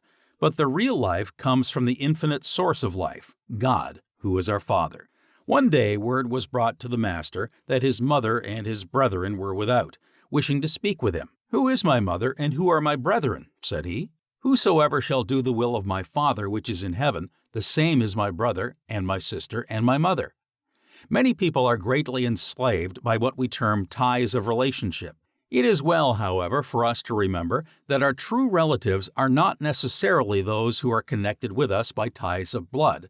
Our truest relatives are those who are nearest akin to us in mind, in soul, in spirit. Our nearest relatives may be those living on the opposite side of the globe, people whom we may never have seen as yet, but to whom we will yet be drawn, either in this form of life or in another, through that ever-working and never-failing law of attraction. When the Master gave the injunction, "Call no man your father upon the earth, for one is your Father, which is in heaven," he here gave us the basis for that grand conception of the fatherhood of God. And if God is equally the Father of all, then we have here the basis for the brotherhood of man. But there is, in a sense, a conception still higher than this, namely, the oneness of man and God, and hence the oneness of the whole human race. When we realize this fact, then we clearly see how in the degree that we come into the realization of our oneness with the infinite life, and so every step that we make Godward, we aid in lifting all mankind up to this realization, and enable them, in turn, to make a step Godward. The Master again pointed out our true relations with the infinite life when he said, "Except ye become as little children, ye shall not enter into the kingdom of heaven." When he said, "Man shall not live by bread alone, but by every word that proceedeth out of the mouth of God," he gave utterance to a truth of far greater import than we have as yet commenced fully to grasp. Here he taught that even the physical life cannot be maintained by material food alone, but that one's connection with this infinite source determines to a very great extent the condition of even the bodily structure and activities. "Blessed are the pure in heart, for they shall see God." In other words, blessed are they who in all the universe recognize only God, for by such God shall be seen. Said the great Hindu sage Manu, "He who in his own soul perceives the Supreme Soul in all beings and acquires equanimity toward them all attains the highest bliss." It was Athanasius who said, "Even we may become gods walking about in the flesh." The same great truth we are considering is the one that runs through the life and the teachings of Gautama, he who became the Buddha. "People are in bondage," said he, "because they have not yet removed the idea of I. To do away with all sense of separateness and to recognize the oneness of the self with the infinite is the spirit that breathes through all his teachings. Running through the lives of all the great medieval mystics was this same great truth, union with God. Then, coming nearer to our own time, we find the highly illumined seer Emanuel Swedenborg pointing out the great laws in connection with what he termed the divine influx, and how we may open ourselves more fully to its operations. The great central fact in the religion and worship of the Friends is the inner light, God in the soul of man speaking directly in just the degree that the soul is open to him. The inspired one, the seer who, when with us, lived at Concord, recognized the same great truth when he said, "We are all inlets to the great sea of life," and it was by opening himself so fully to its inflow that he became one inspired. All through the world's history, we find that the men and the women who have entered into the realm of true wisdom and power, and hence into the realm of true peace and joy, have lived in harmony with this higher power. David was strong and powerful, and his soul burst forth in praise and adoration in just the degree that he listened to the voice of God and lived in accordance with his higher promptings. Whenever he failed to do this, we hear his soul crying out in anguish and lamentation. The same is true of every nation or people. When the Israelites acknowledged God and followed according to his leadings, they were prosperous, contented, and powerful, and nothing could prevail against them. When they depended upon their own strength alone and failed to recognize God as the source of their strength, we find them overcome, in bondage or despair. A great immutable law underlies the truth. Blessed are they that hear the word of God and do it. Then follows all. We are wise in the degree that we live according to the higher light. All the prophets, seers, sages, and saviors in the world's history became what they became, and consequently had the powers they had through an entirely natural process. They all recognized and came into the conscious realization of their oneness with the infinite life. God is no respecter of persons. He doesn't create prophets, seers, sages, and saviors as such. He creates men. But here and there one recognizes his true identity, recognizes the oneness of his life with the source whence it came. He lives in the realization of this oneness, and in turn becomes a prophet, seer, sage, or savior. Neither is God a respecter of races or of nations. He has no chosen people, but here and there a race or nation becomes a respecter of God, and hence lives the life of a chosen people. There has been no age or place of miracles in distinction from any other age or place. What we term miracles have abounded in all places and at all times where conditions have been made for them. They are being performed today just as much as they ever have been when the laws governing them are respected. Mighty men, we are told they were, mighty men who walked with God. And in the words, "who walked with God," lies the secret of the words, mighty men. Cause, effect. The Lord never prospers any man, but the man prospers because he acknowledges the Lord and lives in accordance with the higher laws. Solomon was given the opportunity of choosing whatever he desired. His better judgment prevailed, and he chose wisdom. But when he chose wisdom, he found that it included all else beside. We are told that God hardened Pharaoh's heart. I don't believe it. God never hardens anyone's heart. Pharaoh hardened his own heart, and God was blamed for it. But when Pharaoh hardened his heart and disobeyed the voice of God, the plagues came. Again, cause-effect. Had he, on the contrary, listened, in other words, had he opened himself to and obeyed the voice of God, the plagues would not have come. We can be our own best friends, or we can be our own worst enemies. In the degree that we become friends to the highest and best within us, we become friends to all. And in the degree that we become enemies to the highest and best within us, do we become enemies to all. In the degree that we open ourselves to the higher powers and let them manifest through us, then by the very inspirations we carry with us, do we become, in a sense, the saviors of our fellow men. And in this way we all are, or may become, the saviors one of another. In this way, you may become indeed one of the world's redeemers. The basic principle of all religions, the universal religion. The great truth we are considering is the fundamental principle running through all religions. We find it in every one. In regard to it, all agree. It is, moreover, a great truth in regard to which all people can agree, whether they belong to the same or to different religions. People always quarrel about the trifles, about their personal views of minor, insignificant points. They always come together in the presence of great fundamental truths, the threads of which run through all. The quarrels are in connection with the lower self. The agreements are in connection with the higher self. A place may have its factions that quarrel and fight among themselves. But let a great calamity come upon the land, flood, famine, pestilence, and these little personal differences are entirely forgotten, and all work shoulder to shoulder in the one great cause. The changing, the evolving self gives rise to quarrels. The permanent, the soul self, unites all in the highest efforts of love and service. Patriotism is a beautiful thing. It is well for me to love my country, but why should I love my own country more than I love all others?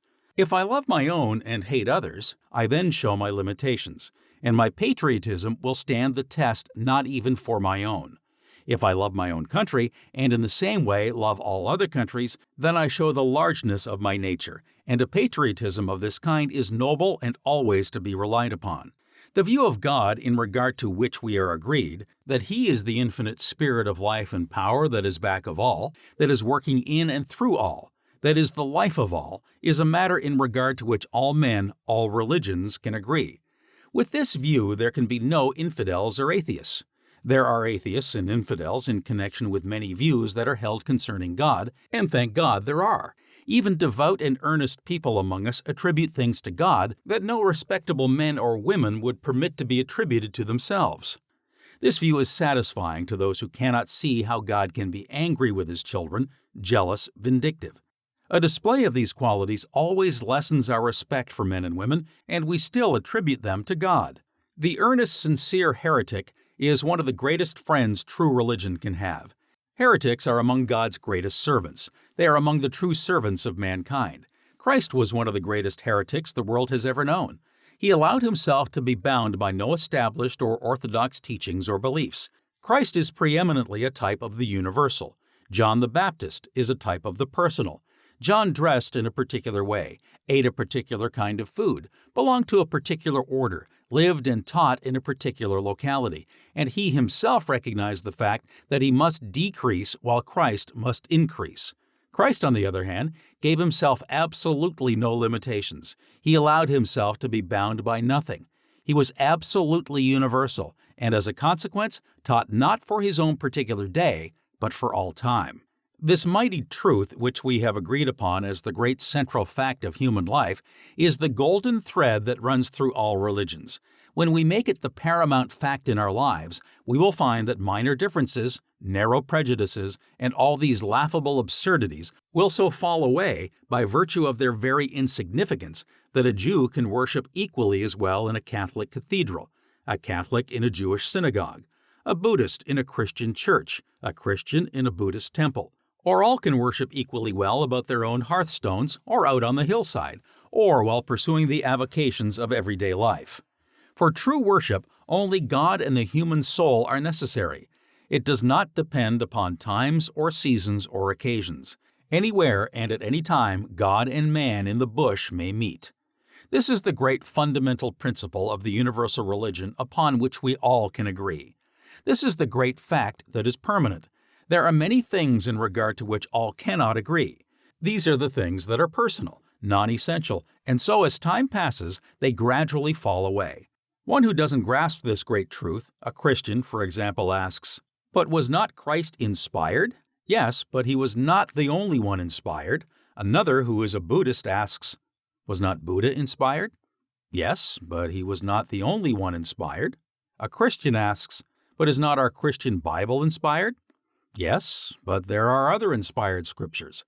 A Brahmin or a Buddhist asks, "Are not the Vedas inspired?" Yes, but there are other inspired sacred books. Your error is not in believing that your particular scriptures are inspired, but your error is, and you show your absurdly laughable limitations by it, your inability to see that other scriptures are also inspired. The sacred books, the inspired writings, all come from the same source, God. God speaking through the souls of those who open themselves that He may thus speak. Some may be more inspired than others. It depends entirely on the relative degree that this one or that one opens himself to the divine voice. Says one of the inspired writers in the Hebrew Scriptures, "Wisdom is the breath of the power of God, and in all ages entering into holy souls she maketh them friends of God and prophets."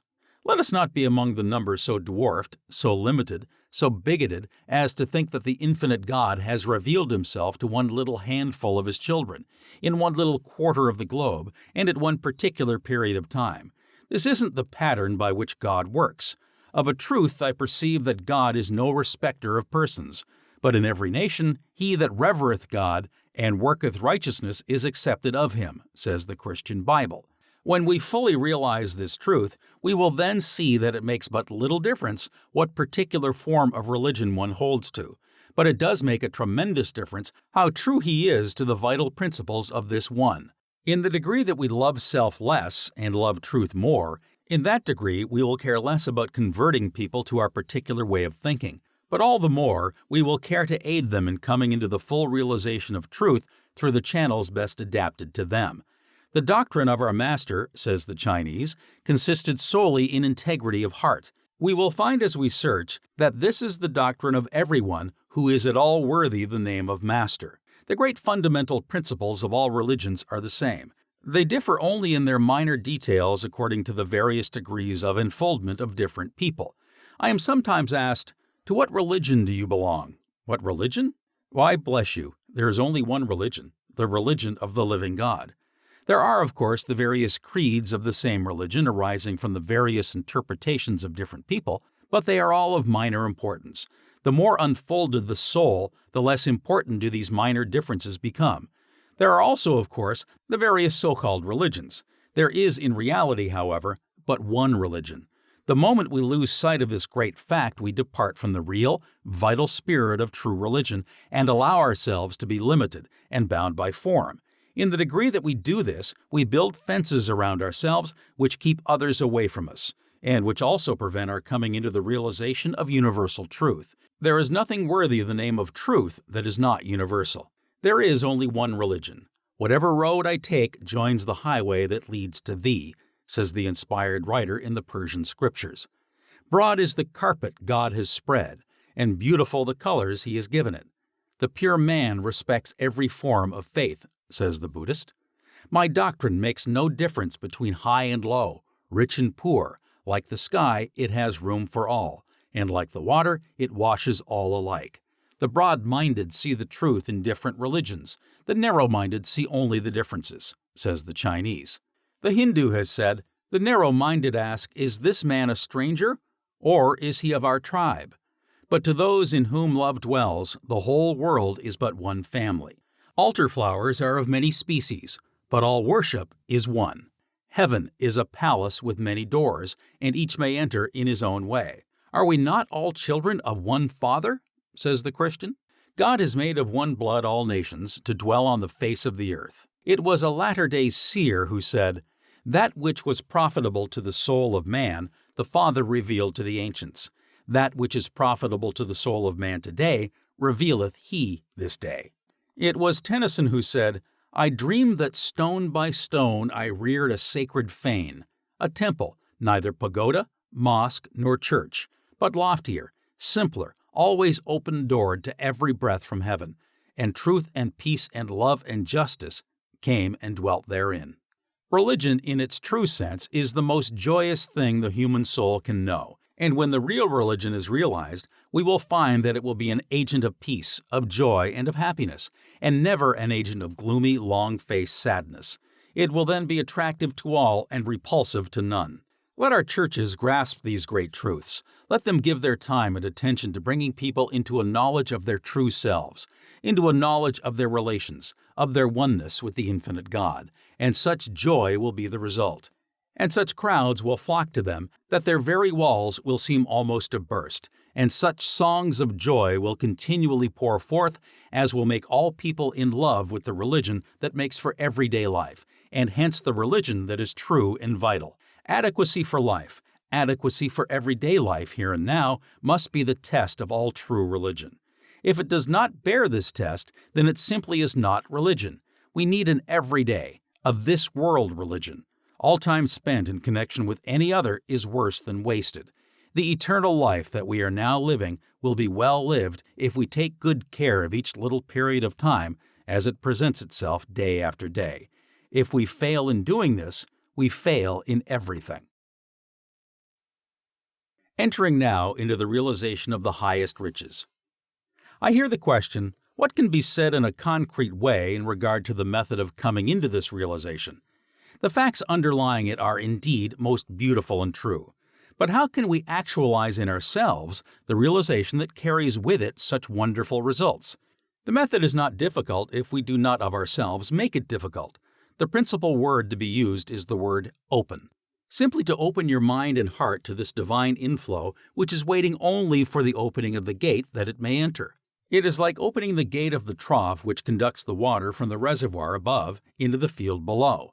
The water, by virtue of its very nature, will rush in and irrigate the field if the gate is but opened. As to the realization of our oneness with this infinite life and power, after seeing as I think we have clearly seen by this time, the relations it bears to us and we to it, the chief thing to be said is simply, realize your oneness with it. The open mind and heart whereby one is brought into the receptive attitude is the first thing necessary. Then the earnest, sincere desire. It may be an aid at first to take yourself for a few moments each day into the quiet, into the silence, where you will not be agitated by the disturbances that enter in through the avenues of the physical senses. There in the quiet alone with God, put yourself into the receptive attitude. Calmly, quietly, and expectantly desire that this realization break in upon and take possession of your soul.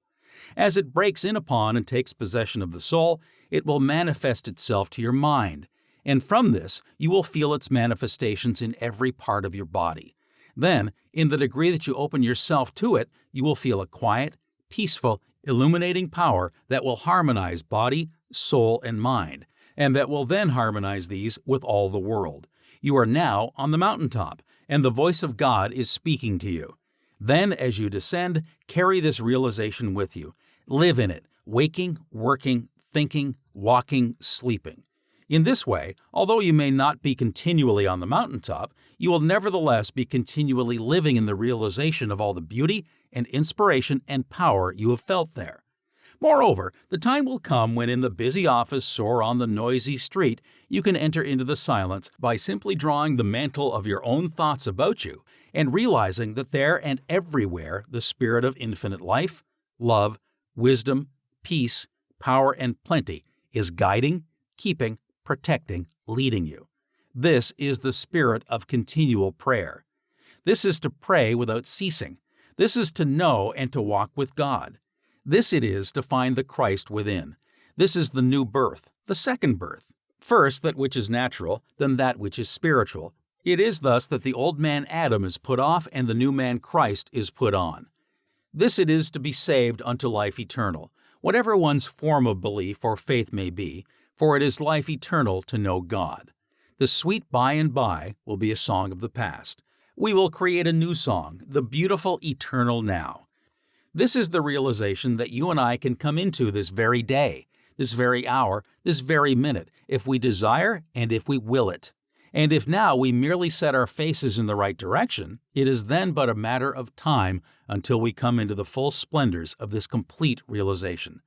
To set one's face in the direction of the mountain and then simply to journey on, whether rapidly or slowly, will bring him to it. But unless one set his face in the right direction and make the start, he will not reach it. It was Goethe who said, quote, "Are you in earnest? Seize this very minute. What you can do or dream you can, begin it. Boldness has genius, power, and magic in it. Only engage, and then the mind grows heated. Begin, and then the work will be completed." Unquote. Said the young man Gautama Siddhartha, "I have awakened to the truth, and I am resolved to accomplish my purpose. Verily, I shall become a Buddha." It was this that brought him into the life of the Enlightened One, and so into the realization of nirvana right here in this life. That this same realization and life is within the possibilities of all here and now was his teaching. It was this that has made him the light-bearer to millions of people. Said the young man Jesus, "Know ye not that I must be about my Father's business?" Making this the one great purpose of his life, he came into the full and complete realization, I and the Father are one. He thus came into the full realization of the kingdom of heaven right here in this life. That all could come into the same realization and life here and now was his teaching. It was this that has made him the light-bearer to millions of people. And so far as practical things are concerned, we may hunt the wide universe through, and we shall find that there is no injunction more practical than, "Seek ye first the kingdom of God and his righteousness, and all other things shall be added unto you." And in the light of what has gone before, I think there is no one who is open to truth and honest with himself who will fail to grasp the underlying reason and see the great laws upon which it is based. Personally, I know lives that have so fully entered into the kingdom through the realization of their oneness with the infinite life and through the opening of themselves so fully to its divine guidance that they are most wonderful concrete examples of the reality of this great and all-important truth. They are people whose lives are in this way guided not only in a general way, but literally in every detail. They simply live in the realization of their oneness with this infinite power, continually in harmony with it, and so continually in the realization of the kingdom of heaven. An abundance of all things is theirs. They are never at a loss for anything. The supply seems always equal to the demand. They never seem at a loss in regard to what to do or how to do it. Their lives are careless lives. They are lives free from care, because they are continually conscious of the fact that the higher powers are doing the guiding, and they are relieved of the responsibility. To enter into detail in connection with some of these lives, and particularly with 2 or 3 that come to mind at this moment, would reveal facts that no doubt to some would seem almost incredible, if not miraculous. But let us remember that what is possible for one life to realize is possible for all. This is indeed the natural and normal life, that which will be the everyday life of everyone who comes into and who lives in this higher realization, and so in harmony with the higher laws. This is simply getting into the current of that divine sequence running throughout the universe. And when once in it, life then ceases to be a plodding and moves along day after day, much as the tides flow, much as the planets move in their courses, much as the seasons come and go. All the frictions, all the uncertainties, all the ills, the sufferings, the fears, the forebodings, the perplexities of life come to us because we are out of harmony with the divine order of things. They will continue to come as long as we so live. Rowing against the tide is hard and uncertain. To go with the tide and thus to take advantage of the working of a great natural force is safe and easy. To come into the conscious, vital realization of our oneness with the infinite life and power is to come into the current of this divine sequence. Coming thus into harmony with the infinite brings us in turn into harmony with all about us, into harmony with the life of the heavens, into harmony with all the universe, and above all, it brings us into harmony with ourselves so that body, soul, and mind become perfectly harmonized, and when this is so, life becomes full and complete. The sense life, then, no longer masters and enslaves us. The physical is subordinated to and ruled by the mental. This, in turn, is subordinated to and continually illumined by the spiritual. Life is then no longer the poor, one-sided thing it is in so many cases, but the threefold, the all-round life with all its beauties and ever-increasing joys and powers is entered upon. Thus it is that we are brought to realize that the middle path is the great solution of life. Neither asceticism on the one hand, nor license and perverted use on the other. Everything is for use, but all must be wisely used in order to be fully enjoyed. As we live in these higher realizations, the senses are not ignored, but are ever more fully perfected. As the body becomes less gross and heavy, finer in its texture and form, all the senses become finer, so that powers we do not now realize as belonging to us gradually develop. Thus we come in a perfectly natural and normal way into the superconscious realms, whereby we make it possible for the higher laws and truths to be revealed to us. As we enter into these realms, we are not then among those who give their time in speculating as to whether this one or that one had the insight and the powers attributed to him. But we are able to know for ourselves. Neither are we among those who attempt to lead the people upon the heresy of someone else. But we know whereof we speak, and only thus can we speak with authority. There are many things that we cannot know until by living the life we bring ourselves into that state where it is possible for them to be revealed to us. If any man will do his will, he shall know of the doctrine. It was Plotinus who said, "The mind that wishes to behold God must itself become God." As we thus make it possible for these higher laws and truths to be revealed to us, we will in turn become enlightened ones, channels through which they may be revealed to others. When one is fully alive to the possibilities that come with this higher awakening, as he goes here and there, as he mingles with his fellow men, he imparts to all an inspiration that kindles in them a feeling of power kindred to his own. We are all continually giving out influences similar to those that are playing in our own lives. We do this in the same way that each flower emits its own peculiar odor. The rose breathes out its fragrance upon the air, and all who come near it are refreshed and inspired by this emanation from the soul of the rose. A poisonous weed sends out its obnoxious odor. It is neither refreshing nor inspiring in its effects, and if one remain near it long, he may be so unpleasantly affected as to be made even ill by it. The higher the life, the more inspiring and helpful are the emanations that it is continually sending out. The lower the life, the much more harmful is the influence it continually sends out to all who come in contact with it. Each one is continually radiating an atmosphere of one kind or the other. We are told by the mariners who sail on the Indian seas that many times they are able to tell their approach to certain islands long before they can see them by the sweet fragrance of the sandalwood that is wafted far out upon the deep. Do you not see how it would serve to have such a soul playing through such a body, that as you go here and there a subtle, silent force goes out from you that all feel and are influenced by, so that you carry with you an inspiration and continually shed a benediction wherever you go, so that your friends and all people will say, "His coming brings peace and joy into our homes. Welcome his coming," so that as you pass along the street, tired and weary and even sin-sick men and women will feel a certain divine touch that will awaken new desires and a new life in them, that will make the very horse as you pass him turn his head with a strange, half-human, longing look. Such are the subtle powers of the human soul when it makes itself translucent to the divine. To know that such a life is within our living here and now is enough to make one burst forth with songs of joy. And when the life itself is entered upon, the sentiment of at least one song will be, quote, "Oh, I stand in the great forever. All things to me are divine. I eat of the heavenly manna. I drink of the heavenly wine. In the gleam of the shining rainbow, the Father's love I behold, as I gaze on its radiant blending of crimson and blue and gold. In all the bright birds that are singing, in all the fair flowers that bloom, whose welcome aromas are bringing their blessings of sweet perfume, in the glorious tint of the morning, in the gorgeous sheen of the night, oh, my soul is lost in rapture, my senses are lost in sight." Unquote. As one comes into and lives continually in the full, conscious realization of his oneness with the infinite life and power, then all else follows.